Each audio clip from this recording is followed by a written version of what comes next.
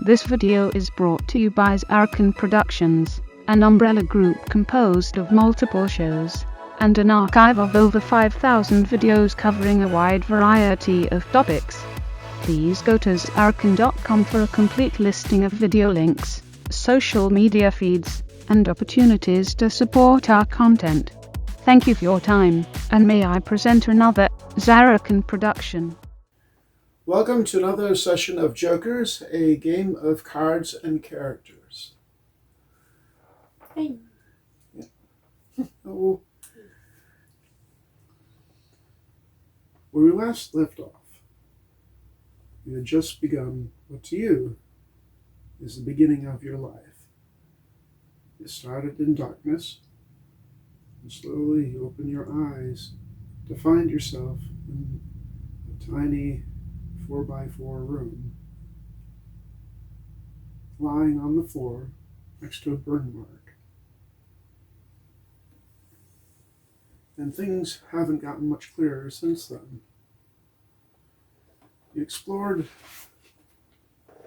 a small base that apparently was some kind of shipping operation, and also had two cyber mechanical monsters running around. Yeah, those were fun. Yep. First you dealt with a little crab-like thing, and then you had to deal with the remains of David, apparently your shipping partner. Yeah, that was fun. And all the while, trying to make your best effort to just get out of here and make it to the port. When you finally were able to exit to the port area, coming in through the snow were a whole bunch of these people. Oh, happy. Yep. Okay. Heavily armed, heavily armored, all in snow gear, which made them even more harder to see, and all of them with their laser sights on you. Okay.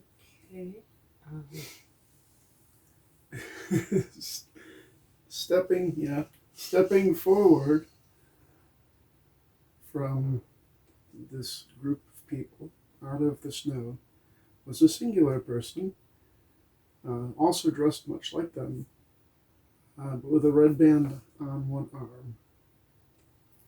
And all of them are obscured. You can't see their faces or anything. They're just, from head to toe, garbed in armor and weather appropriate gear for cold weather.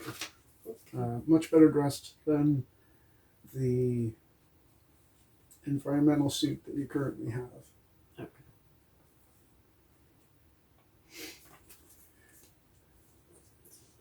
And she addressed you, Miss Phoenix. Yellow Jacket Systems would like a word. And that's where we left off last time. Okay. But you stand here with all these red dots on you and her standing in front of you with no real further clarity about how this came to be and how you ended up here. But what you do know is you have about between 15 to 20 people pointing assault rifles at you.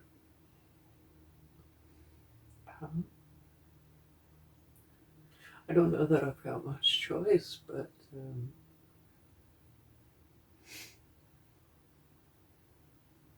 As you're thinking about what to do next, she points at your combat droid, your little 140 thing.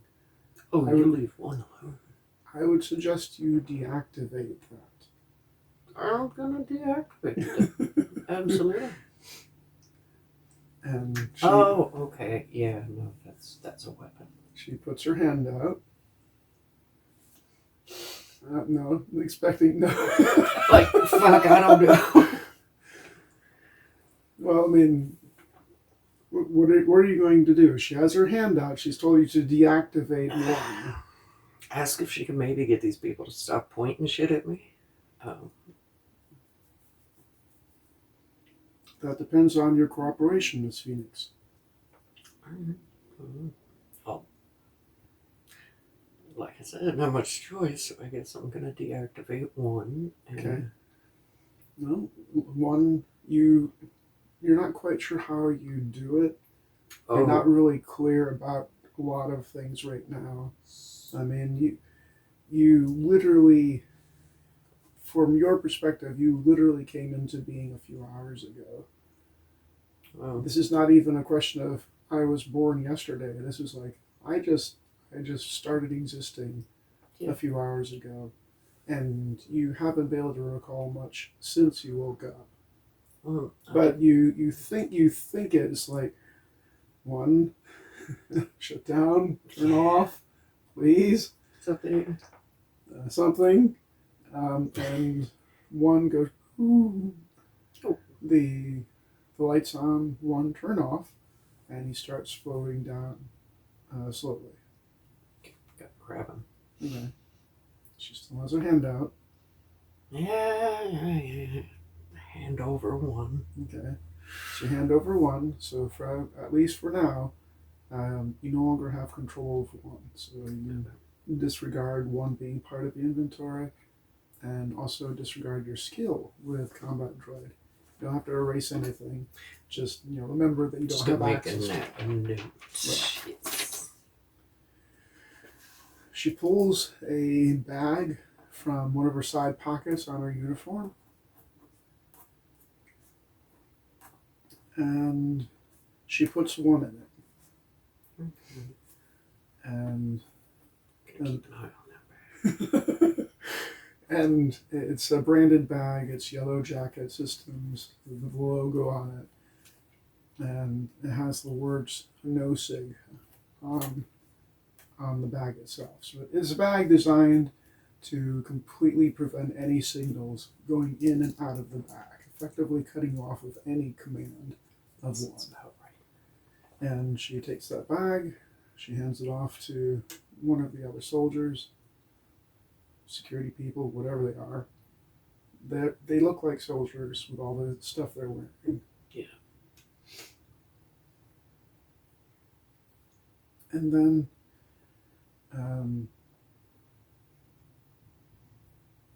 it's cold out here. Suggest we go inside. Sounds good. So you all go inside.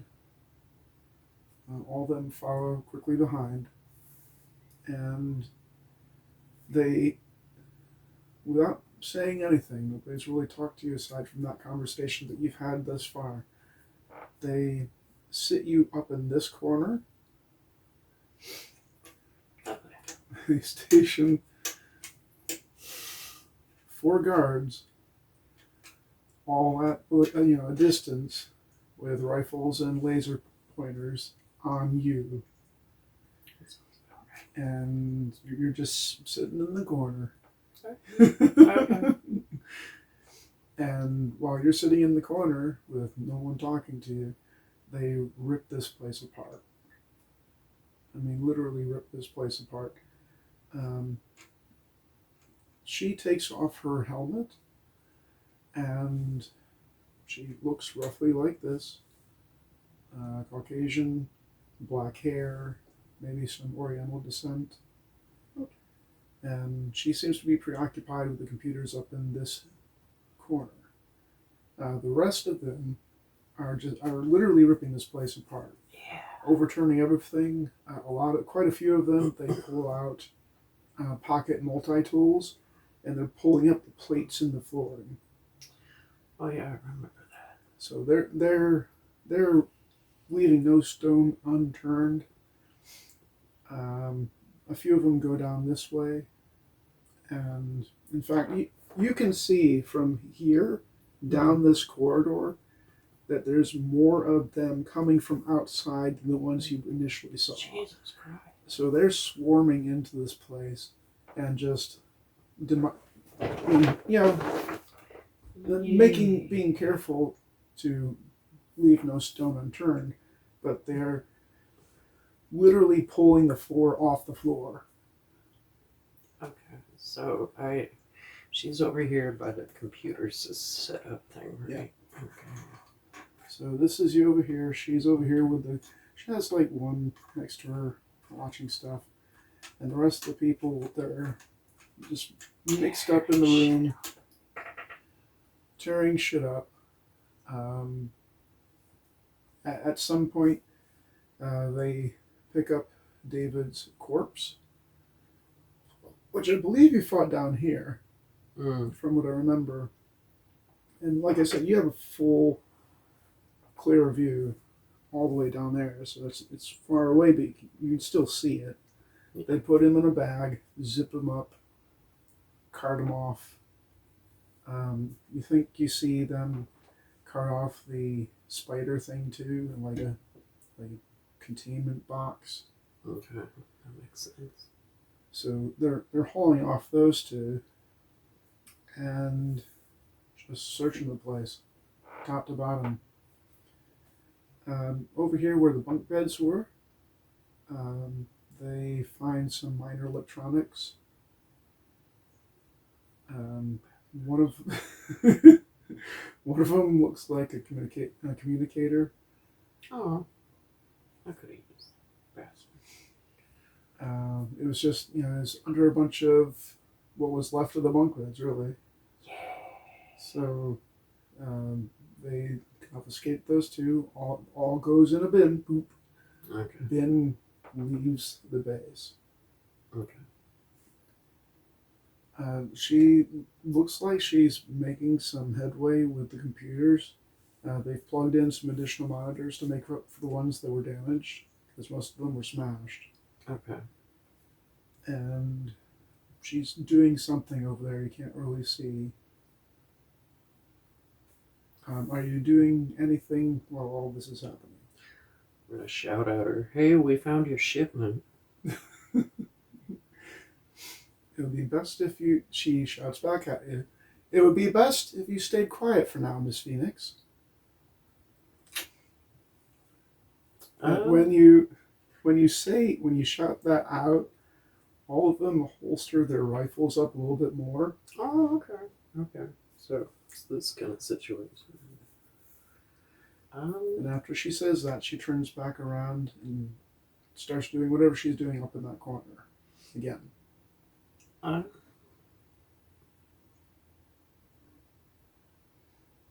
don't feel like there's any way I can really do much here except just kind of wait for them to do what they're going to do.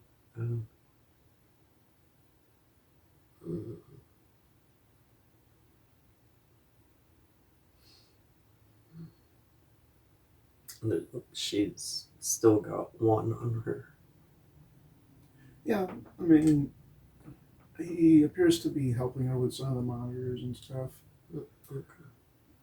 Doesn't appear to be like specifically a technician, but somebody to like assemble the monitor help her assemble the monitors to the computers over there, so that there's monitors to see what she's doing when she's interacting with these things. Okay. I mean, honestly, I don't.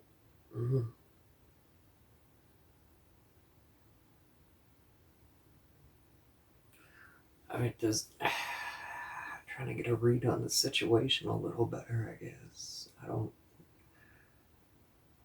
I don't feel like I can get up and like do much or anything at the moment, with like 4 guys fucking aiming their guns at me or anything. But just kind of keep an eye out. Yeah, they're all trained on you. Definitely just kind of sit there, see if I can pick anything up from what's going on, to kind of put pieces together a little bit. But that's, I guess I'm just going to wait for her to finish, and depending on how long it takes. Well, draw your hand. These are shuffled. Yeah.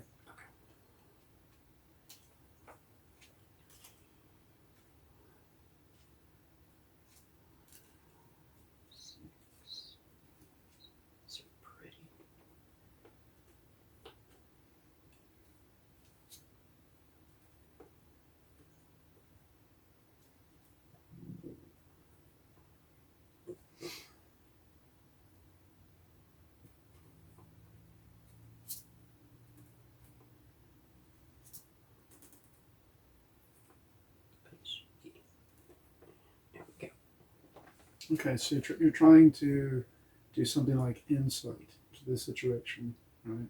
Anything I can pick up. Okay. So that would be an opposed action. Okay. Now, what do you have for skills again? Skills. No, pretty much everything to do with electronics and stuff. General tool use, combat droid, security knowledge, tech wizard, combat, or build combat drone, evasion. Yeah. Nothing else at the moment. Okay. So this would be a straight card play. So what do you have any bonuses from your hand? Yes. Okay. So you get that plus whatever card you play. Okay.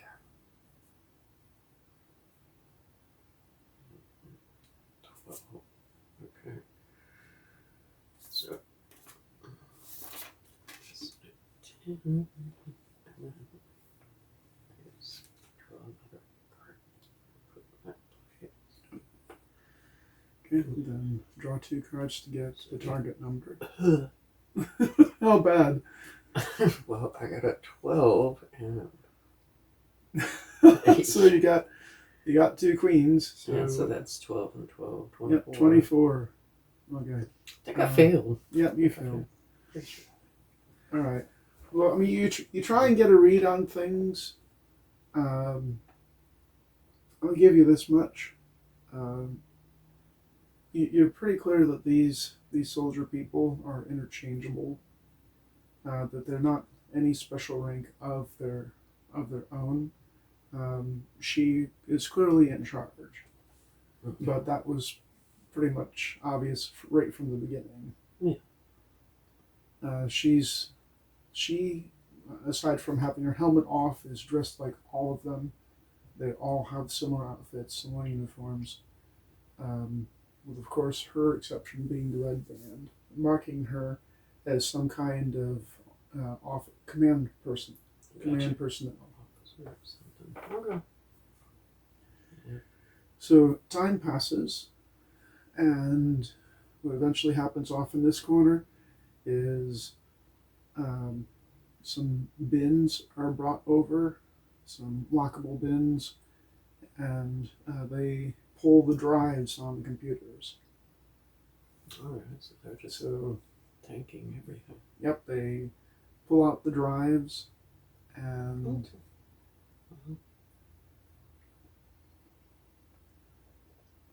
then she comes back over to you as all the soldiers start filtering out back this way. Okay. Come with me, Miss Phoenix, and I would suggest not making any sudden moves. And I wouldn't try escaping either, because there's not many places to go on Orto that we can't find you. In fact, it's quite amusing that you set up this base so close to one of our main manufacturing facilities on Locanus. Oh yeah, no, that's my luck. Okay. And as she says this, these names that she's using mean nothing to you. Okay. It's like Orto. I'm on Orto. Okay. Locanus. What is that? Mm-hmm. But that's what she says, Okay. and she motions for you to get up. I'm at her mercy, I guess. Do I have your cooperation, Miss Phoenix? I'd rather not put you in handcuffs, but we can certainly do that if we have to. As much fun as that would be, I'll come quiet.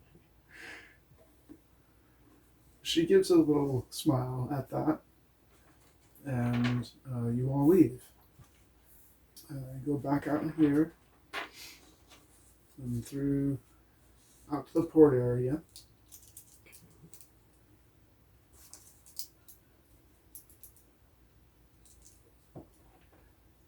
And when you reach the port area,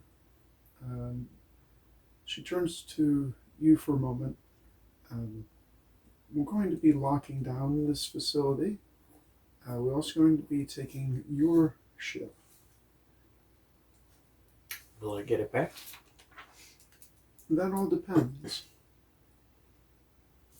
So, you, her, and like 20 soldiers all load up onto your ship. Oh, we're taking my ship. Okay. And there's a whole lot more than 20 soldiers. Okay, you can still see them milling about in here.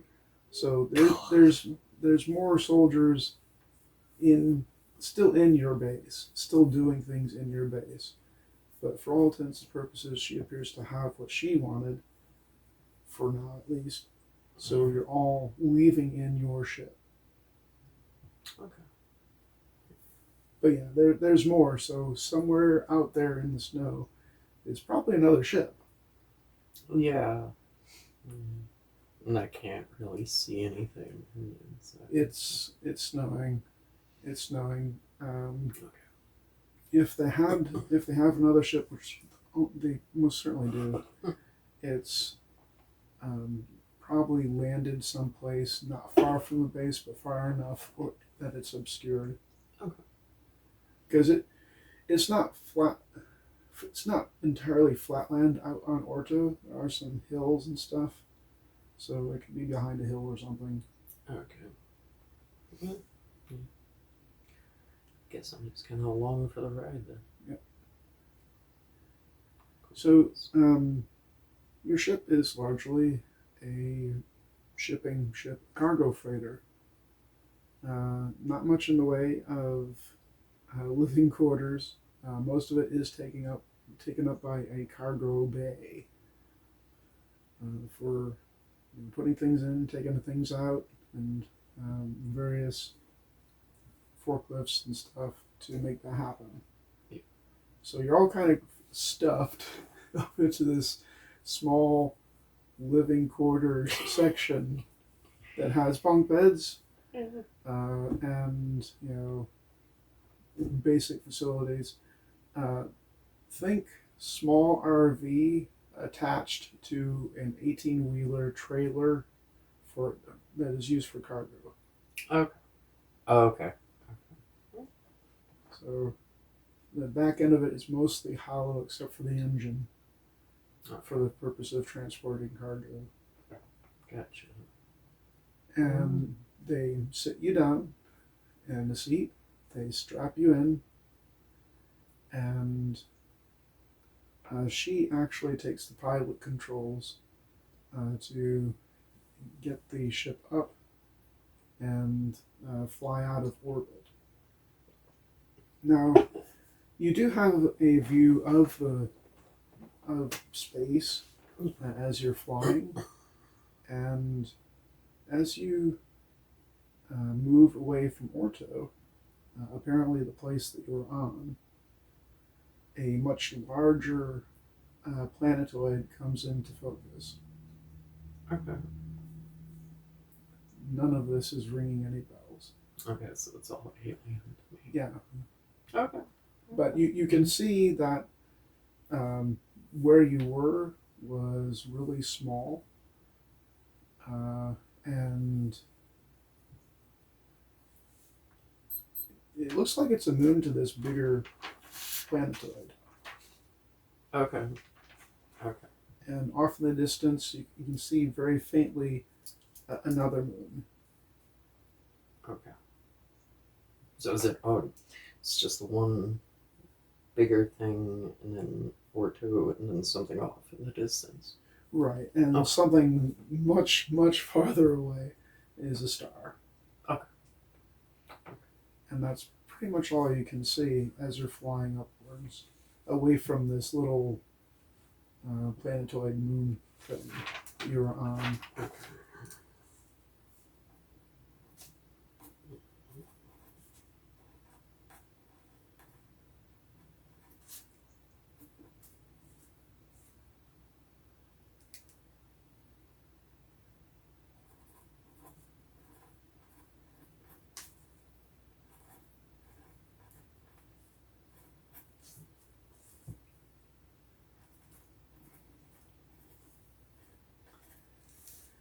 The entire flight is silent. Um, the soldiers don't talk to each other. They don't talk to you. No one talks to you. No. That's fine. So I'm just gonna sit here.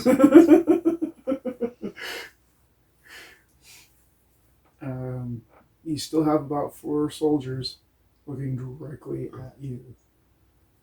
They're not pointing the rifles at you at the moment, but they haven't shouldered them either.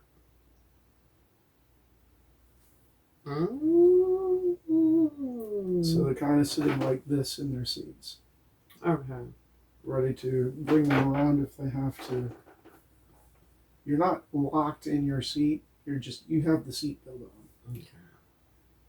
So safety, but not Shackle. territory. Yeah, they don't want you to face plant the windshield. Yeah, no, But that's ideal. But they're also more than willing to put a bullet through your head if they have to. Okay. I mean,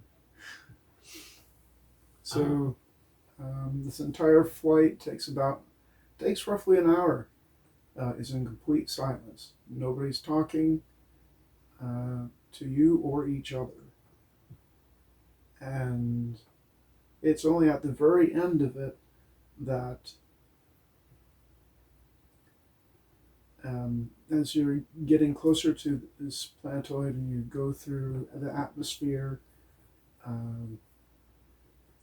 the word Earth doesn't mean anything to you, so it's not something that would occur to you. But for purposes of explaining what the planet looks like, it's very Earth-like. It looks like it has forests and streams, and you fly over some populated areas, and cyberpunk, but not dystopian. okay. So there's still like plant life and animals and stuff like that. It doesn't look like this planet has been turned to shit. Yet. But Not yet. there's not yet. But there's definitely a presence of people here, cities, towns, advanced technology, like little hover vehicles and hover cycles and stuff like that. Okay. And like skyscraper buildings and whatnot. You fly over all of this. You're not stopping at any of it. This is just stuff that you see on the way to wherever you're going. And there's a big city, and that passes, and after that becomes a speck in the distance and disappears entirely. You follow a flight path down to what looks to be just a squat, square brick of a building. Large.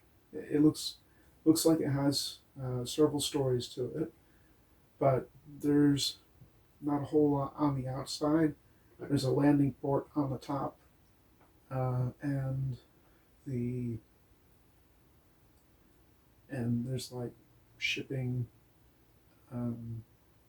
vehicles, hover trucks. Gotcha.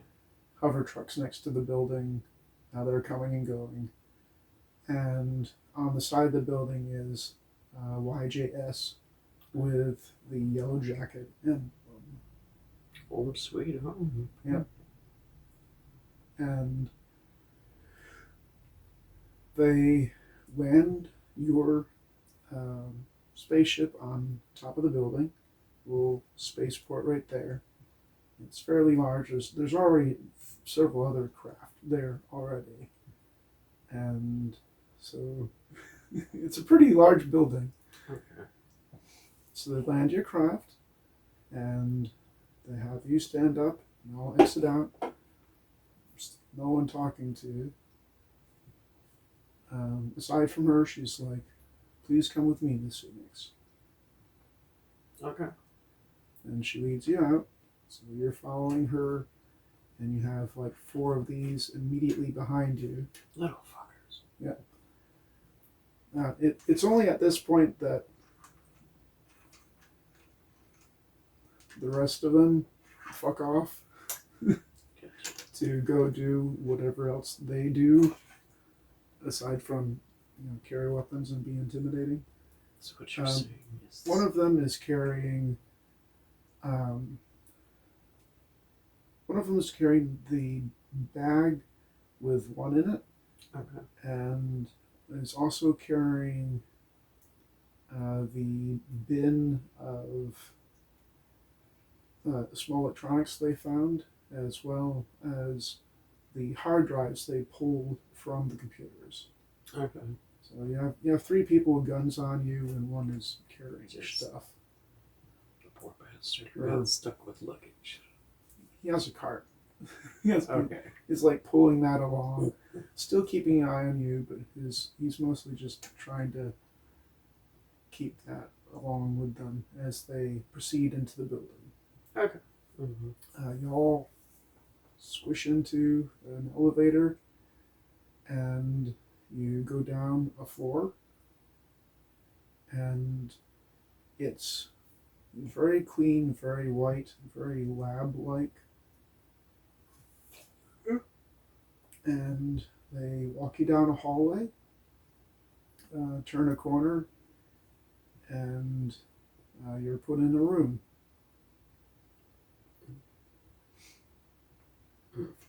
Am I alone in this room? Did you say, or is it just me and her? Wait here, Miss Phoenix. We will talk soon. She leaves. You see 2 guards take station outside the door, and as soon as she leaves, you hear several locks click into place. Okay. There are no windows in this room. So I'm in a prison, so. Well, I mean, it's comfortable. When the lights come on, you're able to take a assessment of your environment. It's roughly the size of this room. Okay. And it's roughly the same configuration. So there's like a bathroom over there, although it's much larger. There's a bathroom and a shower, so it's a full bathroom. Oh. There's a bed. There's a TV, although the TV looks to have been purposely disconnected. No. Okay. There's even a refrigerator and kitchenette. I mean, it looks like a livable space that you could actually live in. But underlying all that is that this is definitely a place for holding a person. Mm-hmm. There are no vents that you can see. There are no windows. There's only one door out, and that door looks to be substantial. The walls are made of steel, and when you knock on them, they sound thick. Okay, so there. Okay,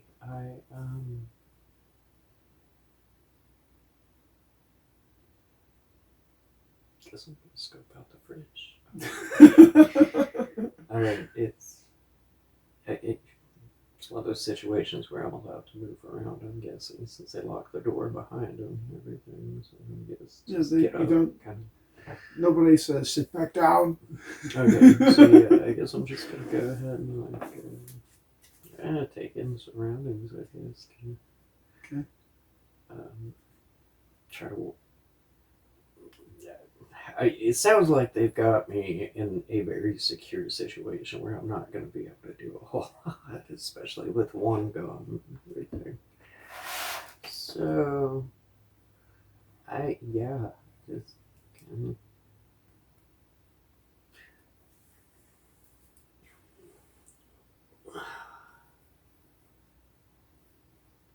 The fridge is fully stocked. When you open the door, what do you find?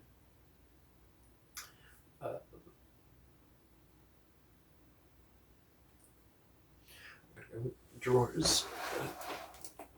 Different kinds of fruits and veggies.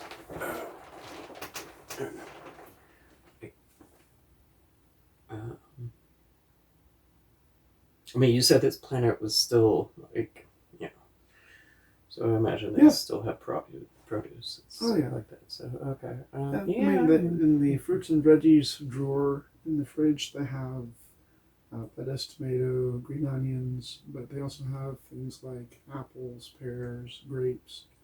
Oh, wow, yeah. Some of them have YGS branding too. Oh, okay. So, well, so mistake. There seems to be, one of the things that you do observe, have observed so far, is that their branding appears to be on quite a few things. Like, I mean, you weren't really able to intuit a whole lot when you were in the corner. But just from the time it took for them to do what they needed to do before they pulled you out of your base and came here, you notice the YJS brand is on a lot of things. Like, you could see it on their uniforms, you could see it on their weapons. When you came into the port, there's YGS on the building, of course. Yeah. But there's also YGS on some of the aircraft that are parked on the roof. Okay. And you open the fridge and there's like YGS on the food. And YG, and there's soda in there and various drinks. Also YGS. So they've become pretty much the primary manufacturer of a lot of stuff. Not everything in the fridge is YGS. You do see some other brands. But whatever this is, it appears this YGS has their fingers in a lot of things. So, and one of those things happens to be food. Okay. So YGS has a food brand. Kind of like Walmart and Kroger and Aldi all have their own brands. Okay. Like Walmart has Sam's Choice. The Dollar Tree has Greenbrier. Okay. So, only they're a little bit less overt of it. With the dollar store doesn't say dollar store brand; it says Greenbrier. Okay. YGS is very overt with their fingers being in things. They stamp the yellow jacket right on it. I mean, they've definitely got agricultural pursuits. They've definitely got armed, military pursuits. Yeah. Clearly, definitely vehicular pursuits. And don't forget your first experience with YJS were those monsters. Okay, so they got bioweapons too, apparently. Biocybernetics. Well, okay, so that's... They manufacture biocybernetics, they manufacture military stuff, and have their hand in food production as well. According to just the branding that you've seen ever since you woke up. Okay, so they're pretty much... Now, interesting point. When you... Remembering back to the search you did in your cargo storage area, there was a bunch of stuff in there. And of course some of that stuff included food. But the biocybernetics box was the only thing with YGS on it. Okay.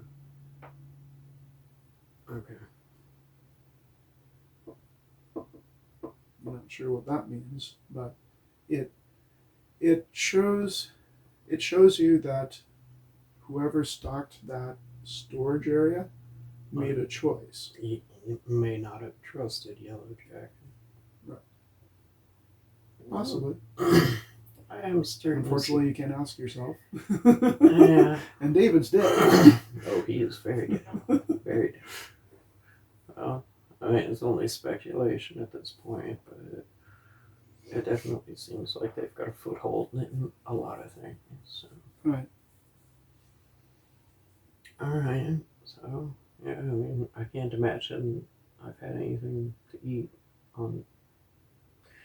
They didn't give you airplane peanuts. Okay. Yeah. Definitely grab something. I don't know. Grab some fruit or something. Halfway through the journey, it's like, I need to pee, and they're like, you can wait. Oh. Okay. Piss yourself. Pretty much. Yeah. They were not letting you up out of that seat. Okay, so this is kind of a. Can I say? Yeah. I mean, okay. First order of things is I need to grab something to eat. I guess. Oh, yeah. I'm sure I'm. You know. What you going for first? Any kind of meat product, steak, anything. Well, you do have a full kitchenette in there. It's like a miniature apartment. And there's a YGS to buy steak. Yeah, that sounds about right. Okay. Well, I guess I'm gonna cook myself a damn steak after everything. Shit. Well, I'm fucked. Steak time. Hey, that's the best way to do it if you're going out. Shit. Okay, I mean, you cook yourself a steak. Nobody seems concerned. Okay. I guess kind of scope things out while I'm waiting for something to happen. Something to point out, you don't hear the dark guards talking to each other outside the room. In fact, you don't hear anything from outside the room. Okay. And coming into this room, there's obviously noise. Yeah. The coming and going of ships on the roof, which is like only one level above. The chatter in the lab office space. People talking to each other. Things going boop and beep and other things like that. As soon as that door closed, silence. Okay, so it is kind of a soundproofing Right. kind of thing. So I'm just sitting here. Okay. Fun. They got you in a box. Again, that's about what it seems like. Yeah. Well, I mean, does it look like something that's been lived in? Does it look like something that, they prepared and like it's sterile, like nobody's been in here? So, I mean, just kind of Post action. post action. Okay. Doing an investigation. Yeah.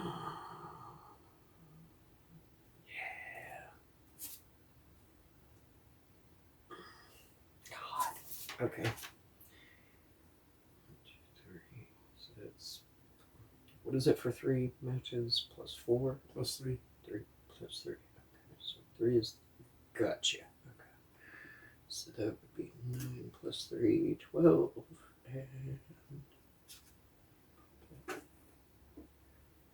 bastard, I should have used that for that.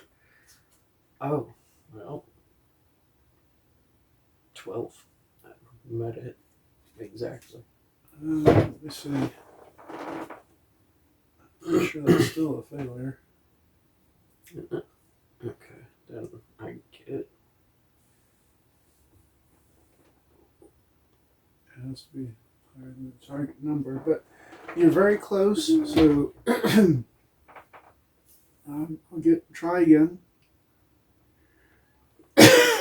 Only this time, add a plus 3 in addition to the plus 3 you already have. Okay.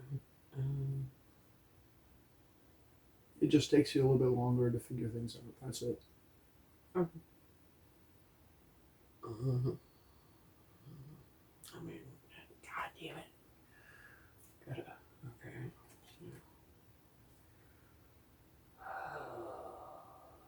6 plus 3 plus 3. That's 12. 12. Well, Yes. Oh. Oh, no. That's an 8, I think, isn't it? yeah, that's an 8. 8. Cool. Okay. So it takes you a little bit. And the reason why it takes you a little bit is because the place is so clean. Yeah. Okay. Okay. You do find some evidence that this room has been inhabited before. Like, it does appear that some of the furniture has been moved around, so there is very slight scuff marks on the floor. In the steel floor, by the way, it appears to be the same material that the walls and ceiling are made from. Okay. But there's like slight scuff marks where somebody's moved the furniture around a little bit. So, if not the inhabitants, previous inhabitants of the room, at least whoever maintains this room has been in and out of this place. And plus, the food. All the food is fresh. Okay. So you don't know how long it's been here, but you don't really have memories of fruit per se. To you, all this is just, do I eat this? Yeah. Okay. You're not So really it's- recalling much of anything. I mean, you know the steak is a steak because it says steak on it. Oh, okay, so I'm like don't remember anything. Yeah, you're burning a few steaks before you get one right. Oh yeah. Okay. So we're And there's cooking instructions on it, and you can read. God. It's like, Catastrophic memory failure. yeah, yes, and this just points out something even more to you. It's like, what the hell? Yeah. I don't remember what this thing is. I know it's food, but only because it's in this thing. Okay. Okay. When you open the door to the refrigerator, it wasn't like it occurred to you there was a refrigerator. It's like, what's this box? Oh. Okay. Yeah. Oh. Well, I've got to revise my my thinking about this a little bit then. I mean, the thing about when you woke up in your base Okay. is that from the moment you woke up until the moment they showed up, it was survival. Yeah. I'm trapped in this room. How do I get out? Oh shit, there is a monster coming for me. What I'm gonna do? Okay, the monsters are dead. How do I get out of here? You know, that's been your entire mindset since you've woken up, and you've had things come back to you, but you haven't really had a moment to breathe and really begin to understand how bad the memory loss is. Now that you have a moment to breathe and think about it and expose yourself to stuff, it's becoming more and more apparent how bad the memory loss is. Okay. The EMP grenade that went off and fried your brain, because you did eventually get to the point where you read the warning on that, Yeah. and you know you have a biocybernetic implant in your brain to control one. Yeah. When the EMP grenade went off, it sent a shockwave through your brain, through that implant. Okay. So like. So things are beginning to sink in now that your brain was applesauced. God. Okay. At least not literally, but your memory was applesauced. Yeah. And your things are coming back. You appear to have some skills. You can read. You have linguistic capability. You can talk. Yeah. You have a sense of humor. You're able to do a little joke with her. But things are beginning to sink in about how bad it is, because you open up this box, which you're not even sure what it's called yet. Refrigerator doesn't occur to you as a word.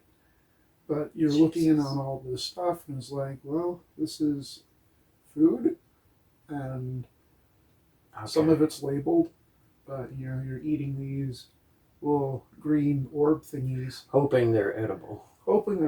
They taste really sweet. You don't know that they're grapes, but I like these little green round thingies. I hope they get me some more. Shit. Okay. So yeah, that's. that changes. So you're learning some association with things that you're exposing yourself to, but you're not really getting any memories. So it appears that most of the memories that you do have are mostly centered around perhaps skills and things that you've done recently. Okay. So like operation of one and working on combat droids, things that you've practiced a lot, things that you've done a lot, rehearsed skills. So no. A rehearsed skill like, linguistics. It'd be, it would take a substantial amount of damage to a person's brain for them to forget how to talk, whereas it would be far more likely that they forgot the name of someone. Okay.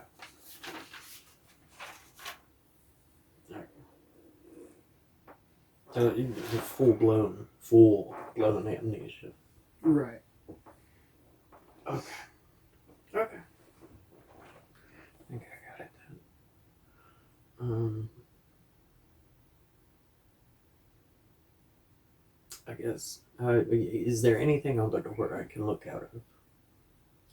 The exit? Yeah. Nope. No. Okay, so it's 100% sealed. Okay. Yeah. The only reason why the door looks different from the walls is that there's no pictures hung on it, for one, and it has the outline of a door, but there's no doorknob. Yeah. There's no doorknob. There's no access panel. No. It is just a flat rectangle in the wall with no features on this side. Okay. Now, on the other side, before you went through the door, there was an access panel with a key code punch thing.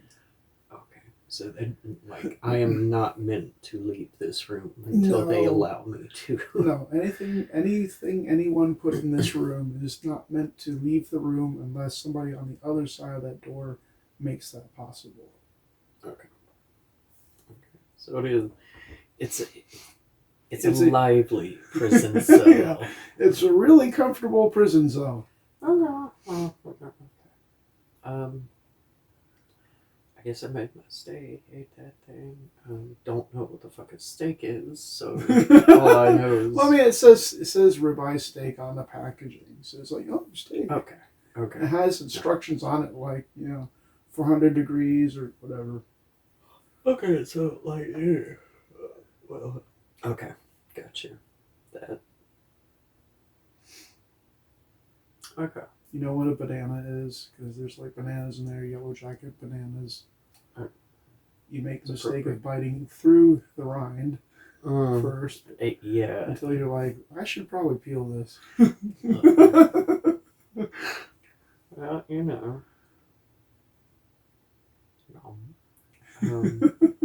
okay, so I guess there's like a coffee machine. I mean, it's. Do I know what coffee is? Do I remember coffee? I'll give you this opposed action. Okay, fine. I need my coffee. That would be kind of something that you would do on a regular basis, even more than certain types of food. Okay. Something else of note. You know what ramen is? From your search of that storage area, it didn't have steaks. Yeah. It didn't have fruit. Didn't have vegetables. Oh. The stuff there was like dry storage stuff. Okay. A ton of spicy chicken ramen. Yeah. So you knew what that was without having to read the side of it, because that's something you did so often. Gotcha. Okay. So like heavy associated Right. memories. You have memory, but just memory that is heavily associated. Something that is deeply ingrained. Right. Gotcha. Okay. But grapes. What are those? Yeah. Okay. It's not something that you would have eaten often enough to Gotcha. have a deep association with it. Okay. So like my favorite things like ramen would Right. kind of gotcha. Okay. And I'm having you do an opposed action not for knowing what coffee is. I'm having you do an opposed action to how to make it. Yes. Yeah, I was gonna say like I like coffee, but I don't know how the fuck to make it.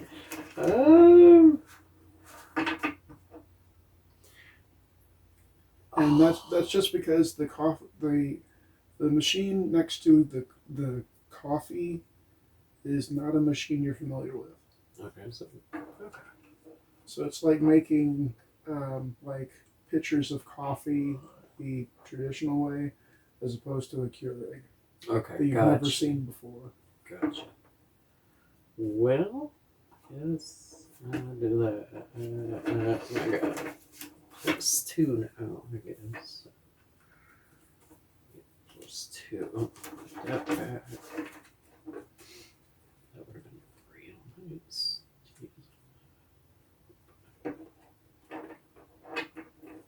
One. Oh. I made a mess. Okay. I think I'm just gonna give up on the coffee. Dude. Well, I mean, you don't like blow up the machine or waste the coffee. It's just that you can't. There's a bunch of buttons on it, and they're not clearly labeled. I guess it's not. And like the Keurig we have in the kitchen isn't clearly labeled. You wouldn't know how to use it unless you knew what buttons to push. So it's kind of like trial and error. Where's the user's guide? Well, they probably threw that away with the box. Probably, and they're in a box inside here. I don't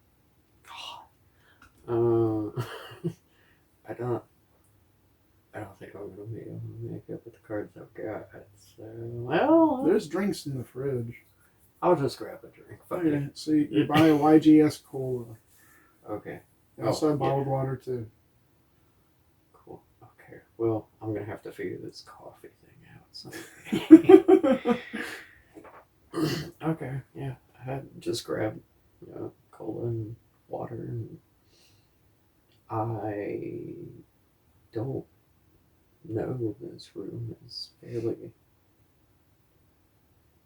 I mean, you said there's pictures on the wall. I mean, I guess I can kind of stare at those for a couple hours till they get back. They are clearly YGS propaganda.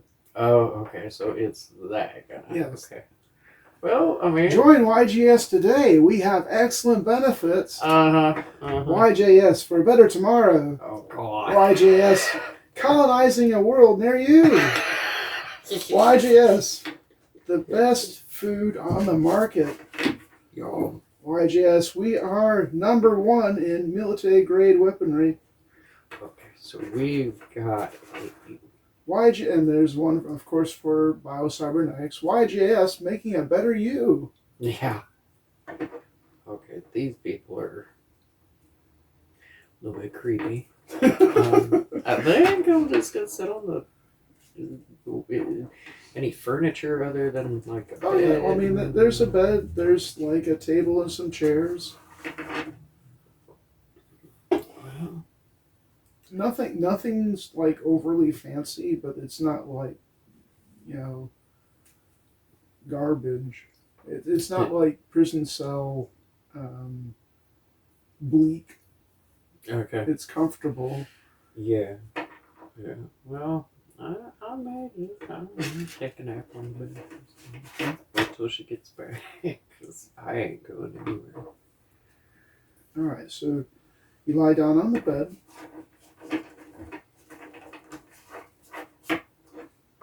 And you hear a beeping sound after you lie there for about 10 minutes. Okay. Get up and see if I can find where it's coming from. See if I can tell where it's coming from. The beeping stops. Ah, damn it. Okay.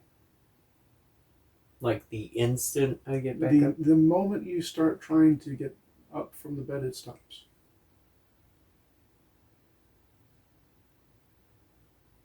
Okay, lay back down.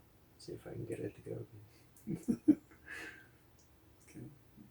You hear a very, very faint beeping sound again. Okay. I'm just gonna wait and see if it does anything different. Or if it just kind of like It just beep. seemed to be going in rhythm with my heartbeat or anything. Beep, beep, beep, beep, What the fuck? beep, beep. It is very faint. It is barely audible over the. You know how you can hear the hum of electronics? Electronics. Okay, it is barely audible above that. Okay. Okay. So it's like. And there's no. I mean, I'm laying down. It would be pretty hard to tell where it's coming from laying down. Opposed action. Oh, yeah. This one might. Well, yeah. Okay.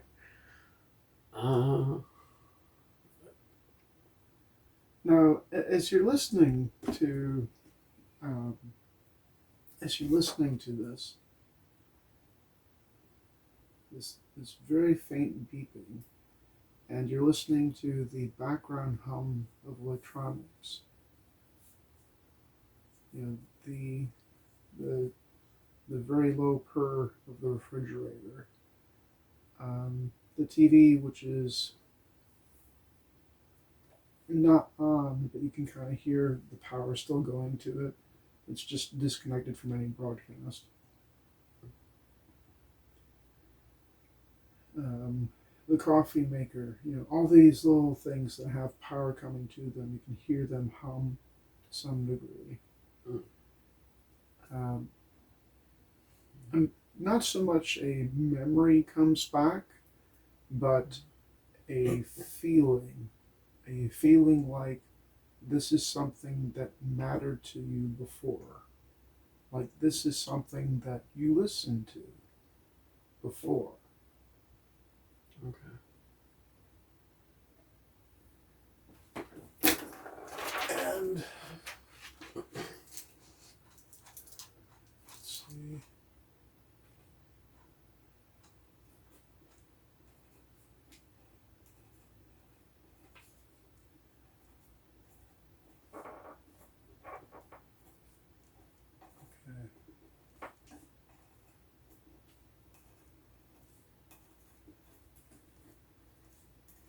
Let's call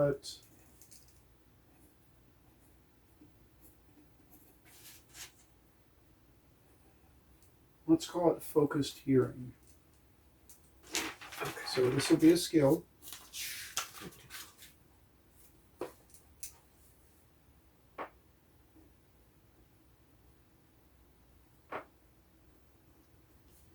And next to that in brackets, we've lit perception plus.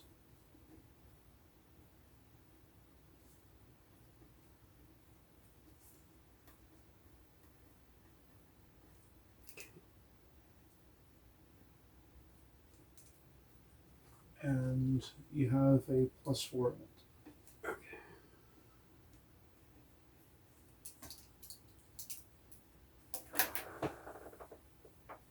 Okay. See, no memories come back. You just kind of get the feel that this is something that previously mattered a lot in terms of what you usually do or did. Okay.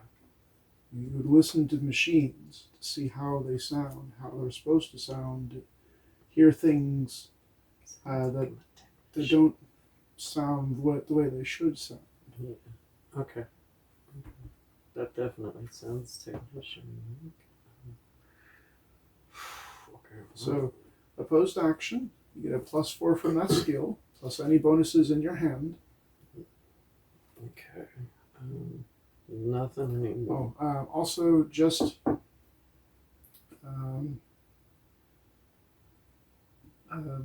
they have not taken away your environmental suit yet. I was kind of wondering.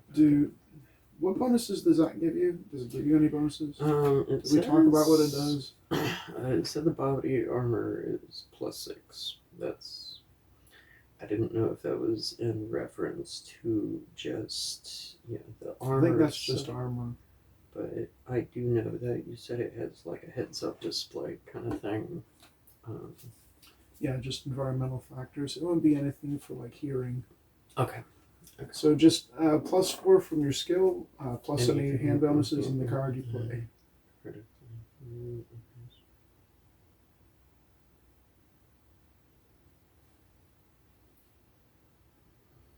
Four. 13, I guess now. That's 1 and 2.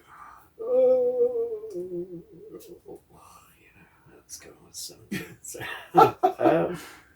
I can try it again. Yeah, you can try. You're lying there long enough, so yes. I don't feel like there's any urgency. The beeping does not change, but it does stay constant while you're lying there.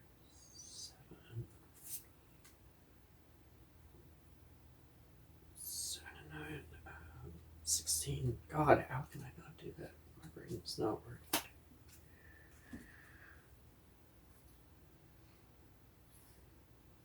Joker's 11, so that's a match. You got a Joker? Or Jack, I hope. Jack. Because Joker's immediate fail. Yeah, Okay. Jack. Sorry. Alright, so the target number was 11 plus 5? It was 9 plus 7. It's 16, and I hit 16, so. Still not getting it. Oh, and I forgot to put that. Yeah. Okay. I'll give you one more. Okay. Well, this one might be the one that counts.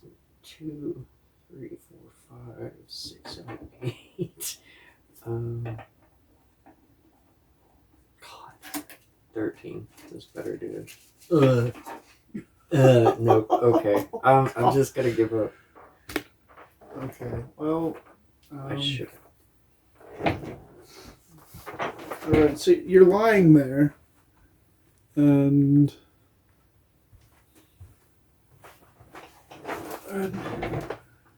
suddenly the beeping stops. Okay. And the door opens. Okay.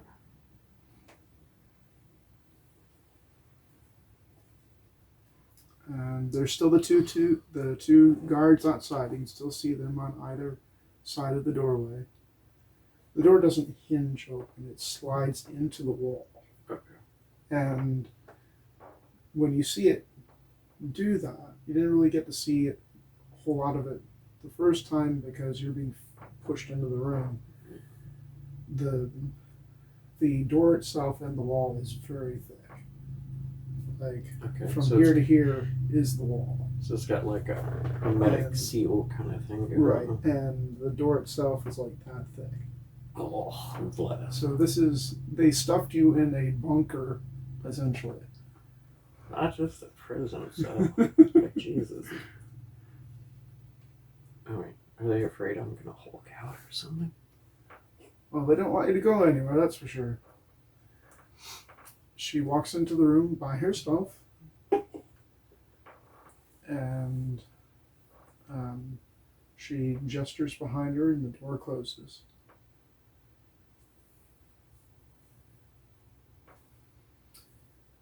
Good afternoon, Miss Phoenix. I trust you're comfortable. Comfortable enough. If you please, could you remove your helmet? I'll do the thingy. Strap inside, pull the helmet. You open the visor so you could eat your steak, but you still have the thing on. So. Yeah. I'll find a way to eat that steak. Smush, smush, smush, smush. Dan will go in one way or another. Put it through the blender. Drink it through the vent or how do I eat food? Boop, boop, boop. Just gonna okay. Alright, well, yeah, take the helmet off. Set it beside me. You're still on the bed. So you're like right here. There's the door. And she takes one of the, table chairs, turns it to face you, and sits down in it with her arm on one of the tables, on the table. So do you know why you're here? I don't know much of anything, really. Let alone why I'm here. Well, we pulled some rather interesting files. She has like a communications band on her arm, and she pushes some buttons, and the TV turns on, and a video starts playing. We took this off of the security footage for your base on Orto, and the video plays, and what you see is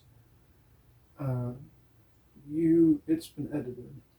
It doesn't include all the footage. There's obviously jump cuts, but you see you going into the storage area, finding the Yellow Jacket Systems box, and opening it, and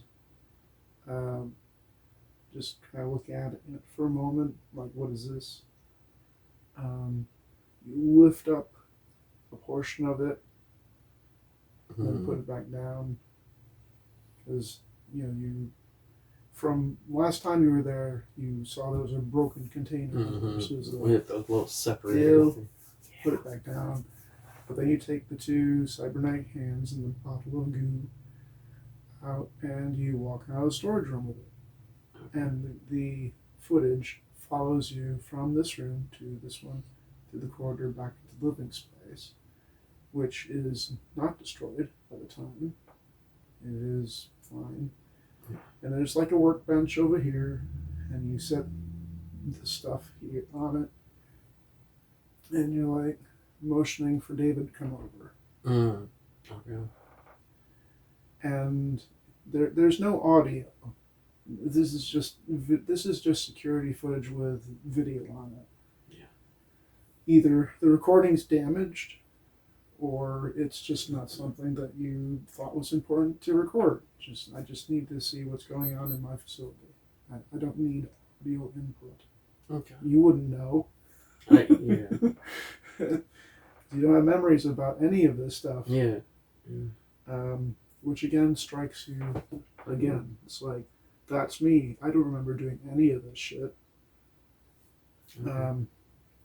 When you and David, you talk about that. The two cybernetic hands on the table and the bottle of goo, and you can't really tell what you're saying. I will allow you to do an opposed action to read lips if you want to attempt it.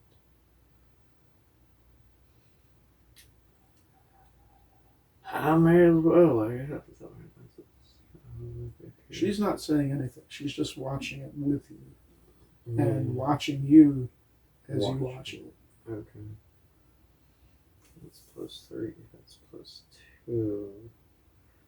5. But that's assuming that what comes out is going to be less than.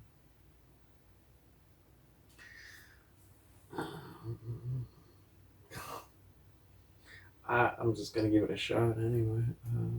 9 altogether.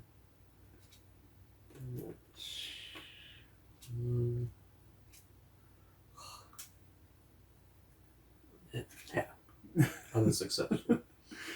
Okay. The recording is crisp and clear and in high detail, so that's not an issue. It's just not. If it was ever a part of your skill set, then it's gone now. But you can't really tell what's happening in that conversation, other than the subject of the conversation is that thing that you found in the box, the one intact one that you found in the box. Okay. So now, at some point, David unscrews the bottle of stuff, and you're just kind of looking in it, and you're just watching him do this, like, you know, it's a bottle of goo. I don't think he found any kind of user guide the first time. There certainly isn't one present while you're both looking at this stuff. And he's just, kind of sloshing it around and puts the stopper back on it, grabs the scanner, runs the scanner on it, and unstoppers it again and pours it on one of the hands. And you're both kind of like just looking at this hand with a bunch of goop on it. And you both turn to each other and just kind of laugh, which is when it comes alive and jumps on his face. That's about right. He's obviously upset. He's trying to pry it off. You're trying to pry it off. You're not having any success. The camera is close enough to see it dig into his skull, so the blood starts to come out. And in a panic, the camera follows you. Run back this way. Okay. You run back this way through the hallway, through this little room you initially woke up into the cargo area. You're scrambling through a bunch of boxes, throwing a bunch of shit this way and that.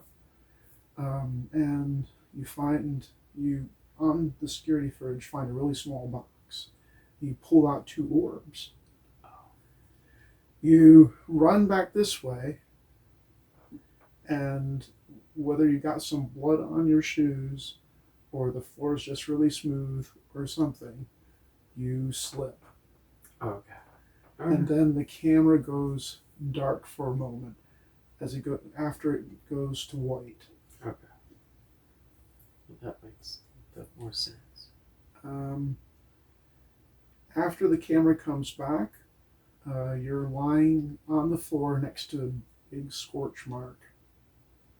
Okay. Apparently, when you slipped and hit the floor, you not only crushed that device that was in your pocket, but those EMP grenades jangled together or something in your pocket, and one of them went off. Okay. Yeah, blasting your brain, knocking you out, and also apparently overloading the lights in the room, so they shut off. Okay. This door automatically closed and malfunctioned because it was hit with the EMP2. Pretty much everything was. Yeah. And they go from this camera back to the living quarters where David's still struggling with this thing on his face. At some point it kills him. Yeah. And it doesn't take very long. But after it kills him, it takes control of his body. And he starts, with his body, it starts grabbing stuff. Like grabbing parts off the auto dock, smashing up the bunk beds, just trashing the room, looking for extra parts to stick in this human body, creating, not exactly like this, but I mean the thing that tried to get through the door and kill you. That sounds about like what I was picturing. Okay. And Jesus. There's a timestamp when all this happens, and then it forwards by about 4 hours. And the David monster, 4 hours later, is still milling about in this living area. Okay. The broken canister of this stuff has apparently seeped into the cybernetic hands that were still in that package enough so that it woke up. Okay. and then came out of the box. Okay. So they flip between those two, and they flip back to you just waking up. So, and she just has this all on video. Yep. And then she pushes, the video ends, she pushes a few buttons, and the TV shuts off. Okay. Seems like you had a very interesting day, Miss Phoenix. Yeah. Yeah, it seems Would you like happen to know how this happened? not a clue. This whole thing has wiped out my memory about the only thing I can piece together is something came our way from you guys that wasn't supposed to come our way, and the rest is history. Well, that's the interesting thing, Miss Phoenix. The shipping order was created by you.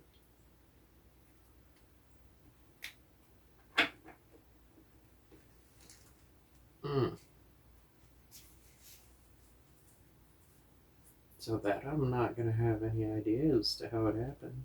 I can't remember a thing.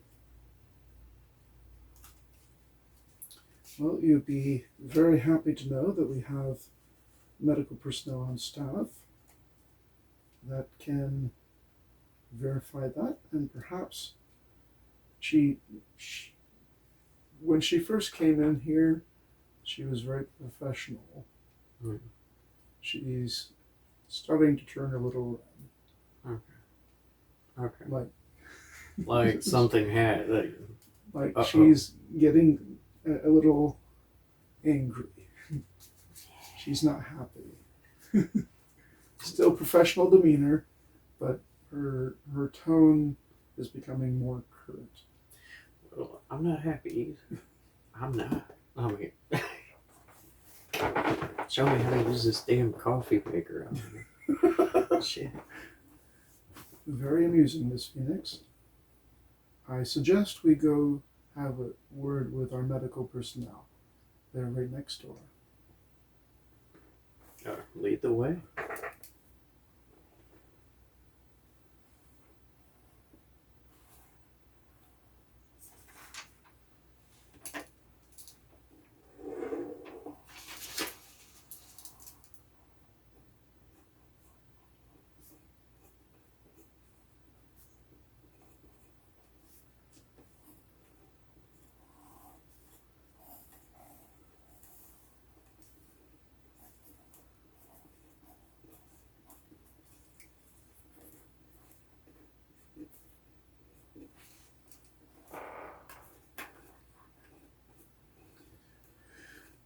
So she motions for you to stand up. Guys, stand up.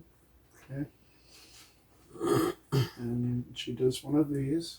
It's like she points toward the door, which then opens. And I guess I'm gonna follow through with this, because if they can maybe access some of those memories, I don't know, but then that might be bad for me. Yeah, I guess I'll just follow her. Okay. And so you exit the room. She follows behind for a moment, then gets in front of you, and these two guards follow behind you. From the room, you take a immediate left down the hallway.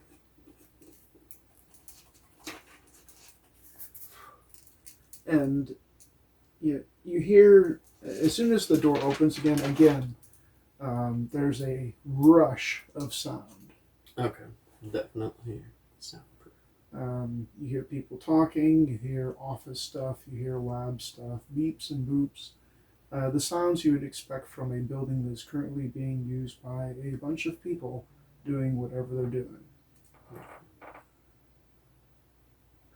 But you don't get to see a whole lot of that because you immediately are turned left to go to a room that is something else you notice about the doors in this place. None of them have windows on them. Okay. At least not to the hallway. They have labels, but no windows. So this room doesn't have a label per se, just a pass security punch button thingy. This one also has that, but has medical on the door. Okay. She approaches the door. She doesn't appear to have to use the punch pad. It just opens for her. Okay. And you're ushered inside.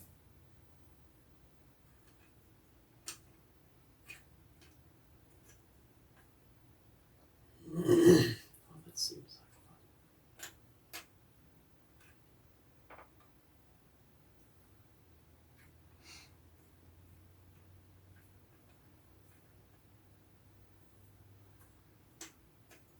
Actually, got this.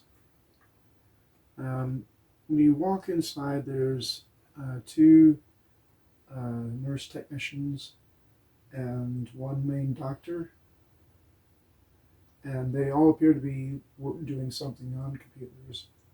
And there's a whole bunch of medical equipment in here, scanners, stations for taking and processing blood, just every single thing that you can think of that you would need to treat a person is in this room next to the room that you were in. Okay. Okay.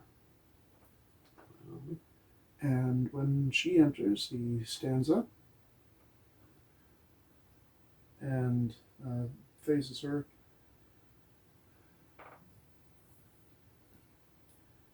Miss Akane, what can I do for you today?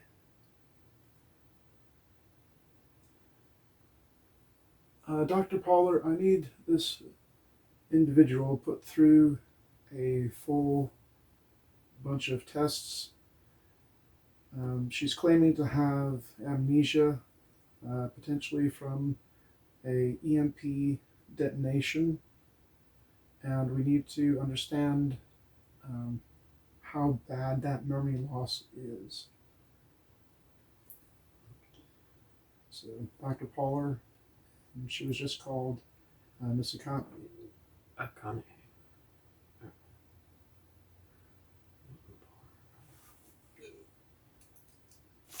Okay, I'm just going to these names in about 2 seconds. I probably will too, so I'm glad you're writing them down.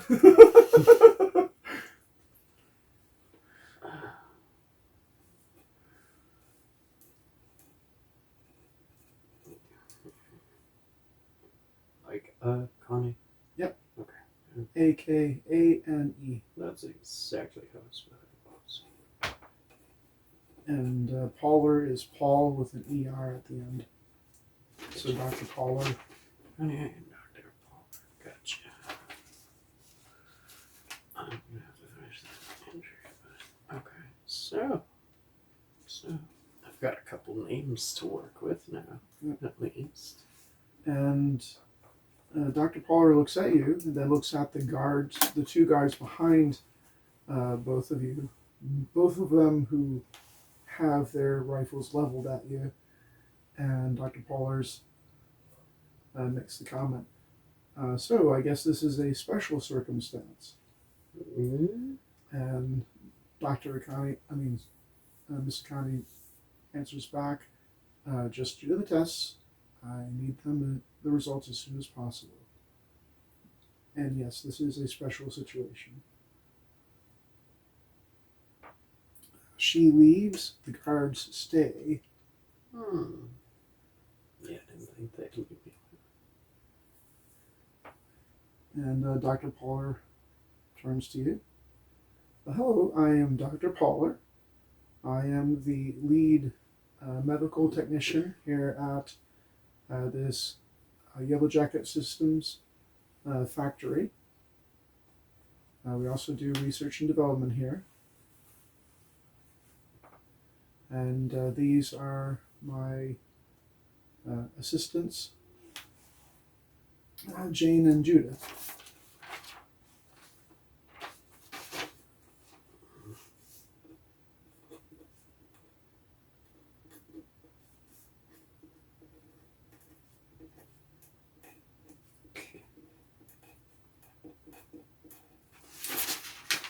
They don't tell me much. That's outside of the duties I perform here, so don't bother asking. And I'm sure that your guards would object, even if you tried. So we're going to run you through a series of tests to see how much damage you have to your brain. Right. Do you know how long ago this happened? A few hours? Roughly about 5 hours. Okay. A few hours, yeah. Just...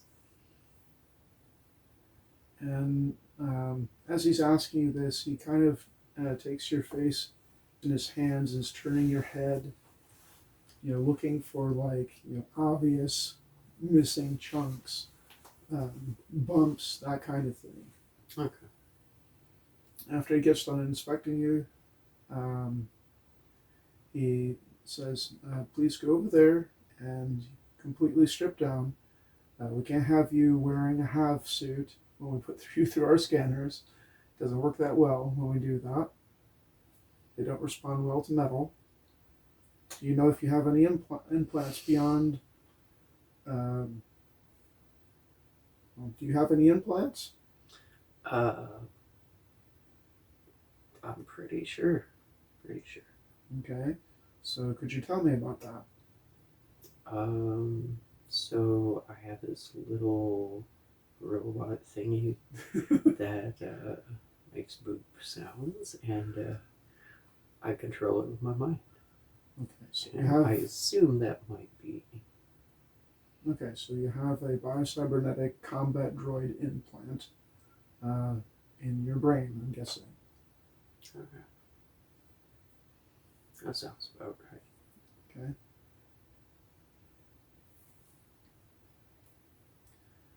All right, so there's like a little area with a mirror.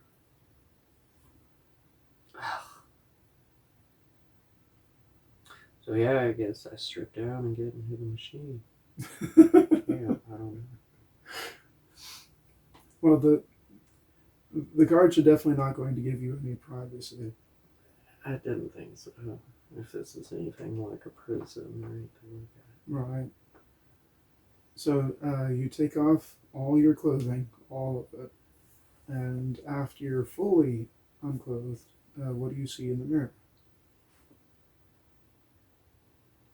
Scars.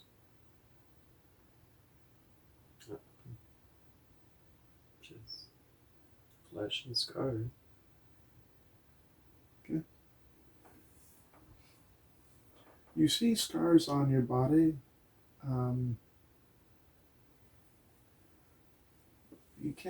You don't know where you got them. Yeah, that's fair.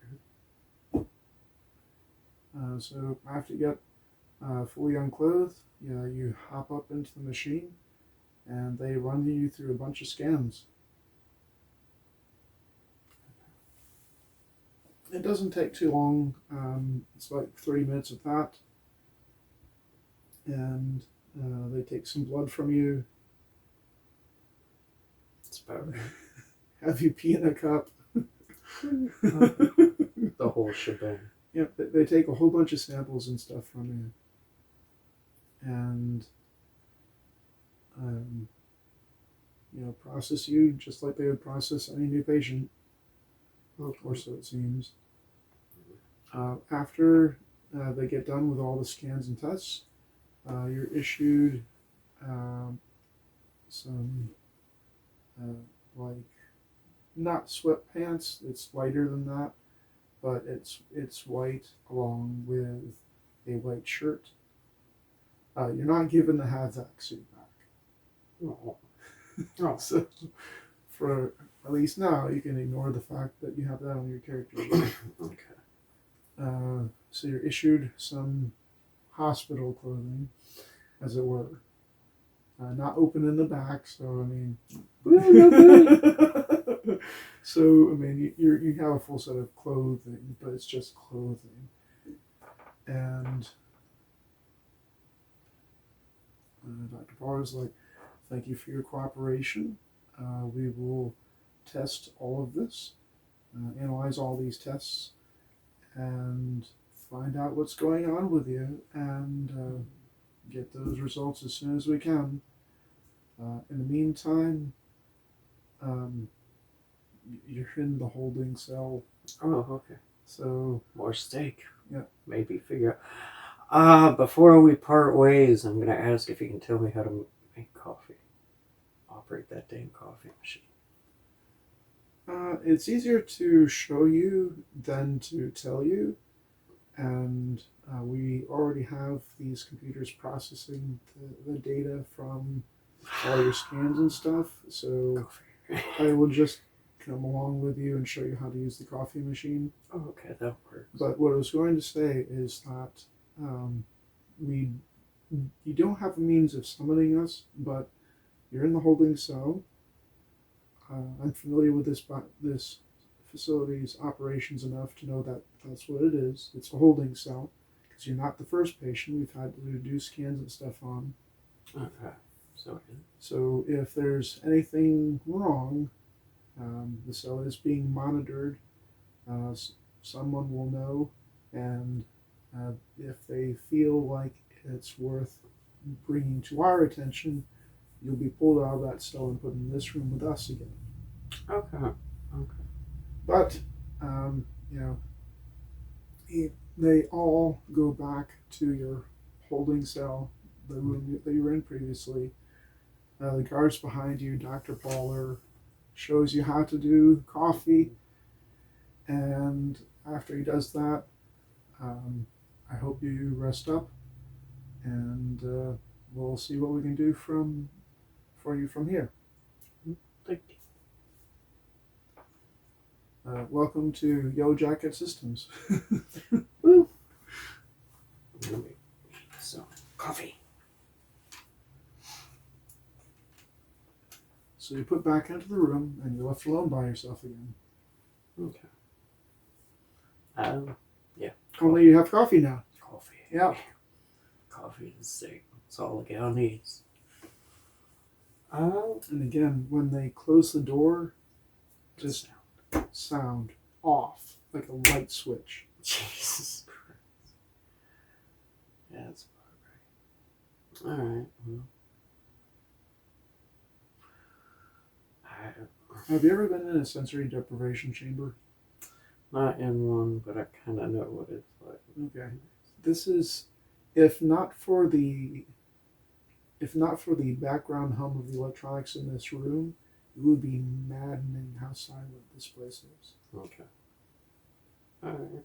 Yeah, so bad kind of quiet. Right. Alright. Which is probably why it's so comfortable in here. Because otherwise you'd have people losing their minds. Yeah. Jesus.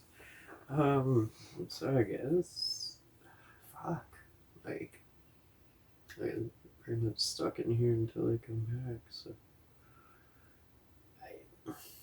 And it's monitored, of course, so can't be Of course. Set fire to this birch.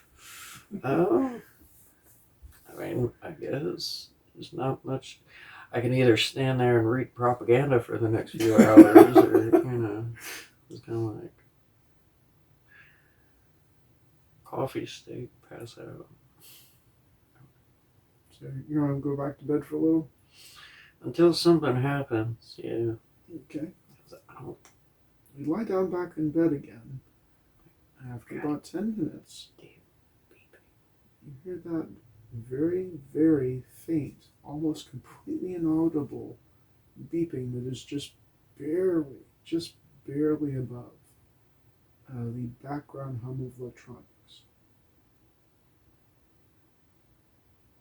Nothing. this time I'm gonna try and see if I can find where it's coming from again. Well, I mean, the moment that you start to sit up from the bed, it stops. Well, I mean, like, tell kind of where from the room it's coming from. Not like get up, but it, kind of like, how do I put this? Like, if I'm laying like this, get like, you know what I mean? Like, just kind of like being stupid, but, check It doesn't seem to have a source. It seems to be all around you. Is it the fucking Like bed? it's surround sound, very low volume beeping, and it's rhythmic, and it repeats. That's something that you didn't notice previously, but now it's Okay. a little bit more, and it's rhythmic and it repeats. Okay. God damn it.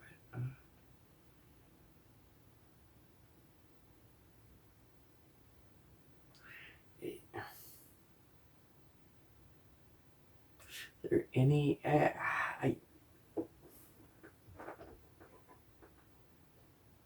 And it's only while I'm laying on the bed. I mean, my first instinct is it's something to monitor, like maybe a heartbeat or something. But if it's rhythmic and repeating, No, it's definitely not a heartbeat. Okay. It does not sound like that. Does it sound like one, maybe?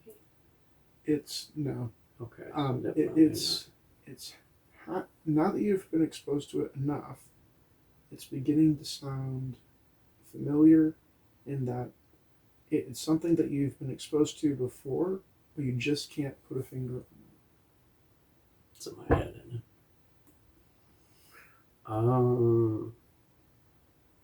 God damn it. I'm doing an opposed action. Yeah, Okay. So you have that perception skill, +4, plus any bonuses you have in your hand. Yeah.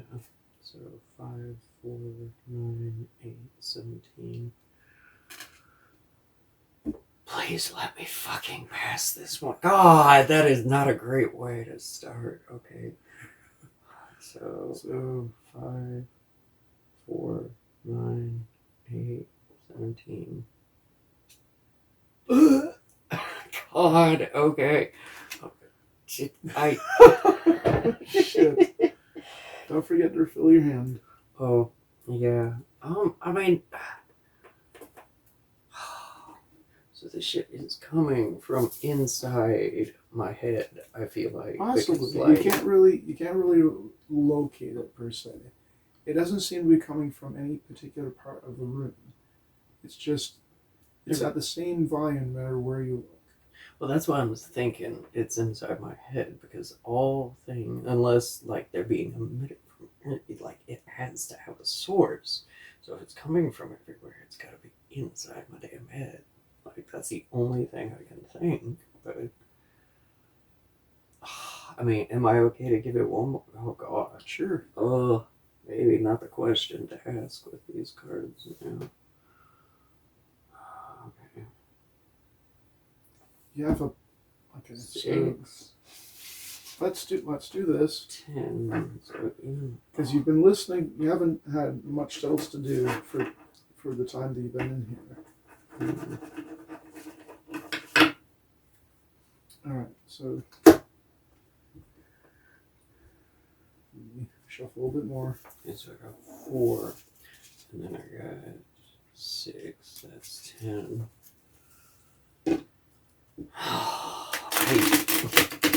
My cards are too low. I'm not gonna put anything.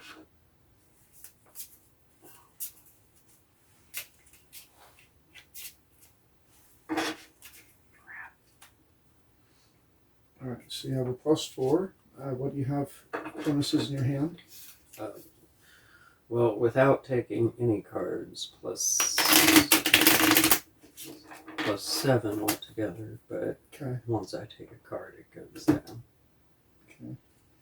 So So since you've been concentrating on this for a good bit of time, you've made 4 attempts so far. I'm going to say that whatever this card is is also going to add to your bonus. So you have another +6. Okay. So I can probably do that. So you have a +10 so far, plus anything that you have in your hand. Okay. Well, that would be +6, so +16. So, I mean, we're talking 19 here. I mean, surely the fuck. Okay, I can live with that. That's an 8. 6. Yes! Yes! I got it! Oh my god, finally.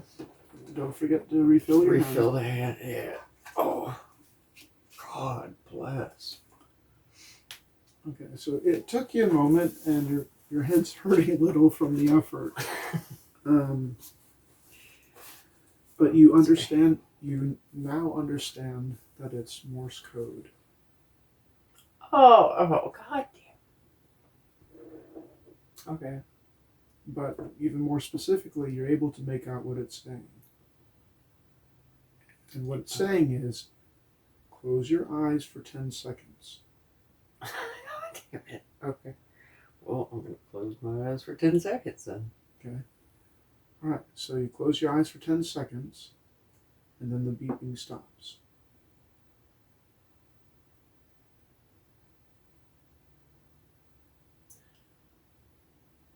Open my eyes. Okay.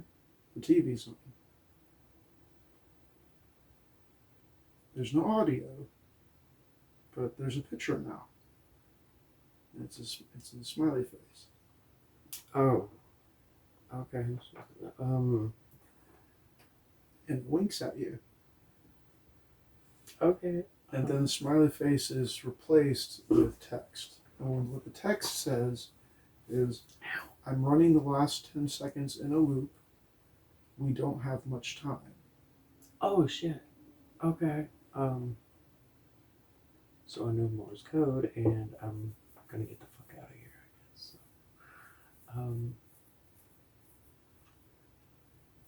So, okay, so running to play it too late. And then the words disappear and they're replaced by more words. So each time it puts some words up on the screen, they show up just long enough for you to read it, and then disappear and they're replaced with others. Okay. So after it says that, it pops up, I am a friend. I need your help. We can help each other. Okay, that sounds good. That sounds real good. I'm just kind of like, okay. Like, eh? I don't know how to communicate with them, so I guess if no new text pops up, then After you give the thumbs up, the smiley face comes back, winks at you. The smiley face is replaced by this is all like low-res 8-bit shit. Okay. Well, that's okay. So after the smiley face winks at you, an 8-bit picture of a hand appears on the screen. It's thumbs up, Yeah. and then the TV goes dead. Okay. Oh, well, that doesn't explain shit. What the fuck? Okay, so so then there were no clear-cut instructions on what to do there. Just we can help each other. Boop. Okay. Well,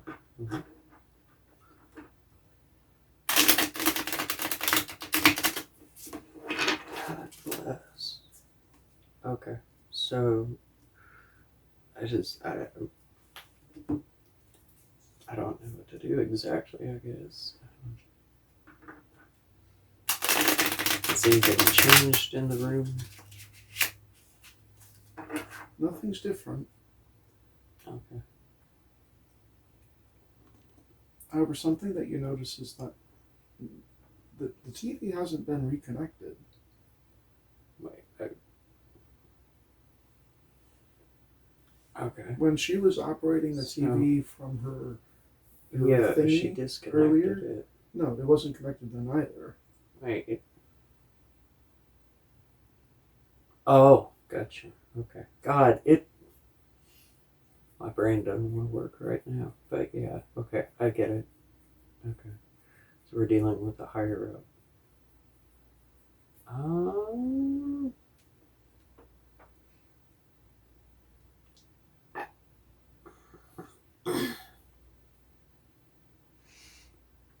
Um, like 20, 30 minutes later,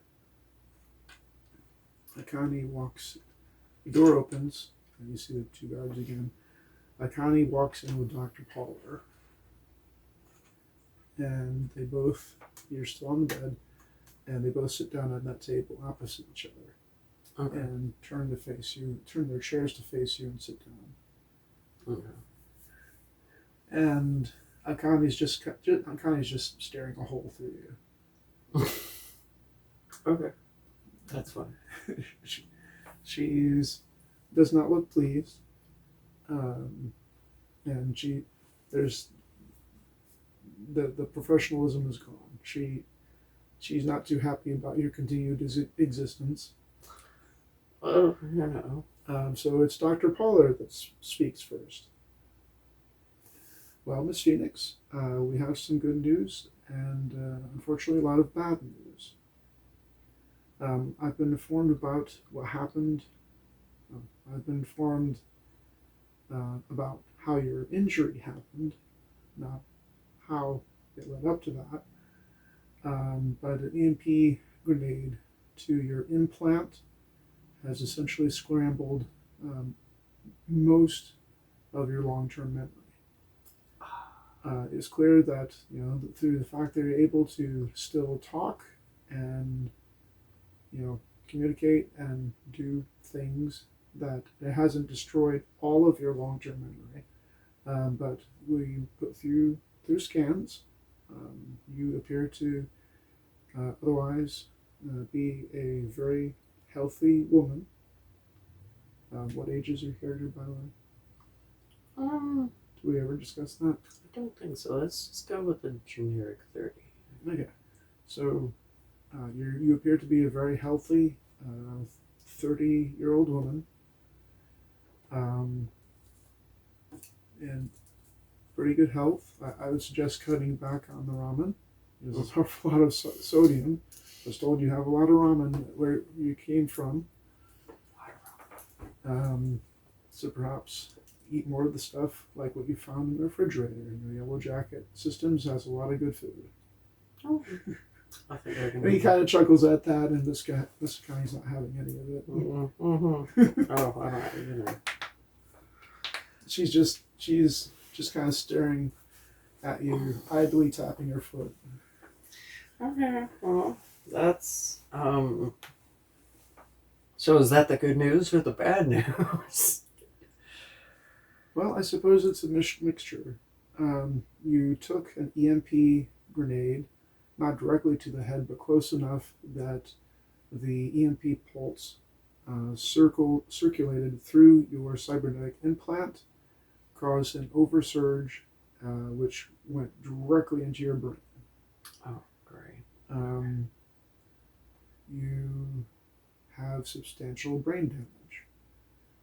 Not in the functioning capacity, but certainly in the memory capacity. There's, for lack of a better way of putting it, there's quite a few dead zones in your brain. How a brain normally looks is that you'll see, when you run it through a scan, you'll see a lot of activity, a lot of circulation, what have you, various biochemical interactions that a brain has on a regular basis, both sleeping, waking, active, happy, sad, scared, whatever. You'll see activity. What we see in your brain is holes. So Swiss cheese. Not physically Swiss cheese, but when we talk about the interactions you normally expect in a brain, there's holes where there should be activity. I can't say if that will ever heal, if the memory loss will ever disappear fully. Yeah. Have you been getting some of your memories back? Small memories, yeah. Miss Akani hasn't said anything yet, but she does perk up a little bit at that. Okay. But she's still not saying anything. But she doesn't look. She's not staring murder at you currently as much as she was. Okay. After she hears that. Okay.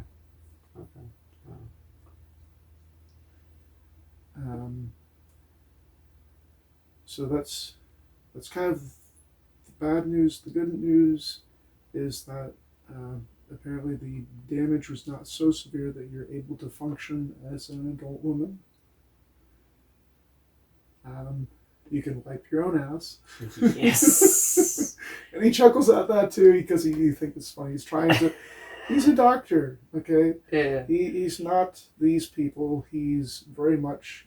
He has a bedside manner. He's trying to deliver this awful, horrible news as delicately and as gently as possible, so it doesn't sound like you're going to die in 7 days. Guess you're fucked. Ha ha. Yeah. No. Okay, So he smiles at that, chuckles at that, and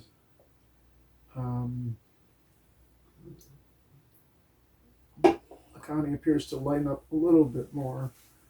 She's still clearly angry about something. So I don't, and he continues talking. I don't know how long it will take for you to fully regain your memories, or if you will. But the silver lining is that this could have been a whole lot worse. I used to be a combat medic before I was hired on at YJS. So I used to, be out in battle zones and stuff, and EMP grenades get tossed around on a more regular basis out there. And when people with cybernetic implants get hit with those, it sometimes literally turns people's brains into applesauce. You could pop open their skull and pour their brain out. Yeah. So I'm glad that's not the case. Thankfully, when the EMP grenade went off, you landed partially on top of it, so a good chunk of that blast had to travel through your body before it made to your brain. Okay. Which is probably the only reason why you can talk. At all. Yeah. Or that you're not dead, for that matter. Okay. So, other than that, you are pretty healthy, and I don't know what your situation is here, but provided there are no ongoing issues from that aside from memory loss, you should be fine. Okay. And I was told that I'm just here to give you your medical diagnosis, and I guess my moment is done. He's kind of looking at Dr. Akani for guidance in that regard, and she's like, yes, thank you, Dr. Pollard. Thank you for your services. You can go back to medical. So, thank you, Dr. Pollard. It was good to meet you, Miss Phoenix, and I hope for a full recovery. Again, hard to say what that will be, but I hope you have as much of a recovery as possible. And he leaves, the door opens, he leaves, it closes, and he's gone. And you're left in the room with Akani. So, Miss Phoenix, this poses a problem.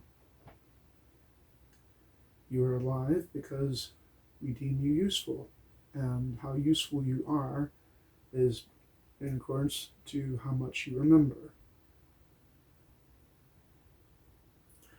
Okay. She pokes some buttons on her armband thingy again. And what pops up on the TV this time is code.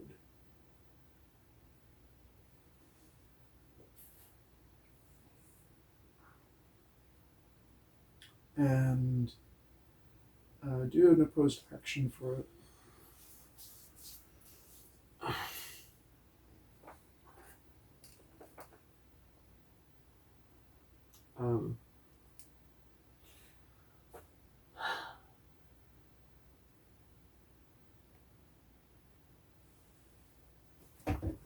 What skills do you have again?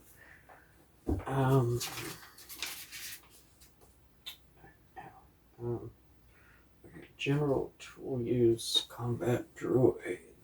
Ow, shit. Combat drone.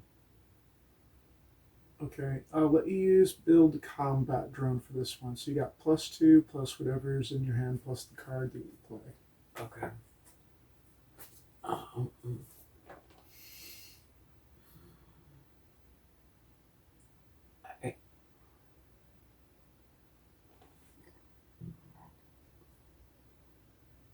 Okay, so I guess You recognize it as code. What you're doing the opposed action for is to recognize the code.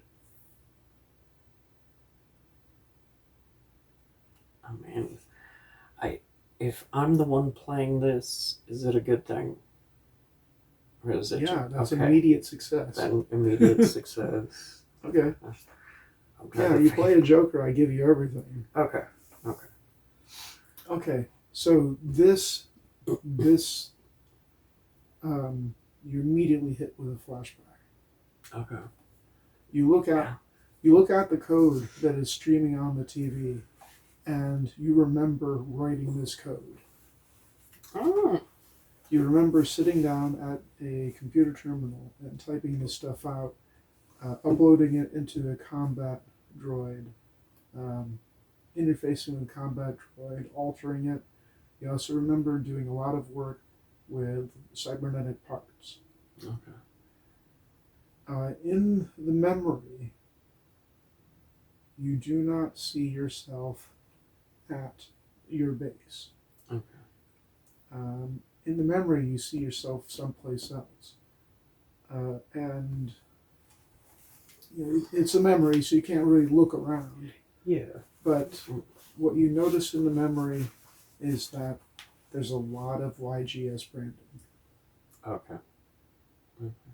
So whatever this memory is, you're writing a bunch of code for biocybernetic parts and combat droids in a Yellow Jacket Systems facility. Gotcha. Okay. So I used to work for the bastards. That's what it appears so. Because there's other people in the memory. You're not interacting with them; they're in the background, but they all appear to be doing their own thing in the same computer lab that you're working in. Okay. And they're all YGS. Mm. So I'm like a contractor or a worker or something. Yeah. Oh, sorry. Okay, so this... Do you recognize this code?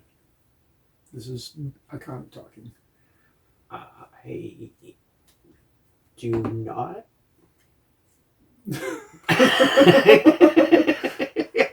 The worst poker face.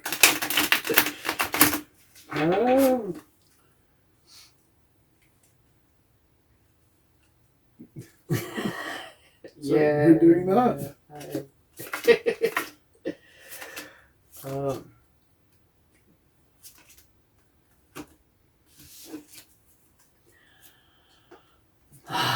I guess. I mean, can I try and just like poker my face my way out of this or something? Because like I know I couldn't do that in real life. Like, she'd know I'm lying in a heartbeat, so I'm going to. Well, you've already said it, so yeah. Let's go with that. It was the worst. She gets a grin on her face for a moment, just a moment before the pissed off look comes back on her face, and she says again very curtly, "Miss Phoenix, you should know that I am the head of YGS Corporate Security.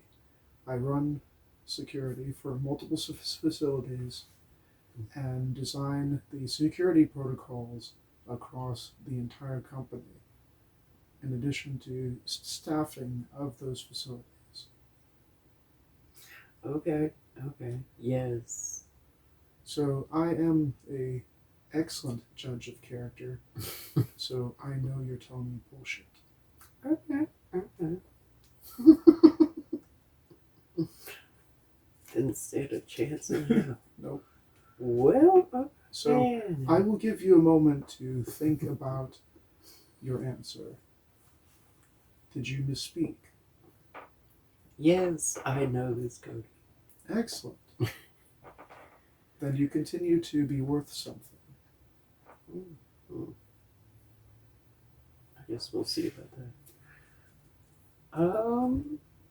Yes, I recognize the code, but barely. Do you see anything wrong with it? Hey. Nothing glaring, no. Nothing that I can recall either, so... Take a closer look. And then I That will would be an opposed action. Okay. Mm. Okay, so is this associated with any skill in particular, or it? I don't feel like it would, though. I feel like this is one of those things I'm just gonna have to take a guess at.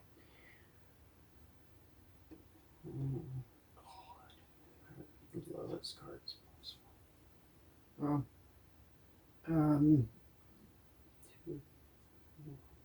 You have a bunch of skills here that you could potentially use, but they're all +2, so I would just say +2. Okay. +2.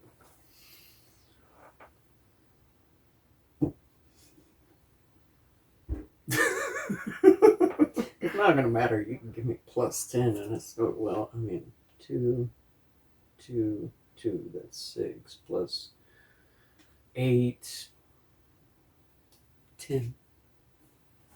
All right. So I do not know if that's gonna actually be worth anything. 10. That's 5. Oh my god! I beat it. You got it. I got it. All right. It takes you okay. So you got a 10, and the target number was 9. Yeah, it was 1 above what I needed. All right. So it takes you a moment, but you study the code streaming by on the monitor, and it looks all like standard stuff. Some memories are coming back with it. Nothing to the effect of like personal memories. Like you don't remember, like, say, going to a pizza joint last year and having your favorite pizza, or even what pizza it is. Or that one time you visited the zoo, or anything like that. Well, the memories it does bring back are of working with combat droids and working with biocybernetics, the programming for both. And just more memories come back about working for Yellow Jacket Systems as one of their leads on biocybernetics. Okay. You were one of their leads on biocybernetics, and you kind of did combat droids on the side. Once you have an understanding of biocybernetics, combat droids pretty easy. It's a toy. Yeah. Compared to the work that apparently you used to do. Okay. Looking at the code, there is something off about it. There's bits and pieces in the code that appear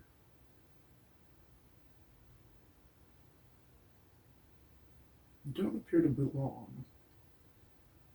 Like, you take a look at an HTML website, and it'll have things that say picture goes here, text goes here. Text is Times New Roman 10-point font. JavaScript call out, pull in this video or whatever to embed in the website, that kind of thing. So there's the stuff there that is supposed to be there, but then there's like extra lines of code. Extreme. Right. Okay. That shouldn't be there, but obviously do something. Okay. But you're not, you know what the stuff that is supposed to be there does? For cybernetics, it would be something like, if a person, for a cybernetic hand, if a person thinks about flexing their hand or picking something up, then the hand goes pick up or flex or grip or whatever. The things that would tell the part to do the thing the person who's in operation of it wants it to do, but then there's extra lines of code in it. Okay. Do I know what they do? Not really, because it looks like it's distributed. It's not all in one area. Okay. So you see bits and pieces of it, but not the entire thing. And because it's streaming past, it's hard to really get a focus on it, because you're not seeing complete lines, you're not seeing complete chunks of it. I got you. So it's There's just like, there's like, piece it together. right, there's like, you see a piece of it, and it's like a line or two, and then it makes a call out to a line like 1,000 lines off. Okay. Okay, so it's hidden. Well hidden. Yeah, well hidden code. The code that is supposed to be there. Okay. I don't remember if I put those there or anything. You do not remember this code.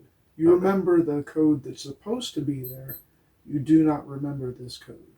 Okay, so this may not have even been me that did it. As far as you know. Okay. Okay. So what do you say to her? I see it, but I don't know what it is. Okay, well, Miss Phoenix, that is a problem, because that code is not only a part of the same biocybernetics that caused the mess at your little nest, Phoenix Nest, what a clever name.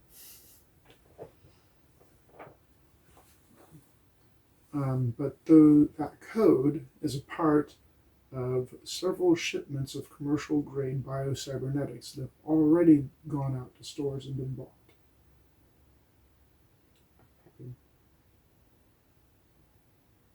So what does that mean?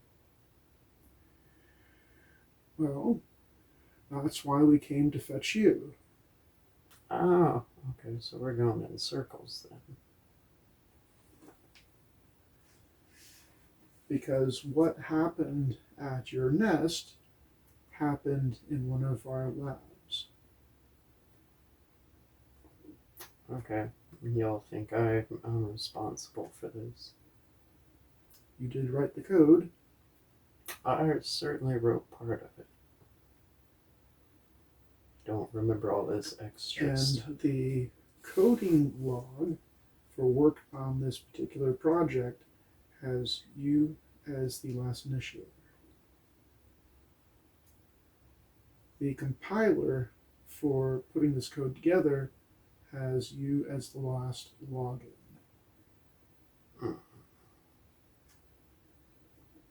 So it would be great to know what this code does, considering, and perhaps make a patch release or so before this starts happening all over the place? So I have Because no I can idea. assure you that Yellow Jacket Systems would not take any kind of incurred losses from this happening somewhere more public very lightly. Let me be clear, Miss Phoenix. We're not the police.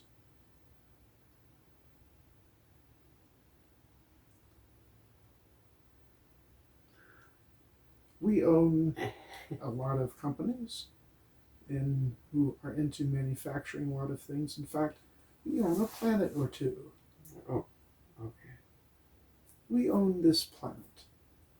Okay. This is a Yellow Jacket. She's getting really angry. This is a Yellow Jacket Systems planet.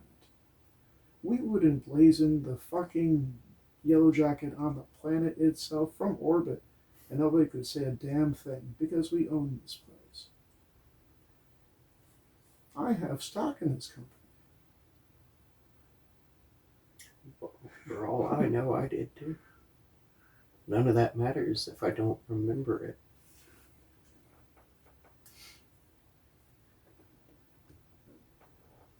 As she was saying this stuff, she was fiddling with a stylus when you mentioned owning stock in Yellow Jacket Systems and that you don't remember it. She snaps the stylus, which is impressive because it looks like it was made out of some kind of metal. So you just bink. My bad. I don't know what to tell you there. I hope for your own sake that your memory comes back, because that is the only way that you will continue to be useful for us. Because if you don't, well, we have plenty of ways of dealing with useless things. And with that, she stands up and walks out the door. The door slams shut behind her. Okay.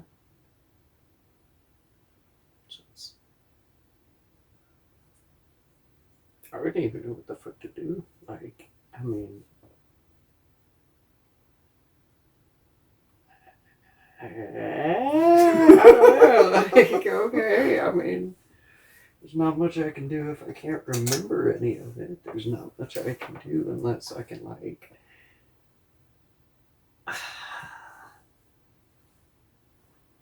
and I'm stuck in this godforsaken room again, so my options are limited.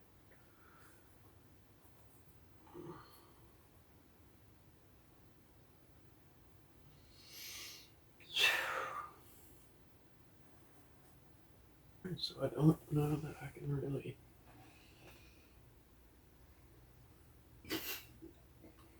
do much except wait. What are you doing in the cell? Just gonna kind of sit on the bed and kill time. You hear a very familiar beeping sound again. Okay, that's good. Okay, so I can focus a bit more on it now. The message has changed now, though. The message this time is, I need you to lie down. Okay, I'm gonna lie down. Okay, so you lie down, and then the beeping stops, and the TV turns back on again. Boink! Okay. The same low 8-bit graphics, smiley face. It winks at you. Okay. Well. And more text. She's a cunt, isn't she? Little bit. Little bit.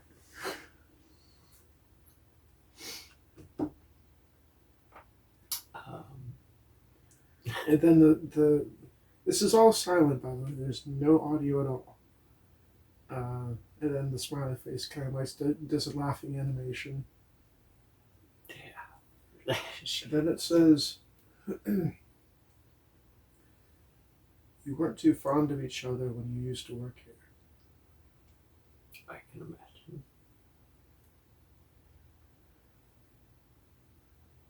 You were actually somewhat relieved when they fired you. Oh, so they let me go. Okay. It's too bad they stole it from you. Oh, well, this is. But we can fix that. And then smiley face comes back online and winks at you. And then kind of looks to the side towards the door. Then looks back to you. And then text on screen again. By the way, your stuff is across the hall. Okay.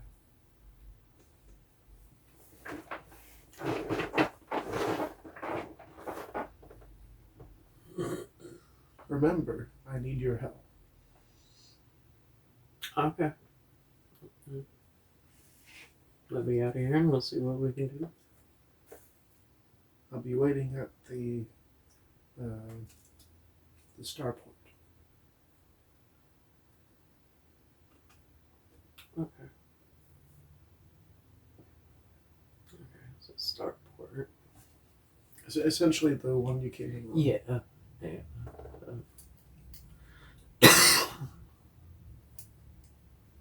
I'm guessing the one kind of. Right. Okay.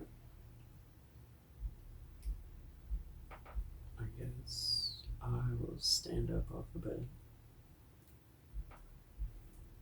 And after it says that, it says, give me about an hour. Oh. And then turns Okay. Okay. Well, then I'm going to sit my ass back. on. And I guess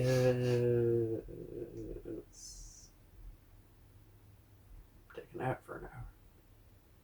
If I can. Well, easy enough. It is very quiet in this room.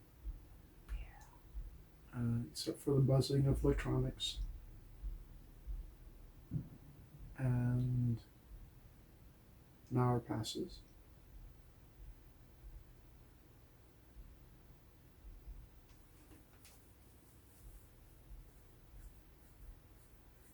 Then you hear a beeping sound again. In Morse code it says, all done. You ready to run? Okay. I'm going to get up, but I will be ready to dip.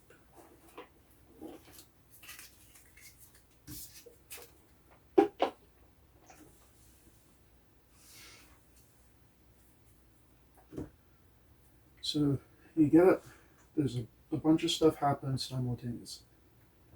You get up, you face the door opens, you see what's left of the guards on the other side of the door.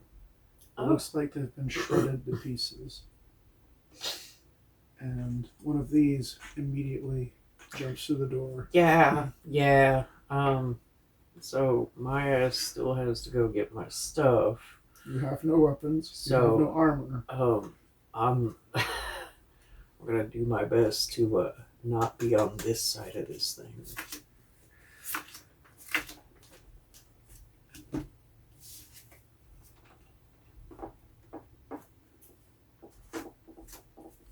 Although, do these guys still have their weapons on?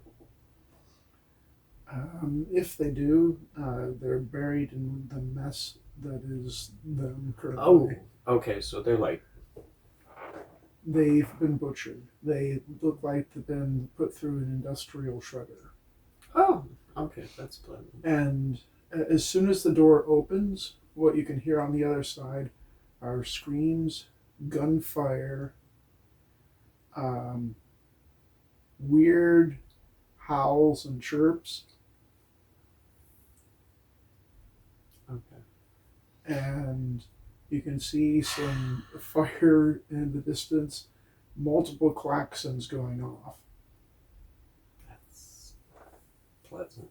Okay. So It looks like everything past this door went to absolute shit over the last hour at least. Glad I got my steak and coffee. And you apparently weren't aware of any of it because this is a super isolated chamber. Fuck you, bitch. Okay. Well. So initiative would normally be played if there's more than 2 people, but there's not, so there's no need to do initiative. It does have surprise on you though. So I'm going to play a 8 as it tries to jump on your face. Okay. And I do not have my armor. Nope. I do not have one. I just kind of have to hope for the best. Okay.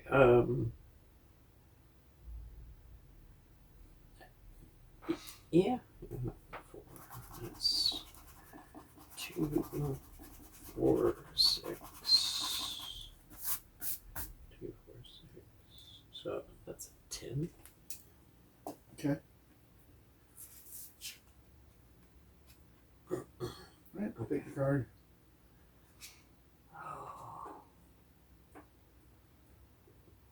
Okay, so am I just gonna beat this fucker with my fist or something? Well, what happens is it jumps towards you, and kind of like judo, you catch it, you redirect it, and slam it into a wall. Okay, good. That's a good thing. I need to run and get my arm. Walls are made of steel, so... Okay, so it should... I mean, is it like... Am I able to run down the hall now? No, this thing is blocking... Okay, so it's... There's no way... The room is... It's big enough and the room's small enough, there's no way you're getting past it without fighting it. Okay, so I just have to...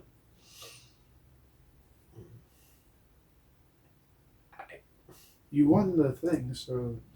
Yeah, I guess Pick a card. I'm gonna... I guess I'm attacking it? No, I mean, pick a card for me. You did damage. Oh, okay, gotcha. I guess. Okay. Okay. So I guess using anything I can to beat the shit out of it. Yeah, and there's stuff lying around. I'll use anything but the coffee maker. Anything but the coffee maker. Well, 2, 4, 6. when it jumped at you, you slammed it into the bed wall. It hits the wall and then bounces off the bed to rest onto the floor again. So you're a little bit towards the table now. Okay.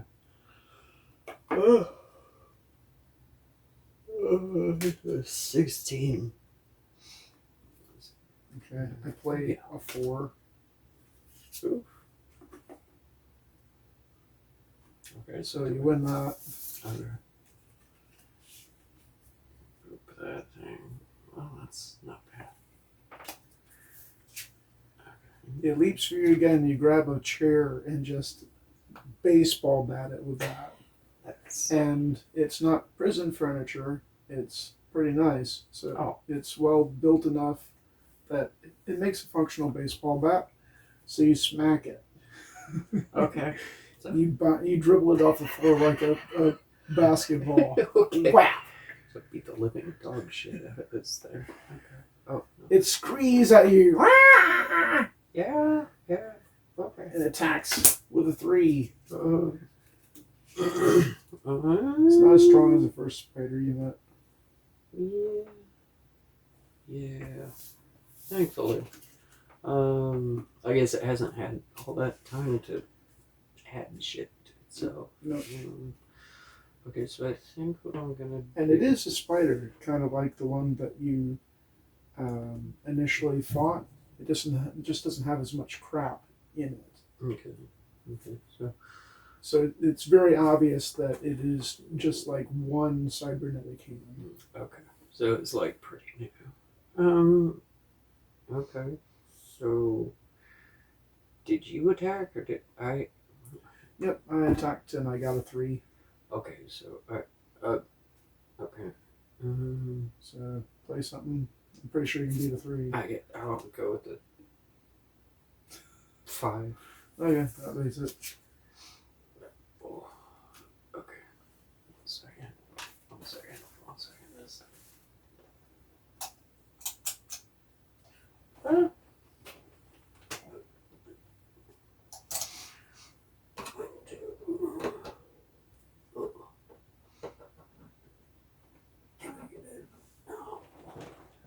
Sorry.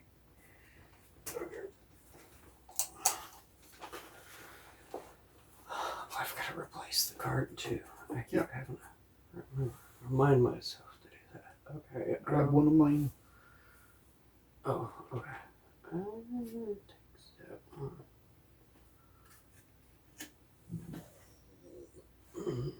Attack with 2. Woo!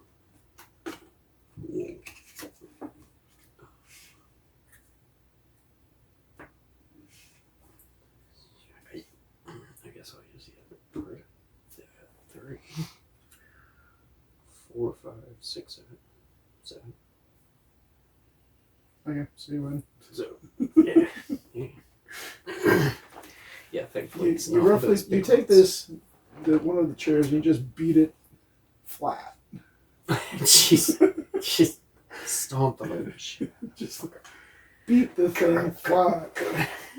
Deep space. I mean, not deep space. Dead space. Stomp it into the floor. Into oblivion. Shit. Okay. And it's dead. You hear just a ton of all kinds of chaos and violence happening beyond the door frame. And just looking into the hallway now, you don't just see these 2 dead guards, but you also see another dead technician. Oh. Okay. So they killed one of the technicians. Okay. So I guess I'm just. It's one of the technicians from the medical place. No. Okay. Well, sucks. I'm gonna have to run and get my shit apparently. Set across the hall. So. Yep. There's the doorway across the hall. Okay. Well, that is where I'm gonna try and go. Okay, so you go across the hallway, and the door's not locked. In fact, it's a little bit ajar. Looks like it's been shot into. The pad has been shot into. Okay. And the door pried open, pushed open, and the place has been ransacked. It looks like this is a place where they would normally store like weapons and stuff for the guards, and it's been all but emptied out. You do find a yellow jacket no-sig bag with something in it. I'm gonna open that fucker up. Yeah, it's one. Okay. So I'll think activate my mind. Whoop, beep, whoop. Okay. And do I see the armor? Anything else? It looks. If it was here, someone else took it. Yeah, it's about goddamn right. Okay. Because again, this place has been ransacked. The only reason why one was left here is probably if somebody opened the bag they saw it was a combat droid, and those are tied into their users, so it'd be useless except for as a paperweight anyway. Okay. So they were like, zip, oh, combat droid, zip, toss. Yeah. Okay. Well, at least I got one. There is a vest. It would be. Hang on. I'll take anything. So you can erase the environmental suit. Yeah.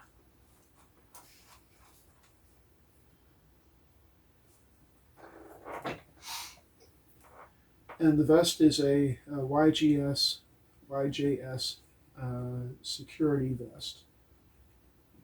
Common, so uncommon, so it'd be +3. Okay.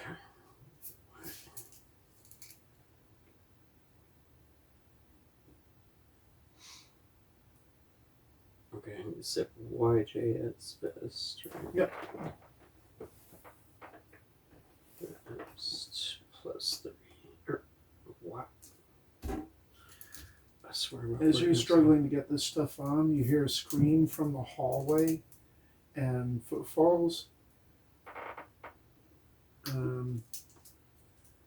You see the other med tech that was in there with Dr. Pauler running towards the med lab. Makes it as far as in front of your door when a metal spike about that long comes into the frame, goes through the back of their head and out their mouth. Oh. I guess I'm gonna have to fight something. And then their head is ripped off. Poor bastard. And then this thing shows up in the doorway, facing that way. Here's you rummaging around. Hi there.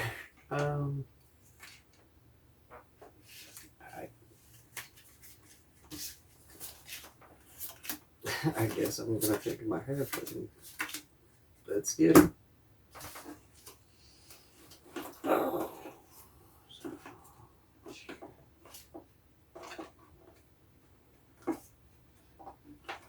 Now, this is where movement comes in. Okay.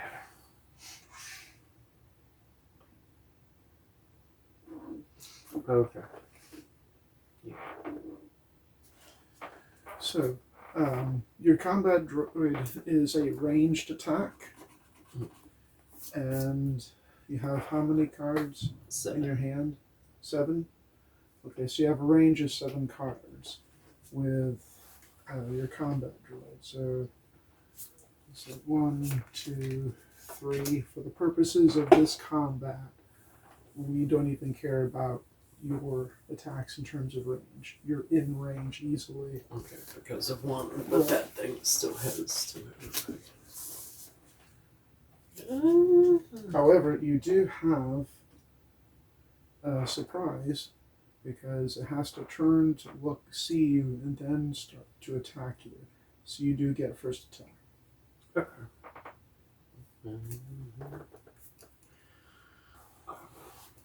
Do so then, with gust. You hear an explosion in the distance. Fuckers.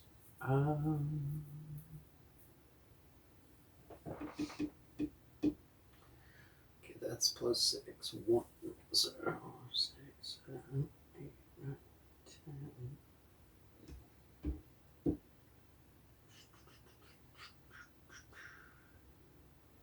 16. Attack for 16. Okay. Well, that's pretty. So to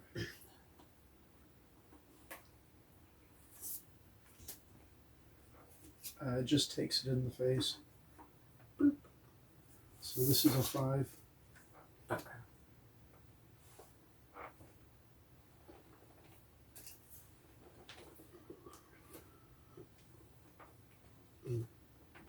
Alright, my turn.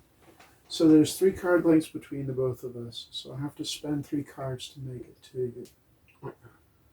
And that sucks. Alright. Okay, when you move, do you get those cards back? Yep. Okay. I have Oh, to okay, draw from but the you stack. So it is possible. Okay. You get better cards. Possible, but it really sucks if you already have good cards. Yeah.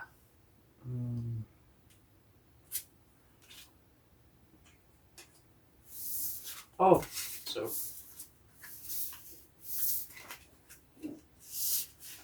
Crap.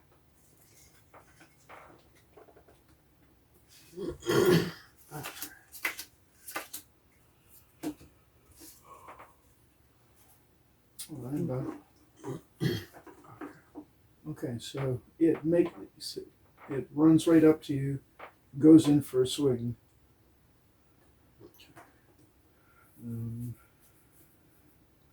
So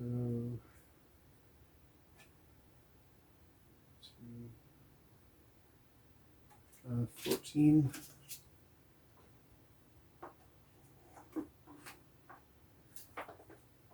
So it's attacking with a 14. 14. Now, what I remember is you have, I believe you have a skill called evasion. Yes, defense +1. +1. Okay, so you got +1 plus your armor that you just picked up, which is plus what, 3? 3. Yeah, so Okay. +4. So +4 plus any bonuses you have in your hand. 4. So 4 and 4, 8. Okay. Plus any card that you play. So this is a 13? No, 12. This is a 14. Okay.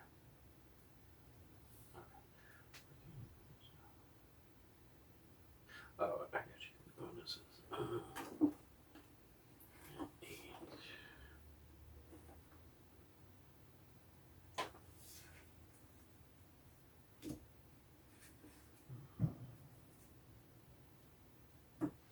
So I guess I'll need to use that then to defend. That's +7. Or wait, no, +8. So queen 12 plus 8, 20. And then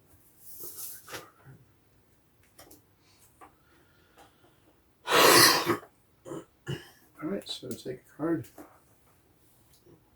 I think. Oh, sorry. Okay. Alright, so your turn again. 4 left.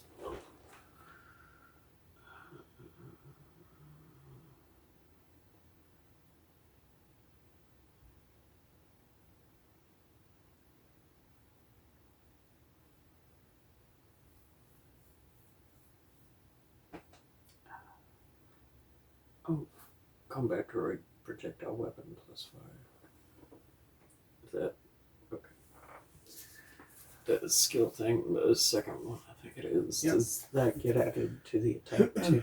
Well, combat droid 1 is +6 because your 1 is legendary. Combat droid, your skill is +5, so you start off with a +11. Okay.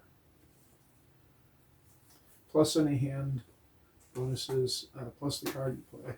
Okay. Gotcha.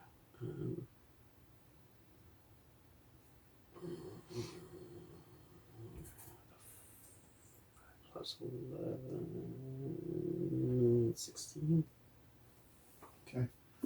I know I don't have anything to beat that, so just play that. That's a 9. Okay. So,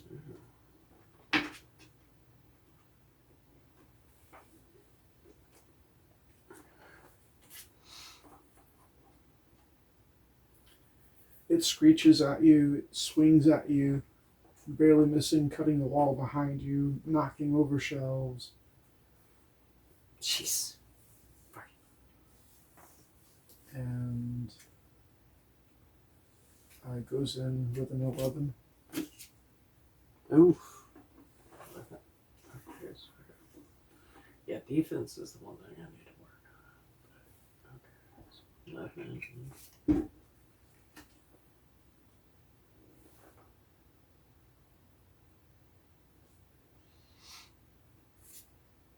Okay. 12 plus 4. 16. God, Yep, you easily beat it, so my brain is not working. Okay, so. And of course, I need to pull another card because I can't remember to do it on the spot. Great. Okay. Right. And so it's attack.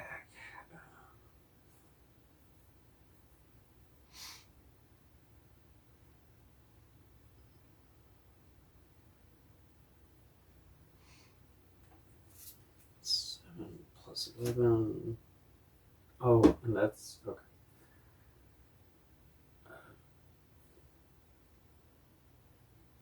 7 plus 11 plus 5. 12, 23. I won't even, yeah. Okay. So, you definitely beat that. No. Oh, damn. Oh, God. Okay. So I attack with a 9. Okay. I go for it.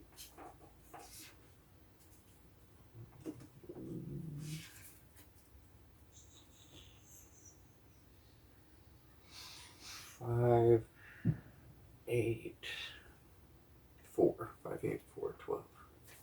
Okay. 4, 12. God. Okay. Yeah. Oh, that's 1 down. 1. Well, you've taken out 2 so far. Oh, that's right, I did. Okay. You took out one with a chair. The other one you took out with 1. And your expertise with 1 is superb as always. Between you ordering 1 to target certain places on this creature that looks like, well, it used to be a person. Used to be.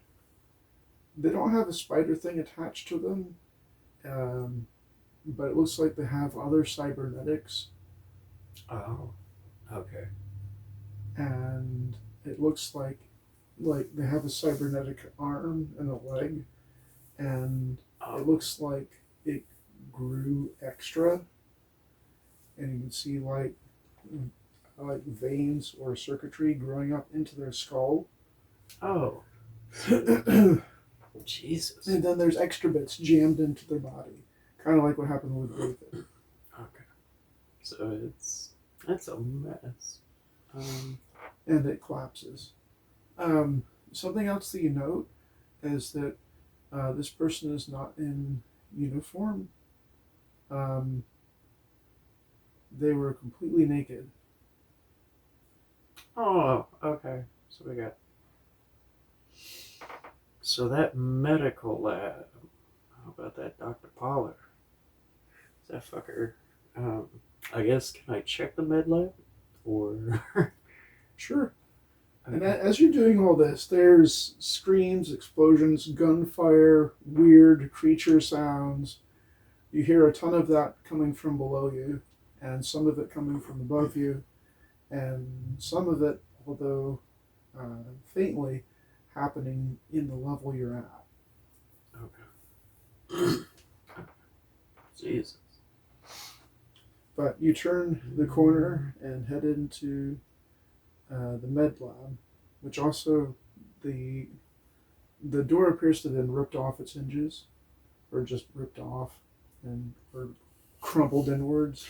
These things do not know how to use doors. No, doors. They don't like doors. Okay. You go into the med lab,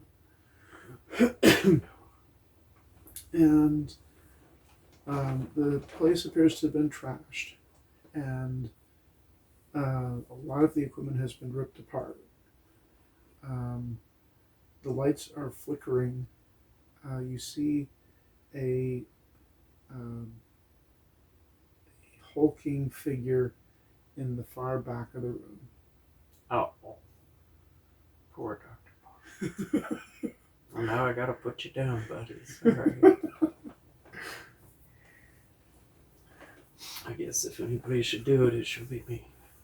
And because the lights are flickering, you don't quite see him until you're well enough into the room, about halfway. So it's like the midpoint of the room. And what used to be Dr. Pollard, clearly used to be Dr. Pollard. Poor bastard. Turns around. You've seen, like, Batman's Scarface? It looks kind of like that. Oh. Okay. Where half of his face is completely burnt off and the eye missing. Oh. and Poor guy. there's like one of those hand things clamped to this side of his head, Oh, yeah. and you don't know where these things were harvested from, but his hands have been replaced with rotary saws. Bless. Okay. So I got. And there's some other surgical equipment jammed into his back, so he looks kind of like a medical spider. That's horrifying. And he turns to you, what used to be Dr. Pollard, and it's like, time for your physical. Oh, now you gotta die. Now you gotta die. We can't have this. This is holy shit. Okay. Alright, one. Let's kick that ass. Let's see how bad it is. Yep. Okay. Actually, nope, that's way better. Nope. Sure. Okay. Okay.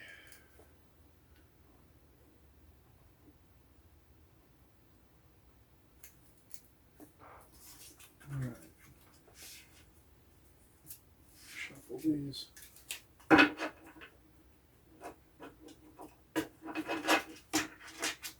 And the room is a wreck. It looks like there's other people that died in here. There's tables overturned. Wait. From the brief glimpse that you get in here, there's signs of gunfire. There's more dead soldiers. It looks like this might have been a room that they tried to hold up in. Okay, so are there any whole human bodies left, or are they all just kind of like Ripped to shit. remains? Ripped to shit. Anything that was usable is probably running around killing more people. Oh, okay, gotcha. Oh. Yeah, that's kind of my fears. Like, are any of these fuckers gonna get back up and start? Yeah. Poor Dr. Paula. Gotta die.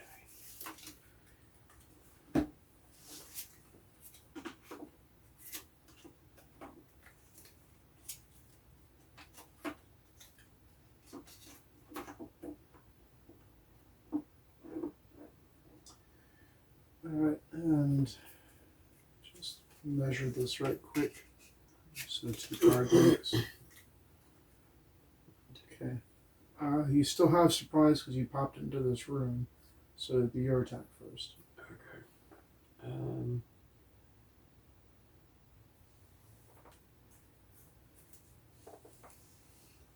going to go ahead and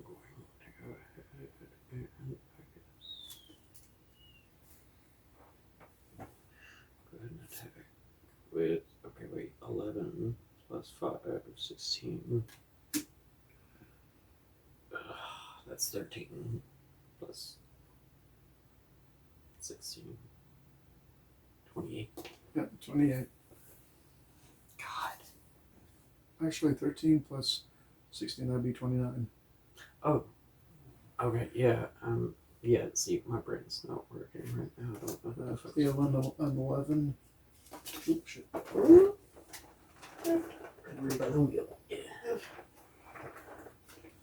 Okay, so I played an 11, so you win that one.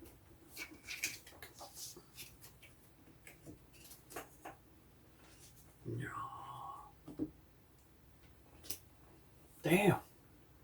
Alright. Face card. Now, I need to get close to you, so...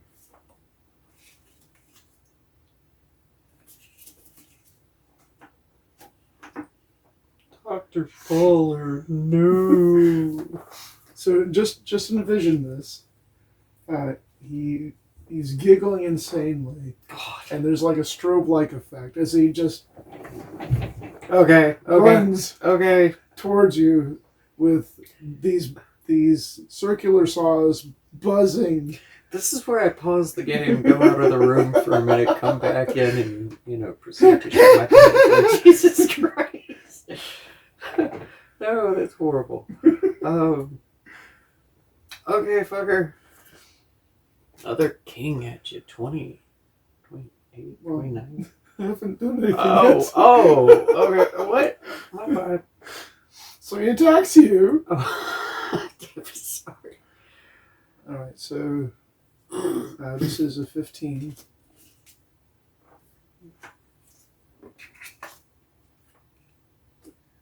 So you're going to be going off of your defense. So you have an evasion of 1 and the armor of 4. So 4 plus anything in your hand plus the card you play. It's obviously. Okay. So 4 plus 5. 13, 22. Alright. So he swings at you, but he overextends. Horrifying. Okay. So you blast him in the face with 1. And stab him in the cards. Okay. Right, so round 2. Your turn to attack. Ow, it's my turn. God. Okay, so that's an 11, 11, 5, 22, 27. 27. Alright, so 15.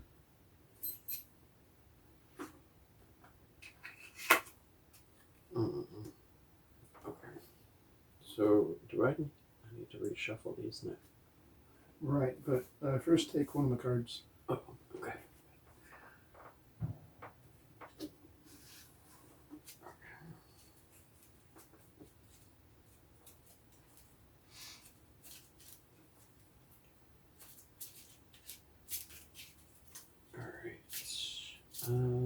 So it's my attack? Nope, mine. Yours. Okay. So this will be a 16. 16. Okay.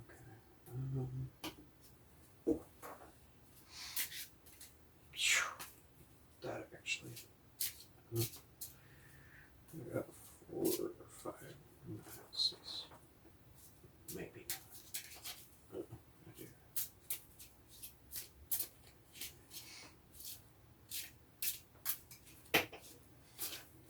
Let's see something right quick.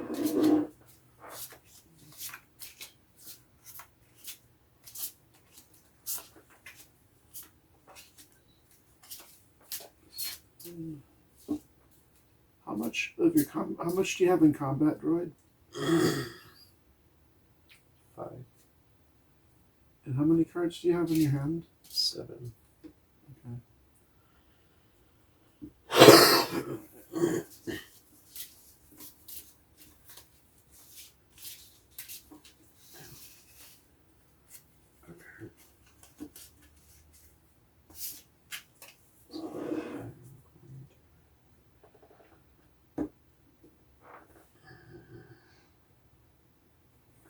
I believe it's your attack again. Okay. I think.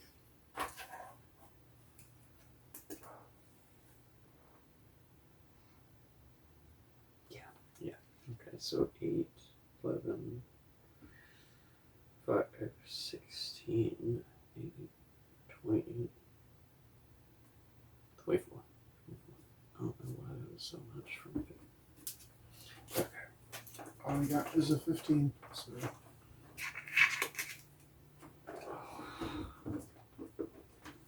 So, I get one more card. I'm sorry, Dr. Fowler. I'll miss you, buddy. So he attacks with a 10. My bad. 10, 11, 12, 13, plus 5, so 18. Oh yeah, then you definitely beat it. I'm sorry, buddy. I'm sorry. Damn it. course, Dr. Pollard would have to die. He's likable, so of course. Yes. Make sure this is still centered. There we go.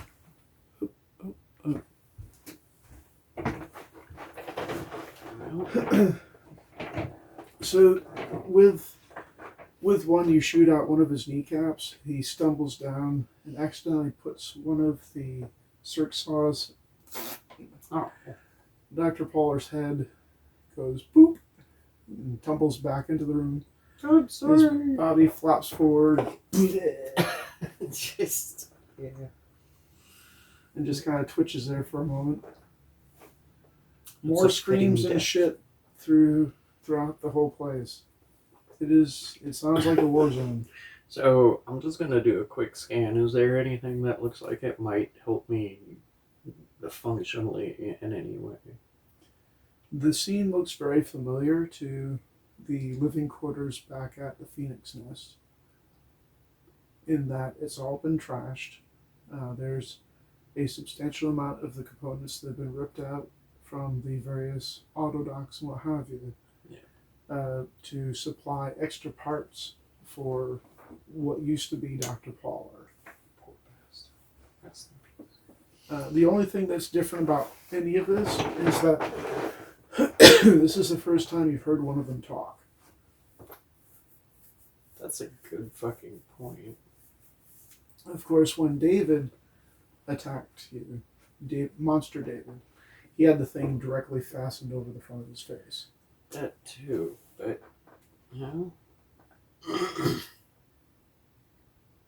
okay, so the thing was attached to the side of Dr. Pollard's head, right? Right.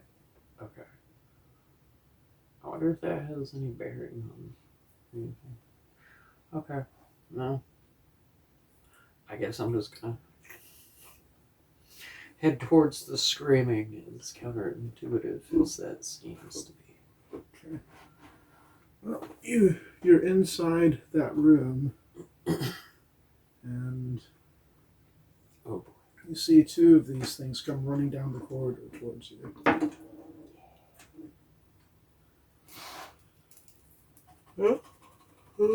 I've got plenty of room, it looks like, maybe? For now. Hopefully I can kill one before the other gets too close. Check to see how this works again, because there's two of them. But they're being grouped together.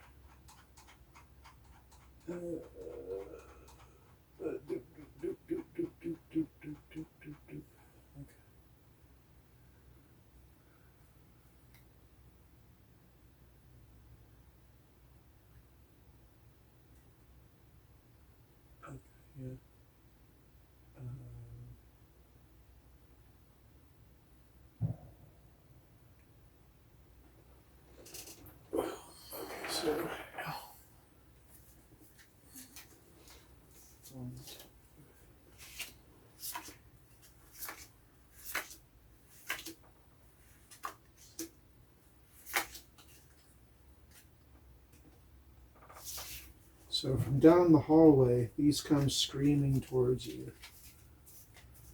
Great.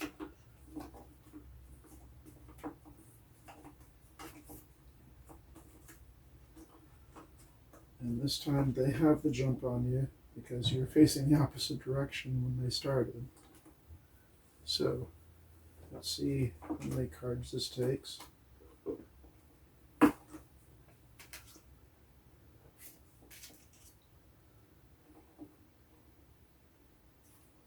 This is the part that sucks.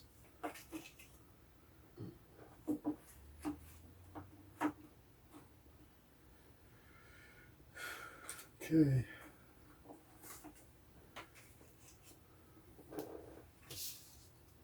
Roughly thereabouts. 6. Oh, jeez.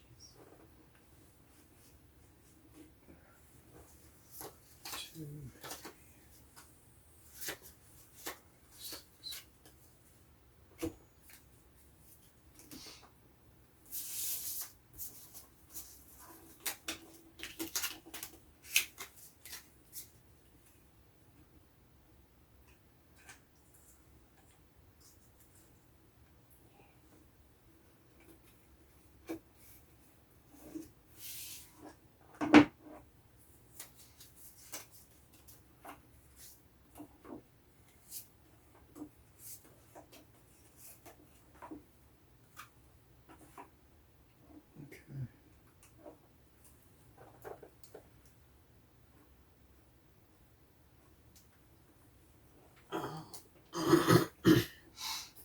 they attack. So, 11,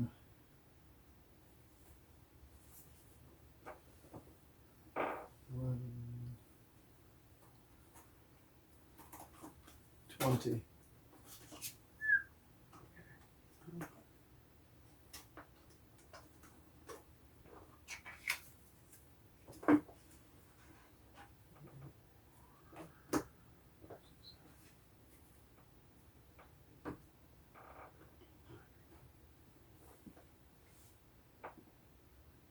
How much was that? 20?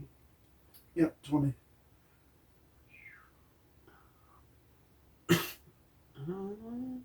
Actually, 22. Okay. Wait, pulled that one. Okay, so yeah, it's 20. It's 20. Okay.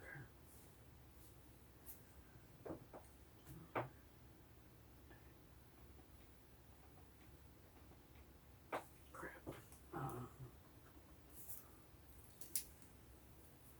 Okay. Well. Joker. Oh shit. Oh wait. That's for defense. Does that work for defense? I don't think.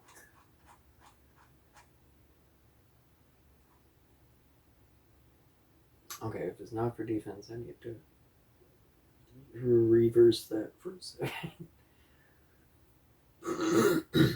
No, that works for defense. What happens is if you play a Joker, then I lose the play and you get to take away 2 of my cards. Oh. Okay, so I still have to win, though. No, you won. Oh, okay. Essentially, they ran Okay. up, and you were like, "No, I'm not impressed." Sunglasses. Fuck both of you. Kill them one, and you blasted both of them in the face. Okay, yeah. Okay.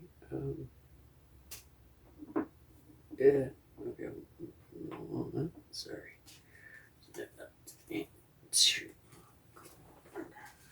All right. So that was their attack. Now your turn. Okay, so.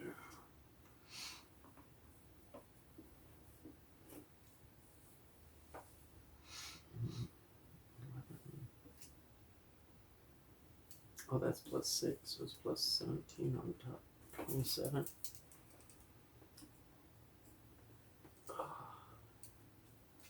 Okay. Yeah, so 27.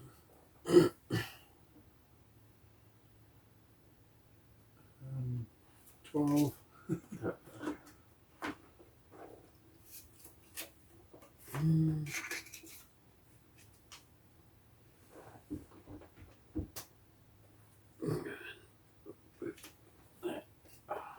Alright, so this puts us into turn 2 and the attack.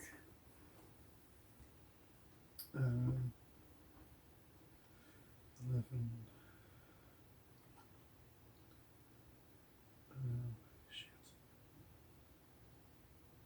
Shit.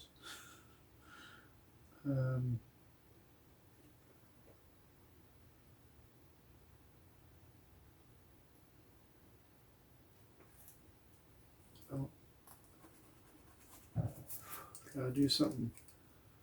So, okay. That plus 11 to attack really fucks me up. So, 7, 9, 23. And I get a Joker. So I immediately play it to heal. But that was a 23.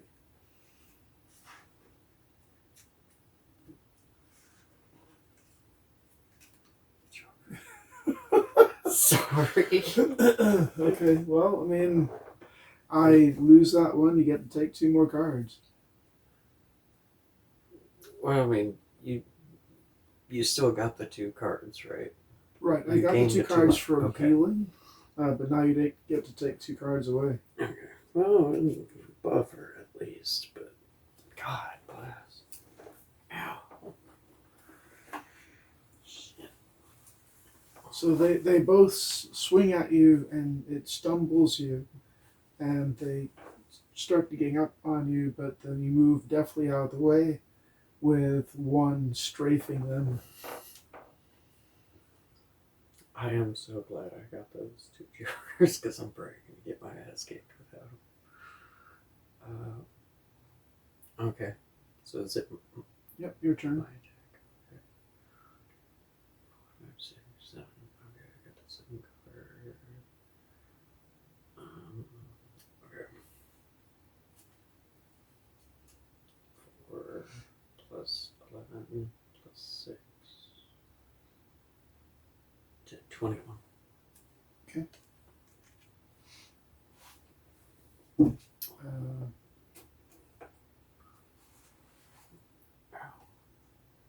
I got a 16. Okay. Actually, hang on. Let's not do that. Let's do this. You said 21? 21. Okay.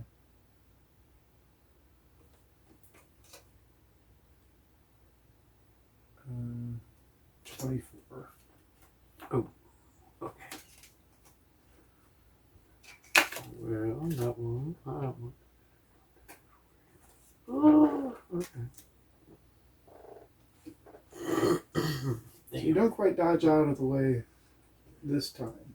You make an attack, you overextend yourself, one of them jabs you with a spike. Okay. Oh. So it's their turn to attack. So we're on the 3rd round. Oh, yeah, that's good.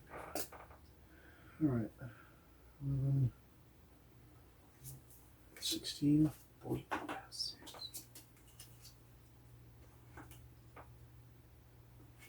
16. Well, okay. Well, that's the only way I'm going to defend. Yeah. Okay, so 5 plus 4, 9, 19. Ooh. Okay. Alright, so he successfully defends. Take one of my cards.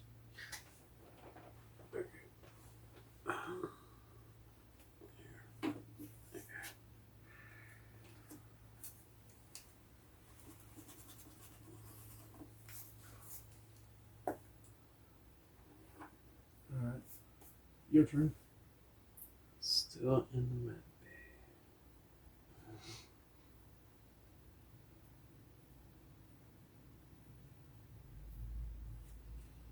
6 plus 11 plus 5. 22. Alright.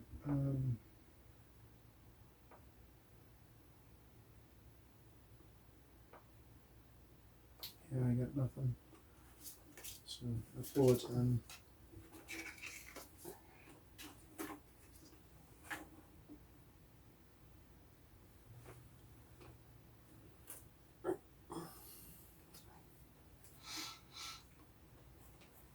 Okay. I attack with an 18.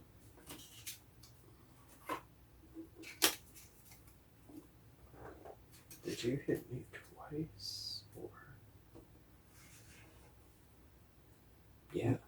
On one of them you attacked, and I defended successfully, so I got to take away a card. Okay, so yeah, I'm at 5. Okay. But I did an 18. Okay, 18.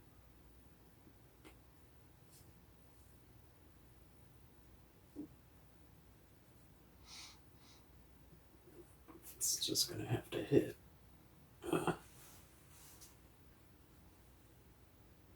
Oh, that's perfect. That's right. Okay. So down to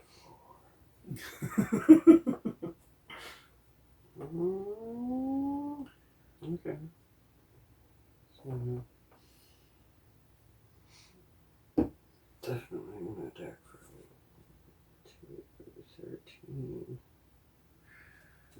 16.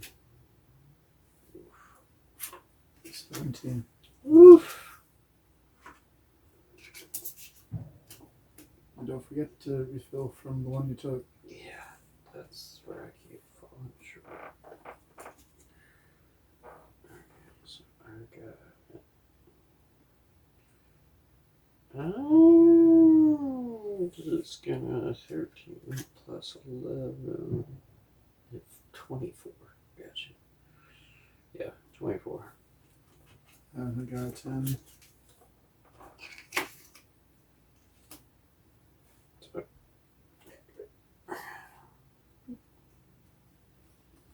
getting the hang of it. Getting the hang of it. Alright, so it's been 4 rounds. So we both draw a card from our stack to put in our hand. Phew. That's always a good thing. So, and I'm going to start things off this round with a 20. Mm. Okay. Ugh. I'm gonna give it a 16. Okay. Boop. Okay. So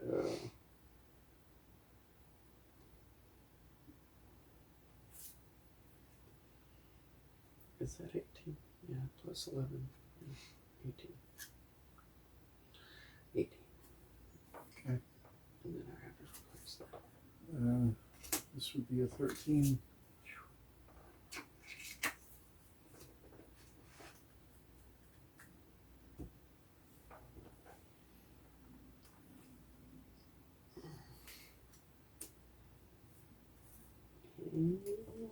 Next round, 9. Oh, well, I can actually defend against that. 8, 9, 10, 11, 12, 13, 14. 14. Okay, so. Wait, no, I defended. I take your card, right? Mm-hmm. Okay. Okay, so for Jesus. a series of combat maneuvers, luck, and skill, you managed to mow down these 2 bigger monstrosities. Again, something you notice about them is they're completely naked, aside from the cybernetic implants.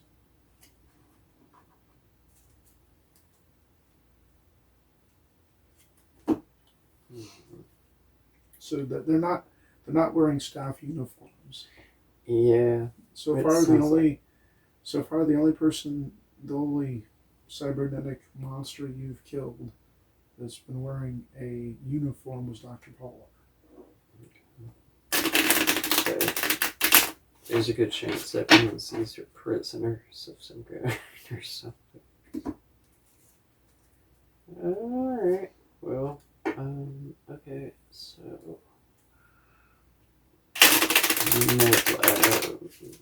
so I have no idea how to get to the spaceport or how to get to the elevator up to it or anything like that. I mean, the elevator's down this hallway. Okay, then that's exactly where I'm gonna go. Somewhat cautiously, maybe, because I don't think I want to run head first into any of those fucking things. Alright. So, again, in the hallway, it's absolute carnage. There's a lot more of these. Just ripped to shreds. Their weapons either broken or missing. That's about right. Lab techs, office personnel, medical personnel strewn about. It looks like some have been tried to get to the elevator and tried to get through it. There's like bloody palm prints on the elevator doors. That's about right. The elevator doors are locked with a key punch. Okay, and I do have security knowledge, but I don't know. Okay. So it's a keypad punch thing. I will see. I do still have that handheld security bypass device, but I don't. Did that get? Do I still have any of my other stuff, like the hammer, the wrench, the star driver, the hard hat, the battery, and stuff? You can erase all of that. Okay, so every. When they when they stripped you down, they confiscated all that. Yeah. All you had was the pajama pants, essentially, and the shirt that came with it. I'm guessing they didn't leave anything useful when they raided the locker there in the room. I mean, like, not really. I don't expect it to, honestly. It was mostly like security storage. And perhaps storage for whoever had guest stay. Yeah. Because you found one in there. Yeah. But it looks like this happened, and a lot of people were scrambling around looking for ways to defend themselves, get out, etc. I can imagine a hammer is a lot better than going at it with nothing. Yep. Yeah. And what equipment that you've seen that it still remains with the dead bodies is broken. I mean, it's not like a good chemical on them. Right. So, what have I done? Oh, okay. Hold up. It's good. Yeah. That's it. Okay. I guess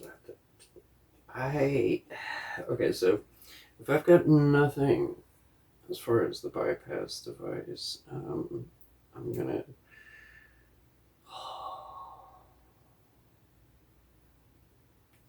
Crap.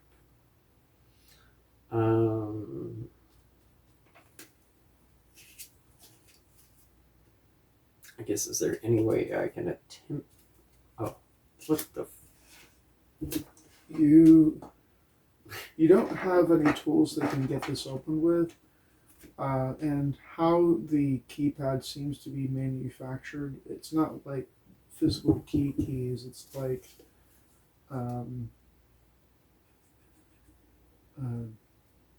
biometric sensing keypad type deal. So there are numbers on it, but there's not like seams or like places where you can apply a screwdriver or something like that on this side. Okay. So it's built to be tamper proof, in other words. Gotcha. There's nothing. And there's nothing you can really work with on this side. Chances are that if you were inside the elevator, you'd have more access. Yeah, well, this happy Now, face what you person. do remember is that there appears to be at least one person in this facility that does not need to type in a code to get through doors. That's right. Oh, God. Oh, God. She a fucking... What am I saying? God bless. She was such a bitch. Okay, well, I mean, if I had to kill Dr. Poller, I'm gonna kill this one. Dr. Poller. It was my boy.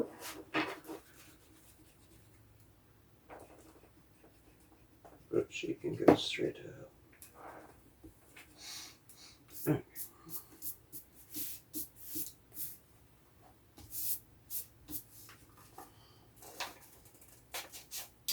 So, does she happen to be anywhere in sight?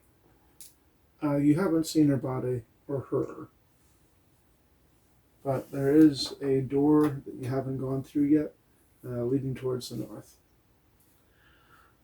and it's marked labs. There's signs on it on the door. It says labs, security office, VATS. Okay.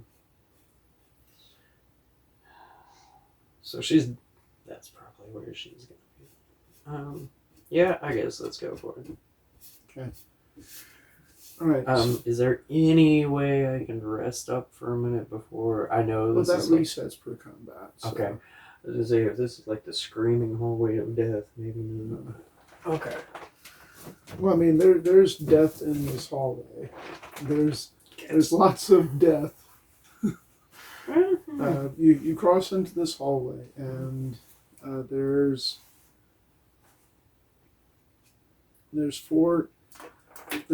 a door all the way at the end of the hallway that is labeled VATS.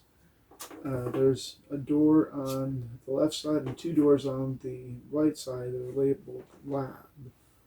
And then they have the security office door.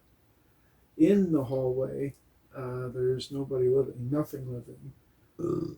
There's a bunch of torn apart bodies. There's also a bunch of torn apart bees and little crap thingies. Okay.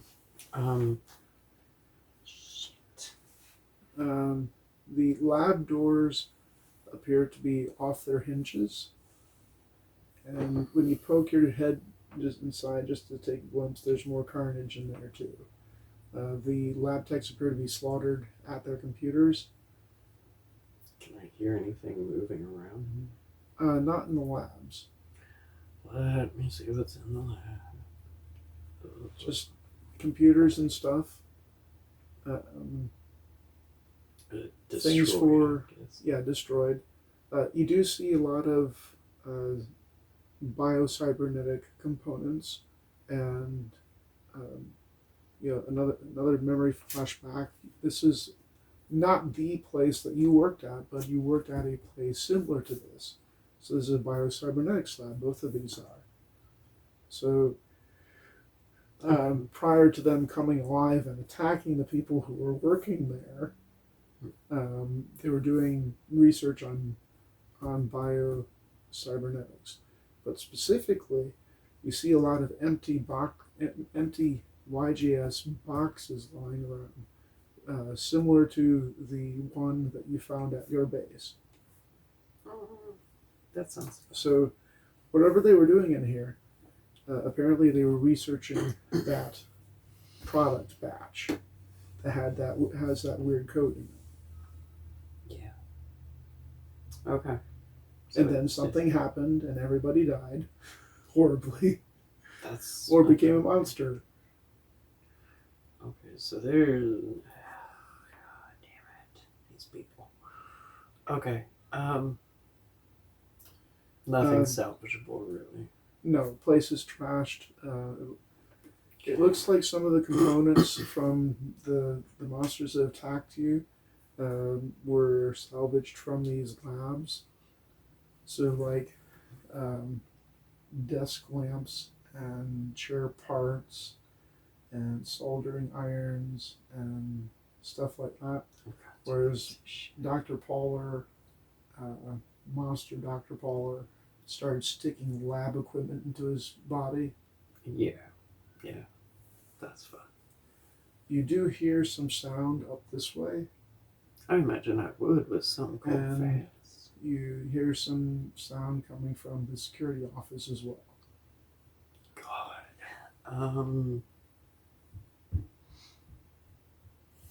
But otherwise, the labs, the hallway, and everything behind you is silent for this level at least, because everything's dead and splattered all over the place. But you can still, above and below you on the different levels, you can still hear gunfire, shouts, more explosions. Okay. So it's still ongoing. Yeah, everything sounds like it's fucked. Fats. I know I shouldn't. Like, I know going in there is not going to do me any good, but... You want to check out that? So you look into the vat room, and You do see a few naked people floating in vats.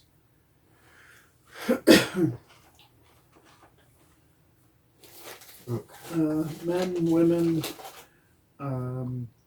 human, some not, all naked. Some of them appear to have cybernetics parts, arms, legs, eyes. Just it's a mixture of things, but all of them have cybernetic parts of some kind. Okay. You only see about 4 or 5 in a room with like 50 tubes. Okay. So 4 or 5 of the tubes have people in them, and they appear to be in some kind of stasis. All the other tubes appear to be broken. That sounds about right. There is a there's a hole in the floor in the middle of the vat room, and from that hole you hear a lot of gunfire, screams, shouting, etc. It looks like that, at least for a time, the vat room was closed and sealed, but the whatever dug a hole through the floor to get to the rest of the building. Okay, so you don't see any like monsters in the room. What you do see is that there is a exit the monsters made. But I need to get the starport. The starport's on the top of the building, correct? Right, and the elevator's down here. Okay. You're just not able to access it. You don't have the key code, but you do know of one person who doesn't need one.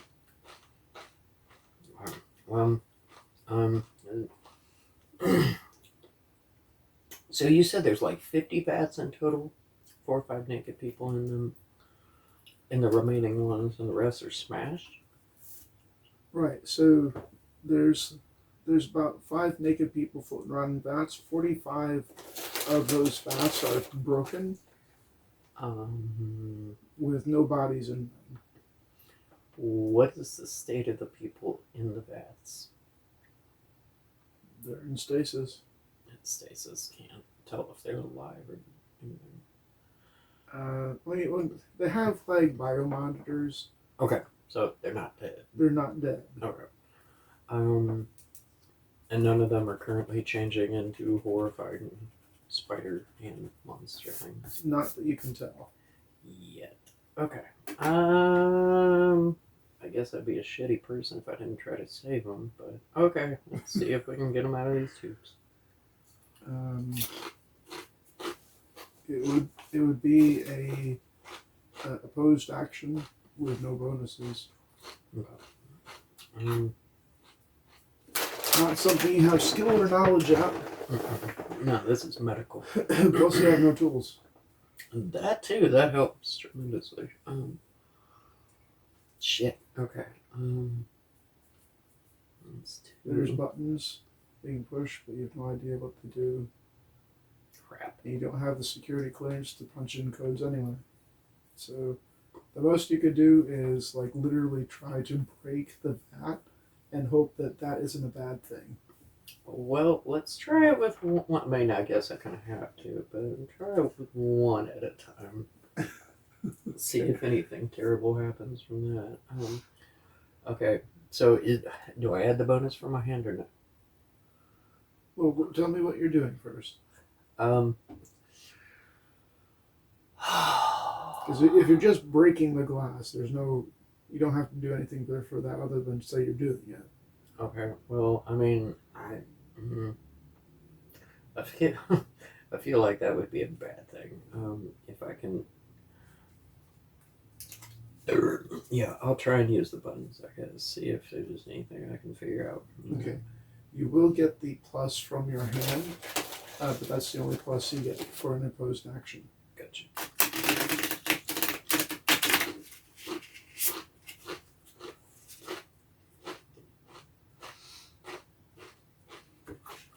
13 plus 4 is 17. Alright, so draw to replace that card, and then draw 2 cards for the target number.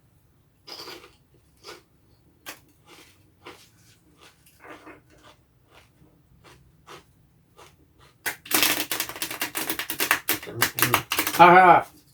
13. Alright. Got it. I got something.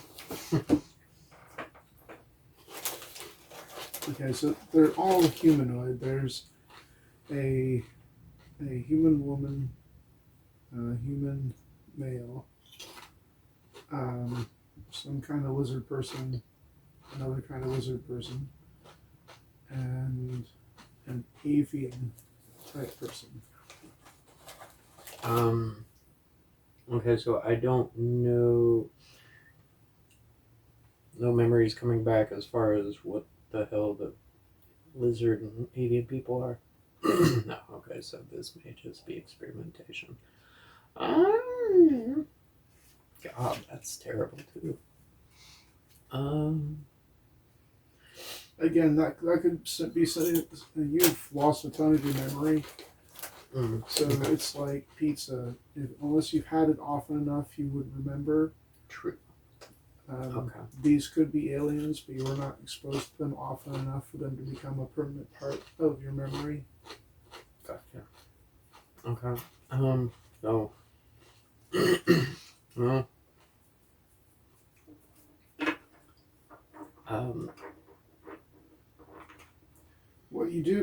What memories you do have, you don't remember seeing the lizard people and the bird people before. And that includes the memories you have of working at YGS. Okay. Holy shit, I can't believe I'm doing this. Go ahead and start with the lizard person. One of them. There's a bigger one that looks more like a monitor lizard, and there's a literal one that looks kind of like a gecko. I would rather fight a gecko man than a monitor man, so yeah, gecko. Okay.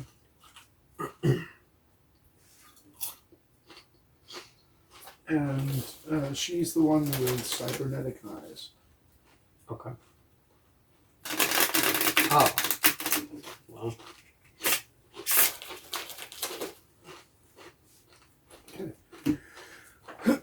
Well, you do the beeps and boops, and the vat drains, and she's kind of suspended from cables and stuff inside the vat.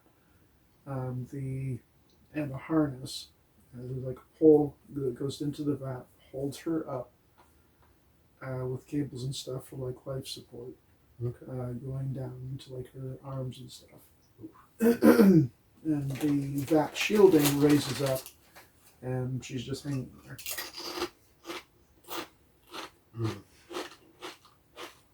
Unconscious.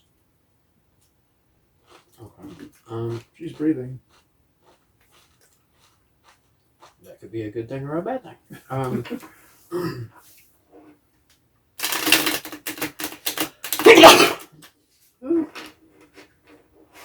Okay.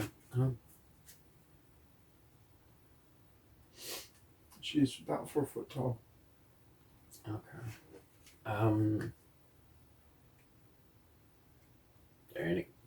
Can I try and wake her up, you think? Yeah, like. What do you do? How do you go wake her up? Poke her with a stick. You dare? No. God, I don't know. Like if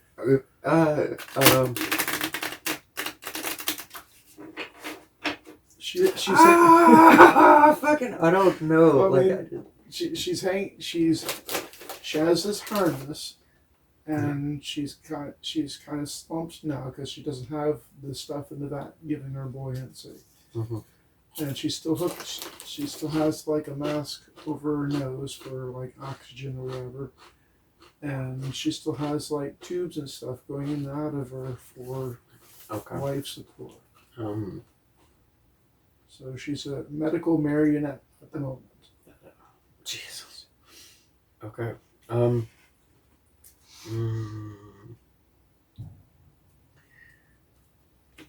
I guess I, kind of shake her a little bit.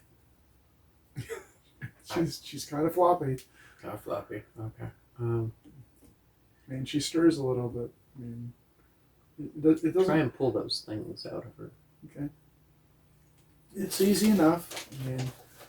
I mean, you saw Prometheus, Mm. how long those things were. Oh. It's kind of similar to that. So they're intravenous needles for nutrition and stuff. So you, as gently as you can, pull those out. There's some bleeding. There's only like 4 of them. Okay. And you get the mask off. She's not in. She's not in that anymore, so she just breathes the oxygen. Okay.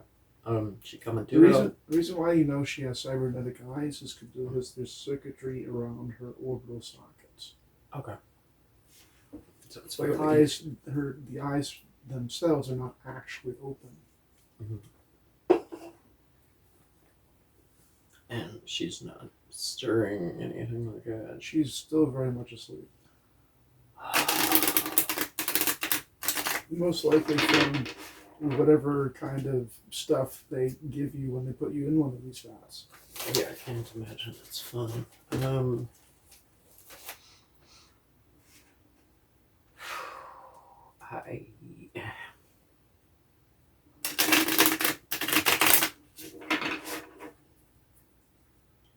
Well, as you're doing this, you hear a screech in the hallway behind you.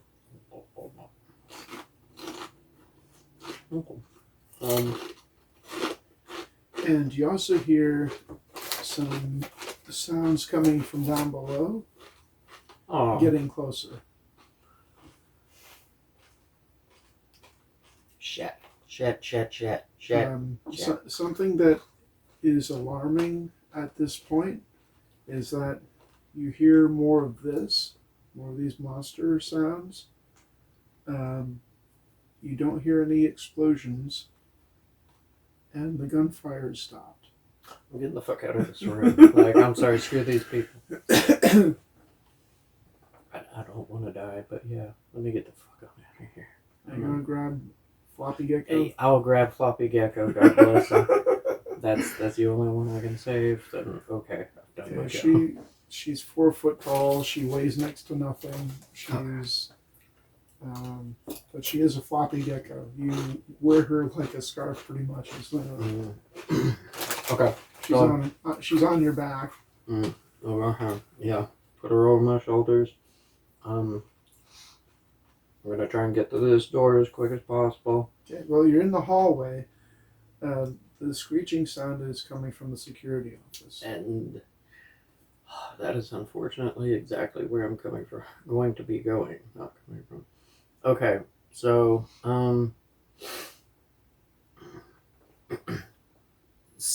yeah, okay, so these things have not broken through the VATS door yet. Well, I mean, the VATS door is broken. The VATS door is broken, so at some point it was broken.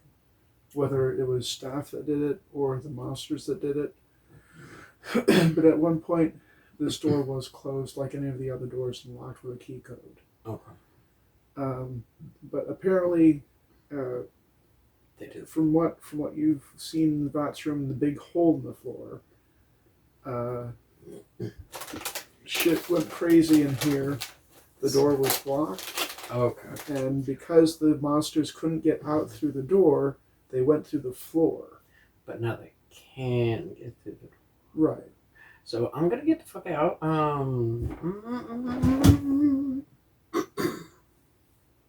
I guess. Fuck. Like, I can't fight with a gecko chick on my back. You can sit her down. Okay, yeah, I mean, that's what I'm gonna have to do. And there's like a bench in the hallway. Okay, I'll set her there. God, I hope those fuckers don't eat her alive. Squeeze. Yeah. Okay. She just kind of flaps. She's breathing. She's not like bleeding from the IV things anymore. She's breathing, but That's she good. is still fully comatose. Okay. She has lizard tits. Lizard tits. That's how you know this is she. Okay. 4 foot tall You- lizard woman with scaly boobs. Skinny push. Yeah. Okay. So. She's very pretty. She's like purple and green. Yeah. Mm-hmm. See? Pretty colorations, but yeah, you flop. Chose the right one to take them. Yeah. I guess I will, set her down and flop, go to the security office. God. What fresh hell. The door to the security office, like all of the doors here, have a key code thing. But the door to this office is ajar off its hinges slightly, and you hear some screeching sound inside. I'm gonna go ahead and look inside. Okay. God. On the other side of the room,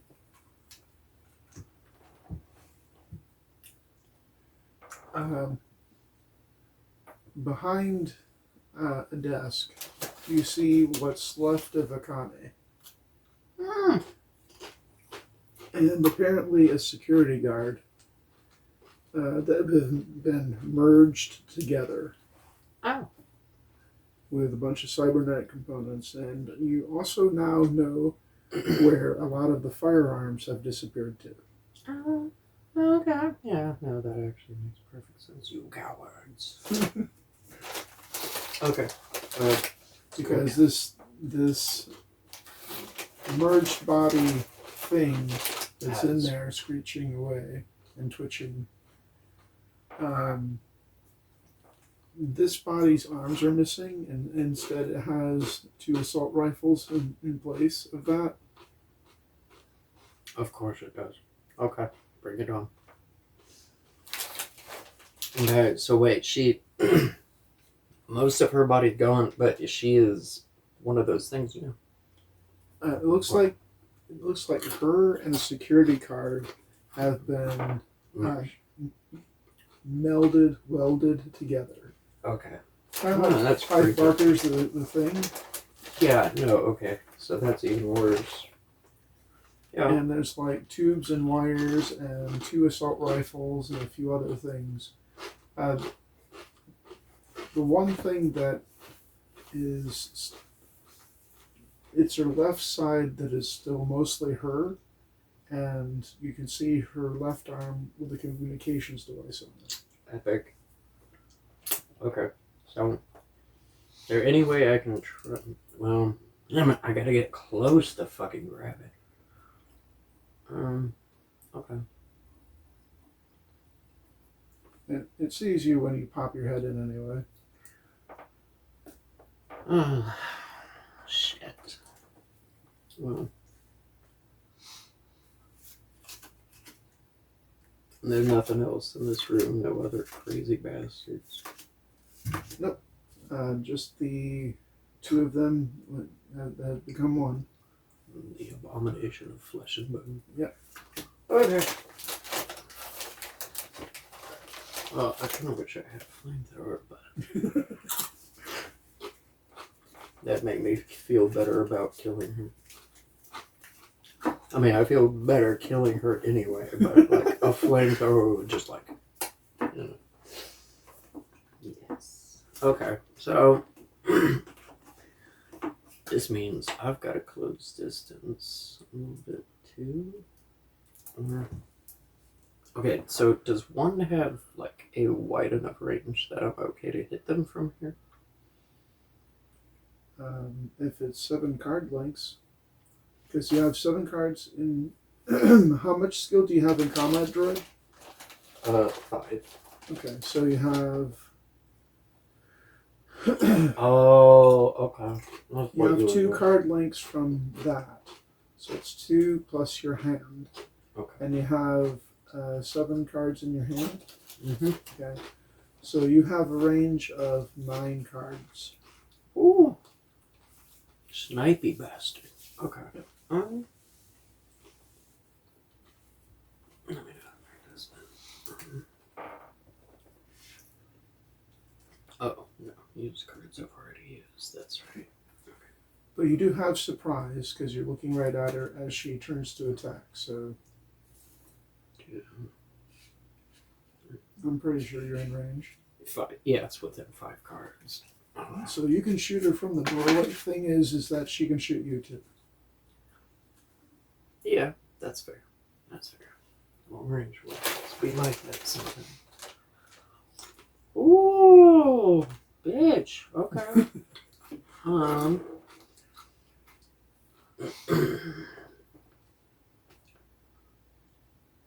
Two, 4, 6.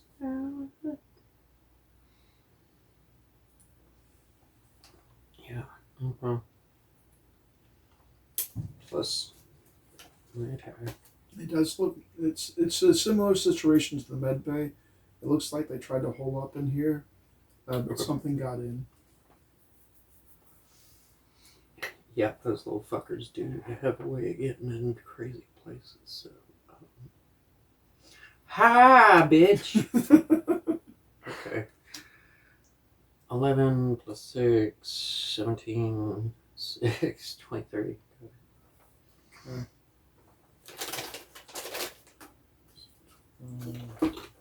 Alright.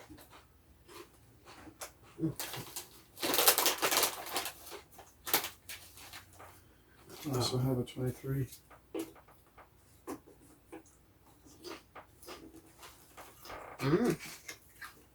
So you met it? Yep. So that means nothing happens. Okay. Okay.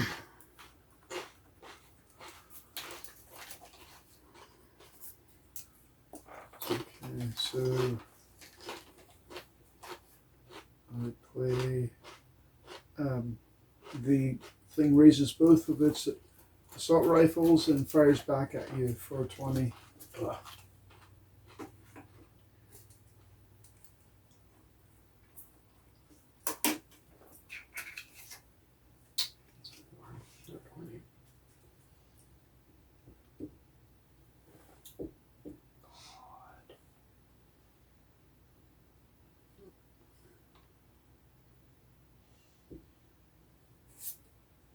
God.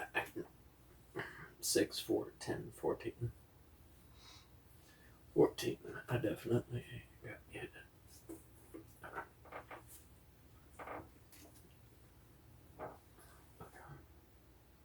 Alright, and now it's your turn again. Shit.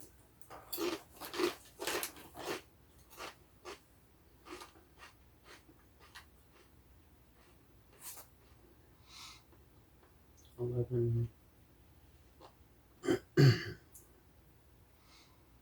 That's plus 11 plus what's that?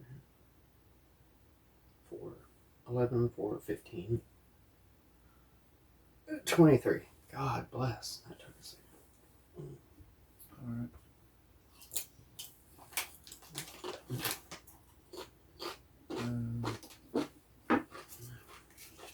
Team.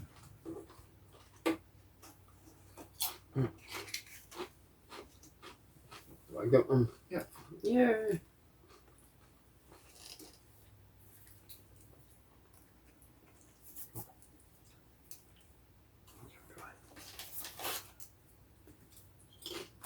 Okay, so I get to attack.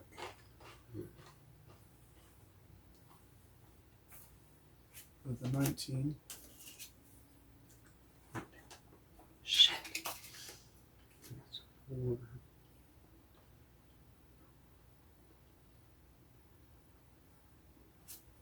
Joker.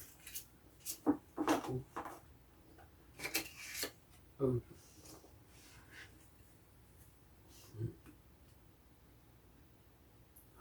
shit. Okay, so so I definitely, like, cannot, no. What'd you say it was, 20? 19. 19, yeah. 8 more. 12, and then 4, 16. No. Okay. It's, even with my highest card, I can't block that, so.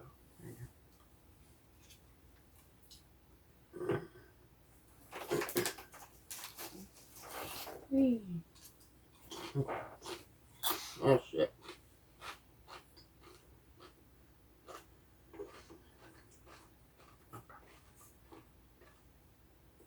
Alrighty. That is my turn. Yep. Great.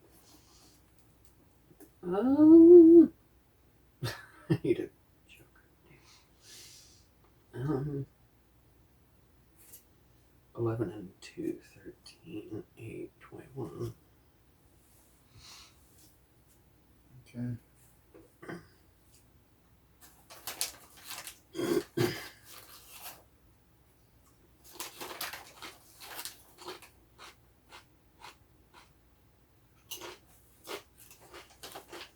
Uh, 28.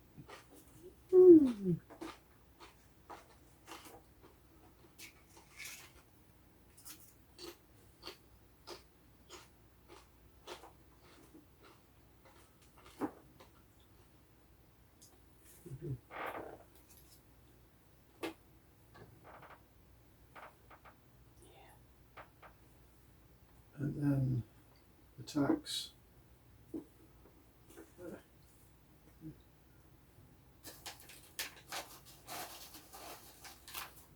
With the 27.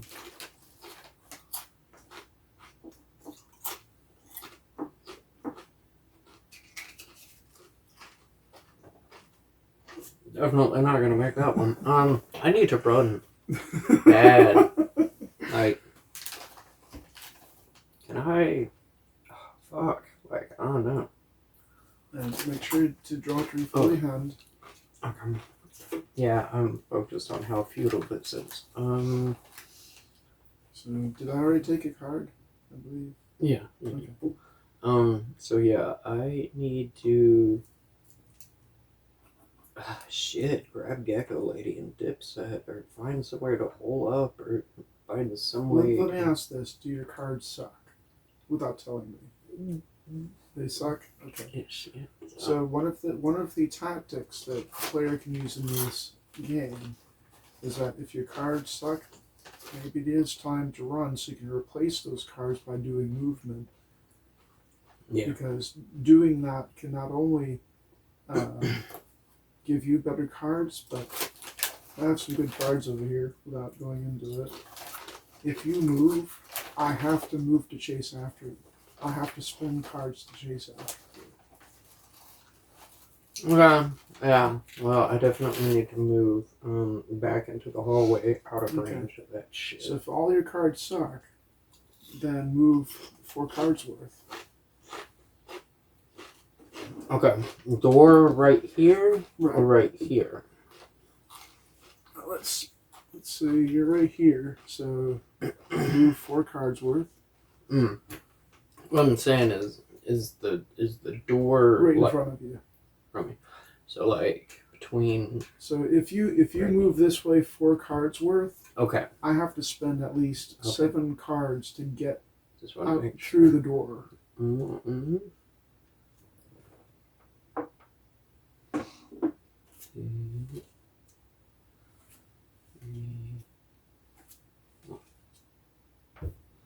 So that'll put you about halfway down the corridor at least.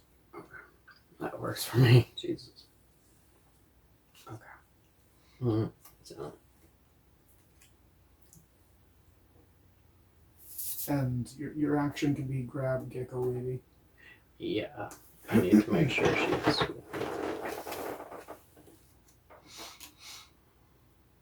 keep Gecko Lady. I need better fingernails. Yeah, it was like the bottom tier. can't. They're just hard to pick up. Oh, wait. God, it's... Alright, so draw 4 more. Mm.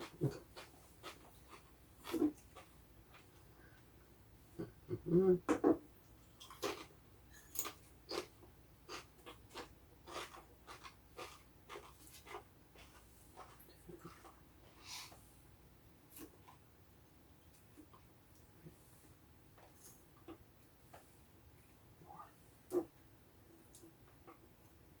Any better, I hope?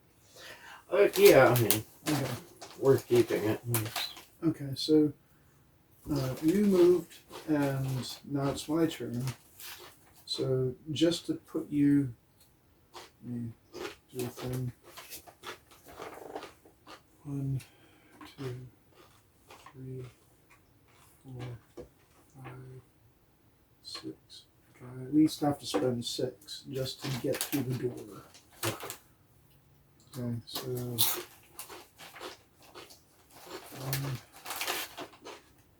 2, 3, 4, 5, 6. So that puts me there. Hi. Mm.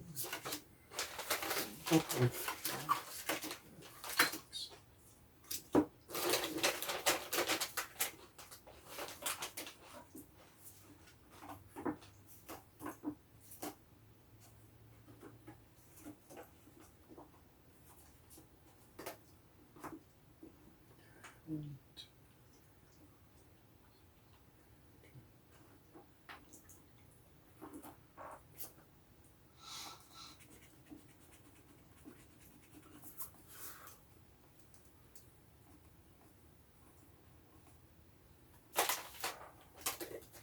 Okay, so I get through the door and I attack with a 22.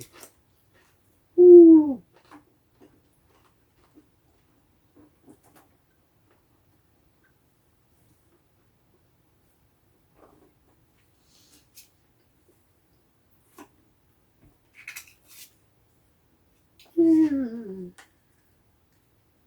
What do we do?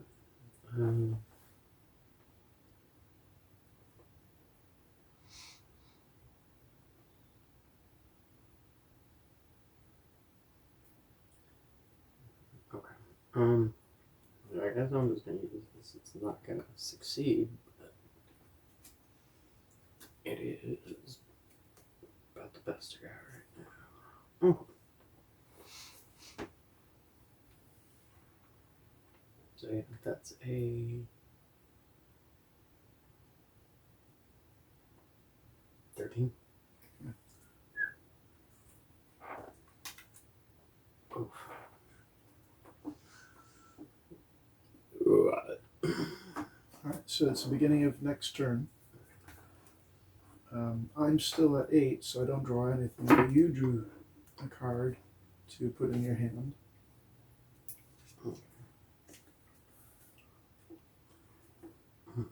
Now you're 4 cards away from getting to this doorway to go around that way. Yeah.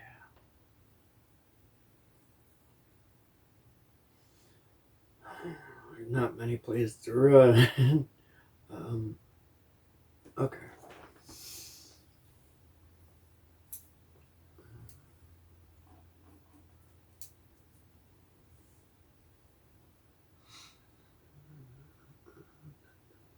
That's all right there.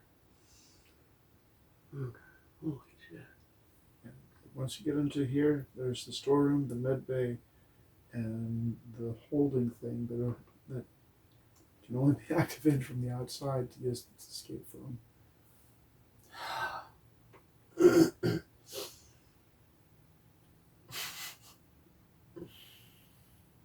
Let me ask this: what do your cards stock? I mean, they're okay. It's Okay, so combat is going to be interesting because I have to actually be able to hit you to do anything. Right. I got the cards to hit you, but you've got the cards to hit me back, too. So, for me, it is kind of...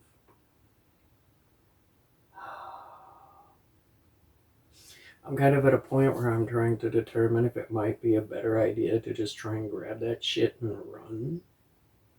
Or you'd have to. Right now, I'm about 6 cards away from you, or something like that. Yeah. You only have 4 cards you can spend for movement. Yeah. So it wouldn't even happen. Right. It's just... um,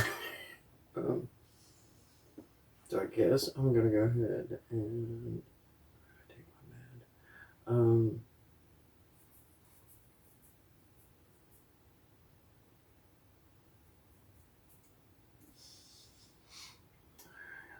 I didn't plus anything there. Actually, we can. Okay. We can talk around the pillow. We've done it before. Yeah, that's true.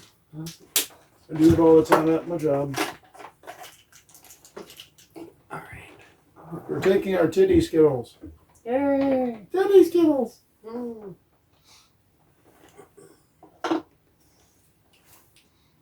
Titty skittles. Let's see. Okay. So.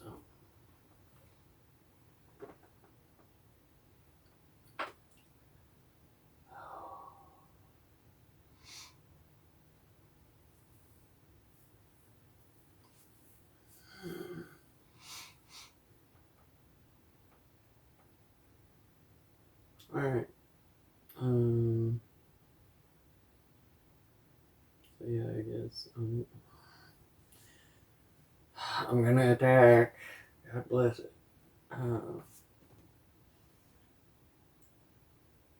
11, 24.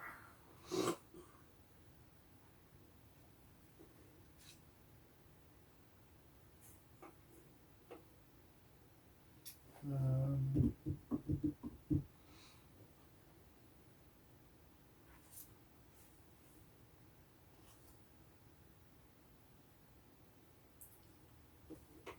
$11. Oof. Okay.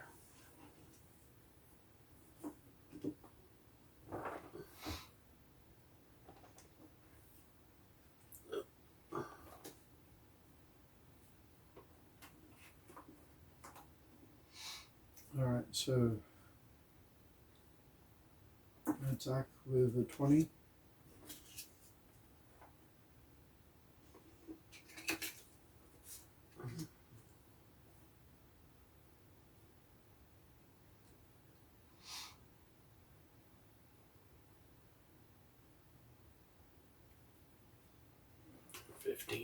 Oh. And draw another. That's right.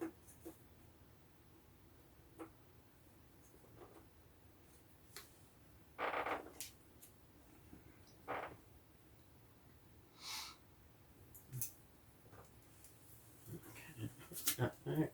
I'm going to attack again. Return. Or what am I? Okay. Team. I mean, I'm attacking. It's 13 plus 11, 23, 24, 25. Yeah, I got nothing. So,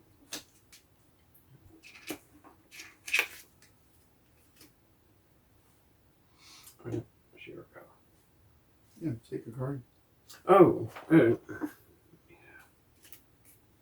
I heart dirt.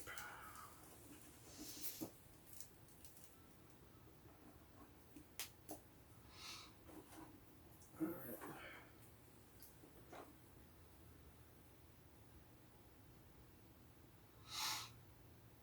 right. I attack with a 19.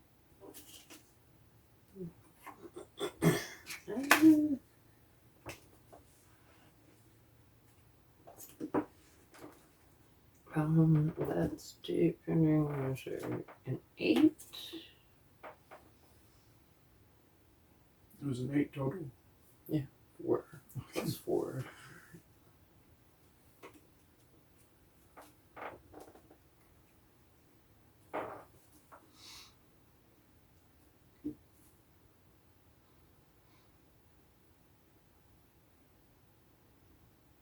I already took one. But now it's your turn to attack.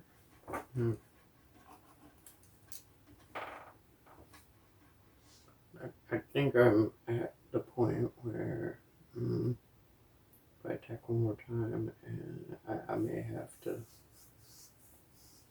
the moose or something. Or what am I doing? Not Robert. Attack. J. 11, 22, 22. Yeah. Alright.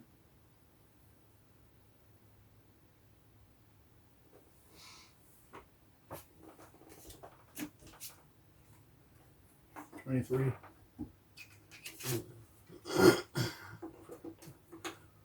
Okay, yeah.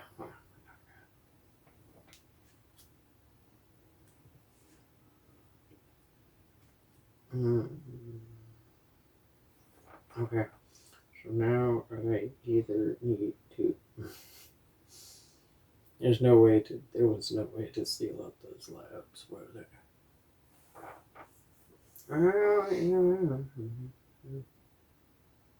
Who attacked? Did you attack? Or That was your attack, I'm pretty sure. okay, so it's your turn now. Yeah, I defended with 8. That's right, 4 and 4.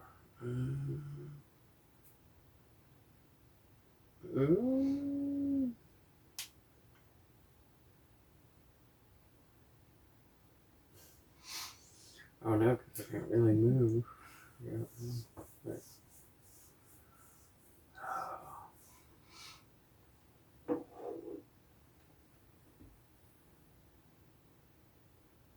I almost wish I'd gone and picked up some of those guns.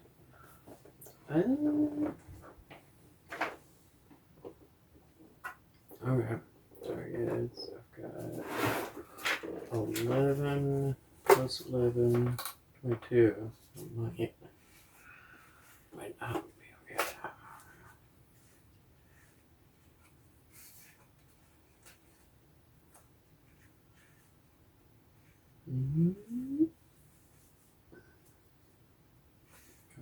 Oh, that's not too bad. Shit. So you attacked? 22. Okay.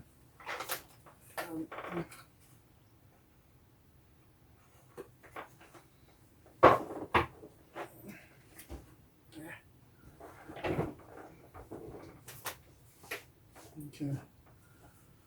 I can't eat that, so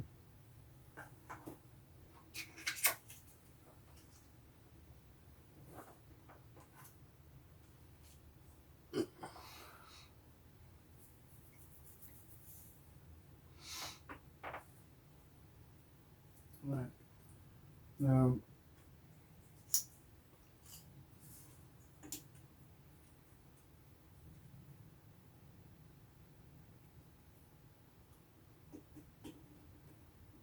let me see how something works. Zeros is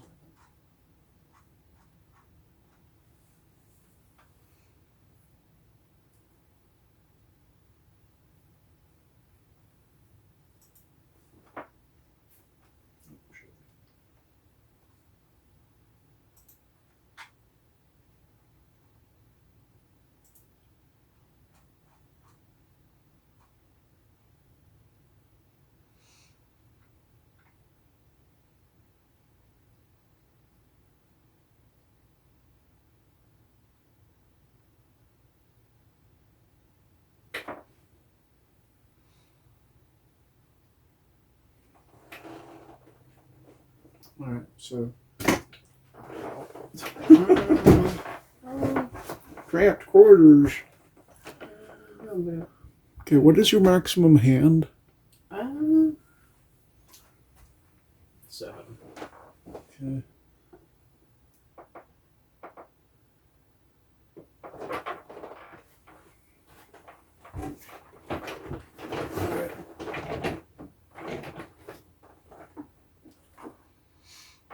Okay, it's at this point that the gecko on your back wakes up. And you know this because she squeaks something. You're not sure what she's saying, but I get you would guess it's the lizard version of "Oh shit, what the fuck." Yeah.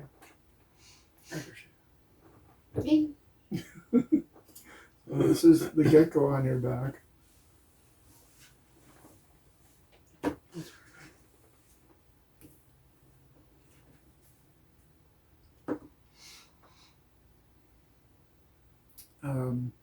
She grips you tightly,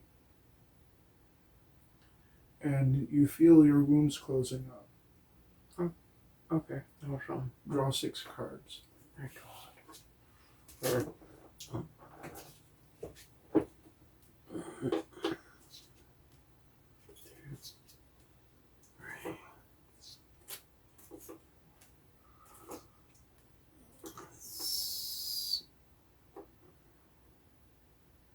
Okay, I had 1 card. Draw 6, and there's 7. Change my axe. You just attacked, right? Yes. Okay, so that's my turn. So this is a 22. Mm-hmm.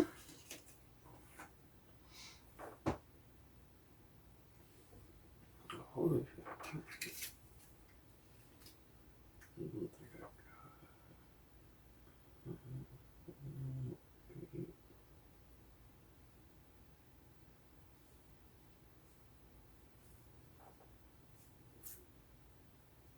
12 plus 11 is 23. 23. Okay. I got So you defend on that one. 11. I've got the 4. Alright. I've got 4 more. Okay. Yeah. Alright, so you get to take one.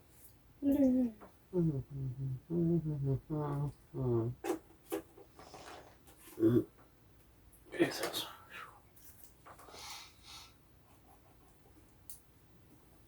Gecko lady, save my booty. She's continuing to squeak, very alarmed. I'm sure I'm very alarmed. Fuck. God bless. Okay. So she's on my back. It's your attack, I think, is it? Or is it mine? It's yours. No, that's right. Okay. Sorry, my brain gets like this. No problem. Okay. 11 plus 6 plus 6. 23. 23? 11.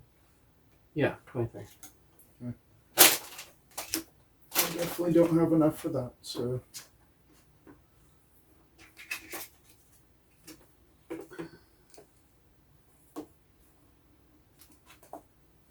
I need to grab one. Yep.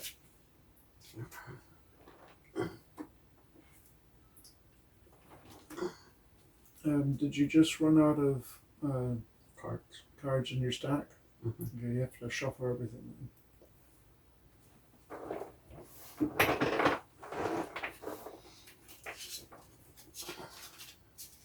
Okay. I have to remember that.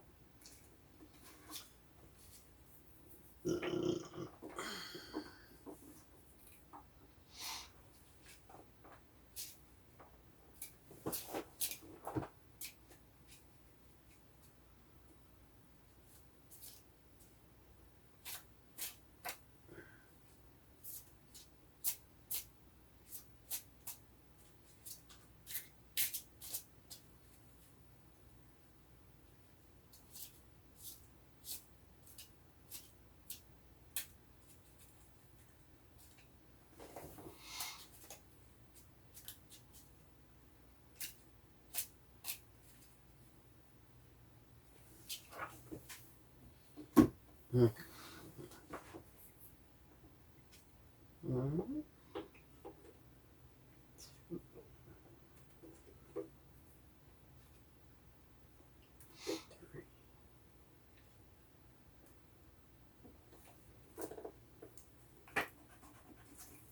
More. 6. 7. Okay.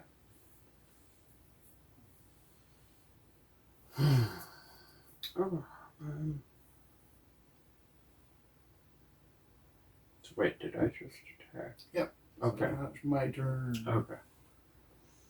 I'm going to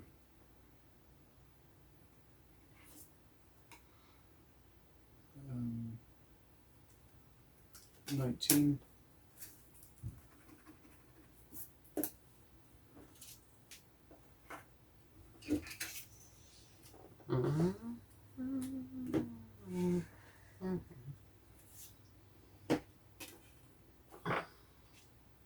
Shit.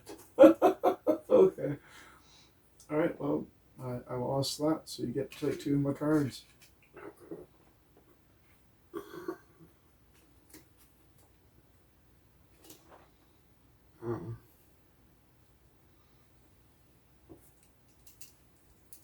Alright, so that gets us in. Ah, shit. That's 4 turns, so we get to draw a card, unless you already have 7. Okay, so I draw a card. Your turn to attack.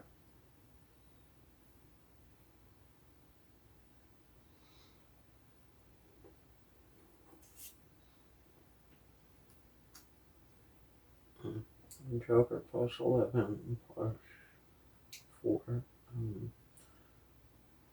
11, 12, 22, 26. I have a 14.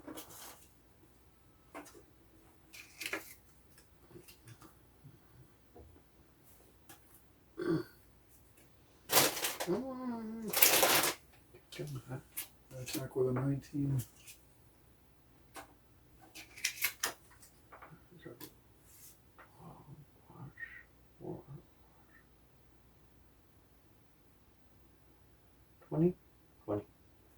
Alright. Well, you won. Oh, okay. So,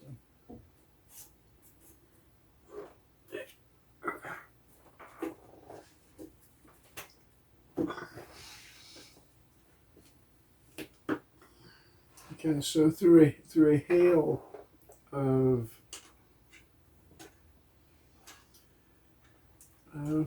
bullets and explosive flechette darts going back and forth in this hallway, and this poor 4 foot tall screaming gecko on the back on your back, who healed you because, I mean, she, if nothing else, you're providing a shield from all the bullets.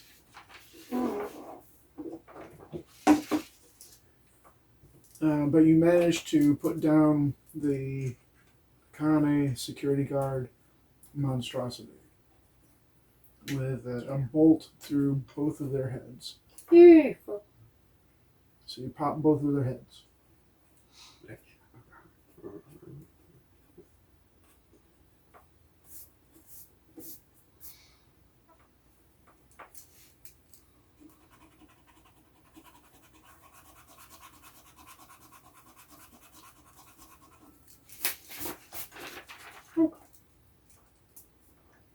Jesus. Okay. So I'm gonna grab that fucking wrist thing. We're gonna get the hell out of here. It's actually part of her arm. Oh well, we're cutting that bit out. Okay, easy enough. I mean, you've filled her with enough flechette things that you just pull it off like a turkey leg. Love it. Okay. Well, then a turkey leg, I pull it off. Give me that shit. And then I'm gonna kind of like motion to the screaming gecko lady. She stopped screaming. Oh, okay. Okay, cool. Because, you know, there's There's no gunfight going on. Okay.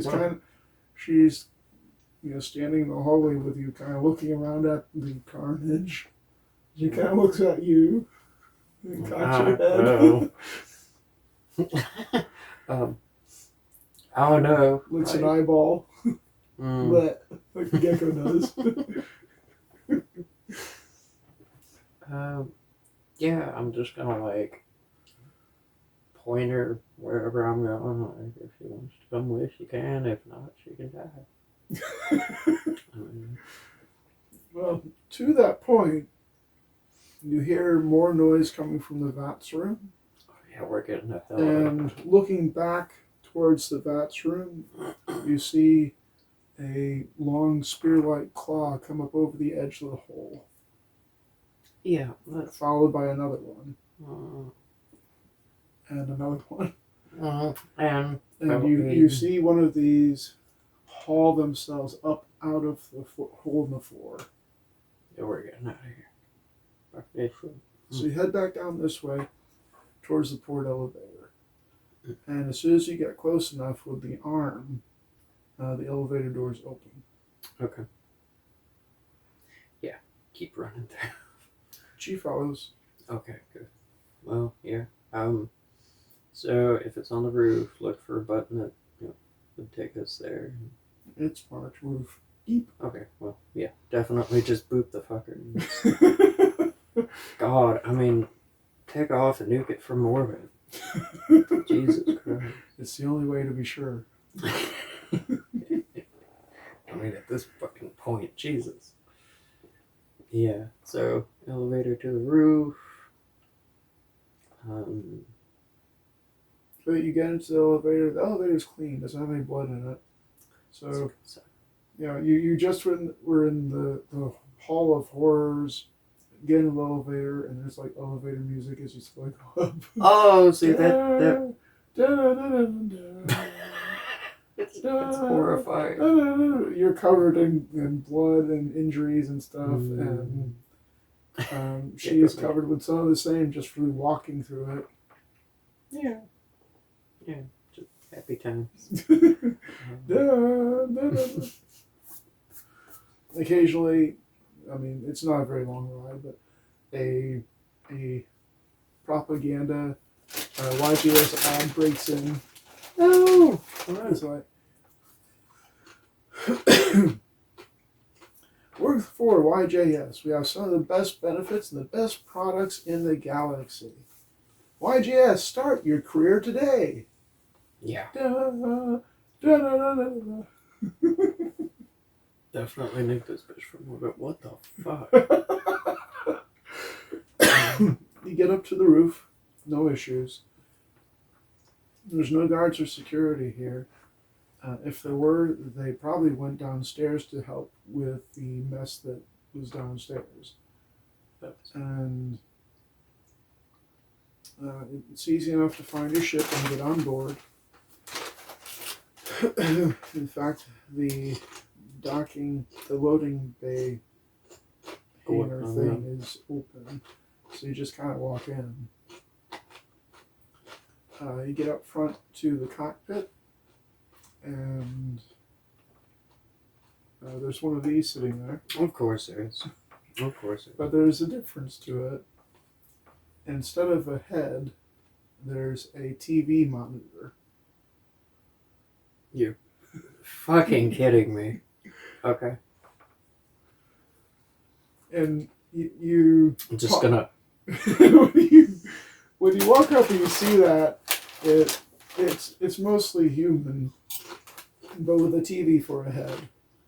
And it looks back around its shoulder at you from where it's sitting in the cockpit. And it's like, oh hey, it's about time you got here. You took you long enough. Yeah. Who's the cute lizard lady? And the cute lizard lady just kind of like, have you heard a gecko bark? Oh god. And she got just kind of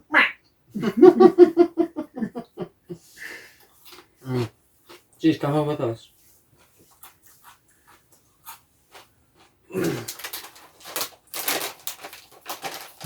And great. Now remember what you said about helping me. Oh, believe me, I intend to make good on my side of things. Excellent. And you take off from the starport and fly off to your next destination. And that's what we'll pick up during the next episode of Jokers.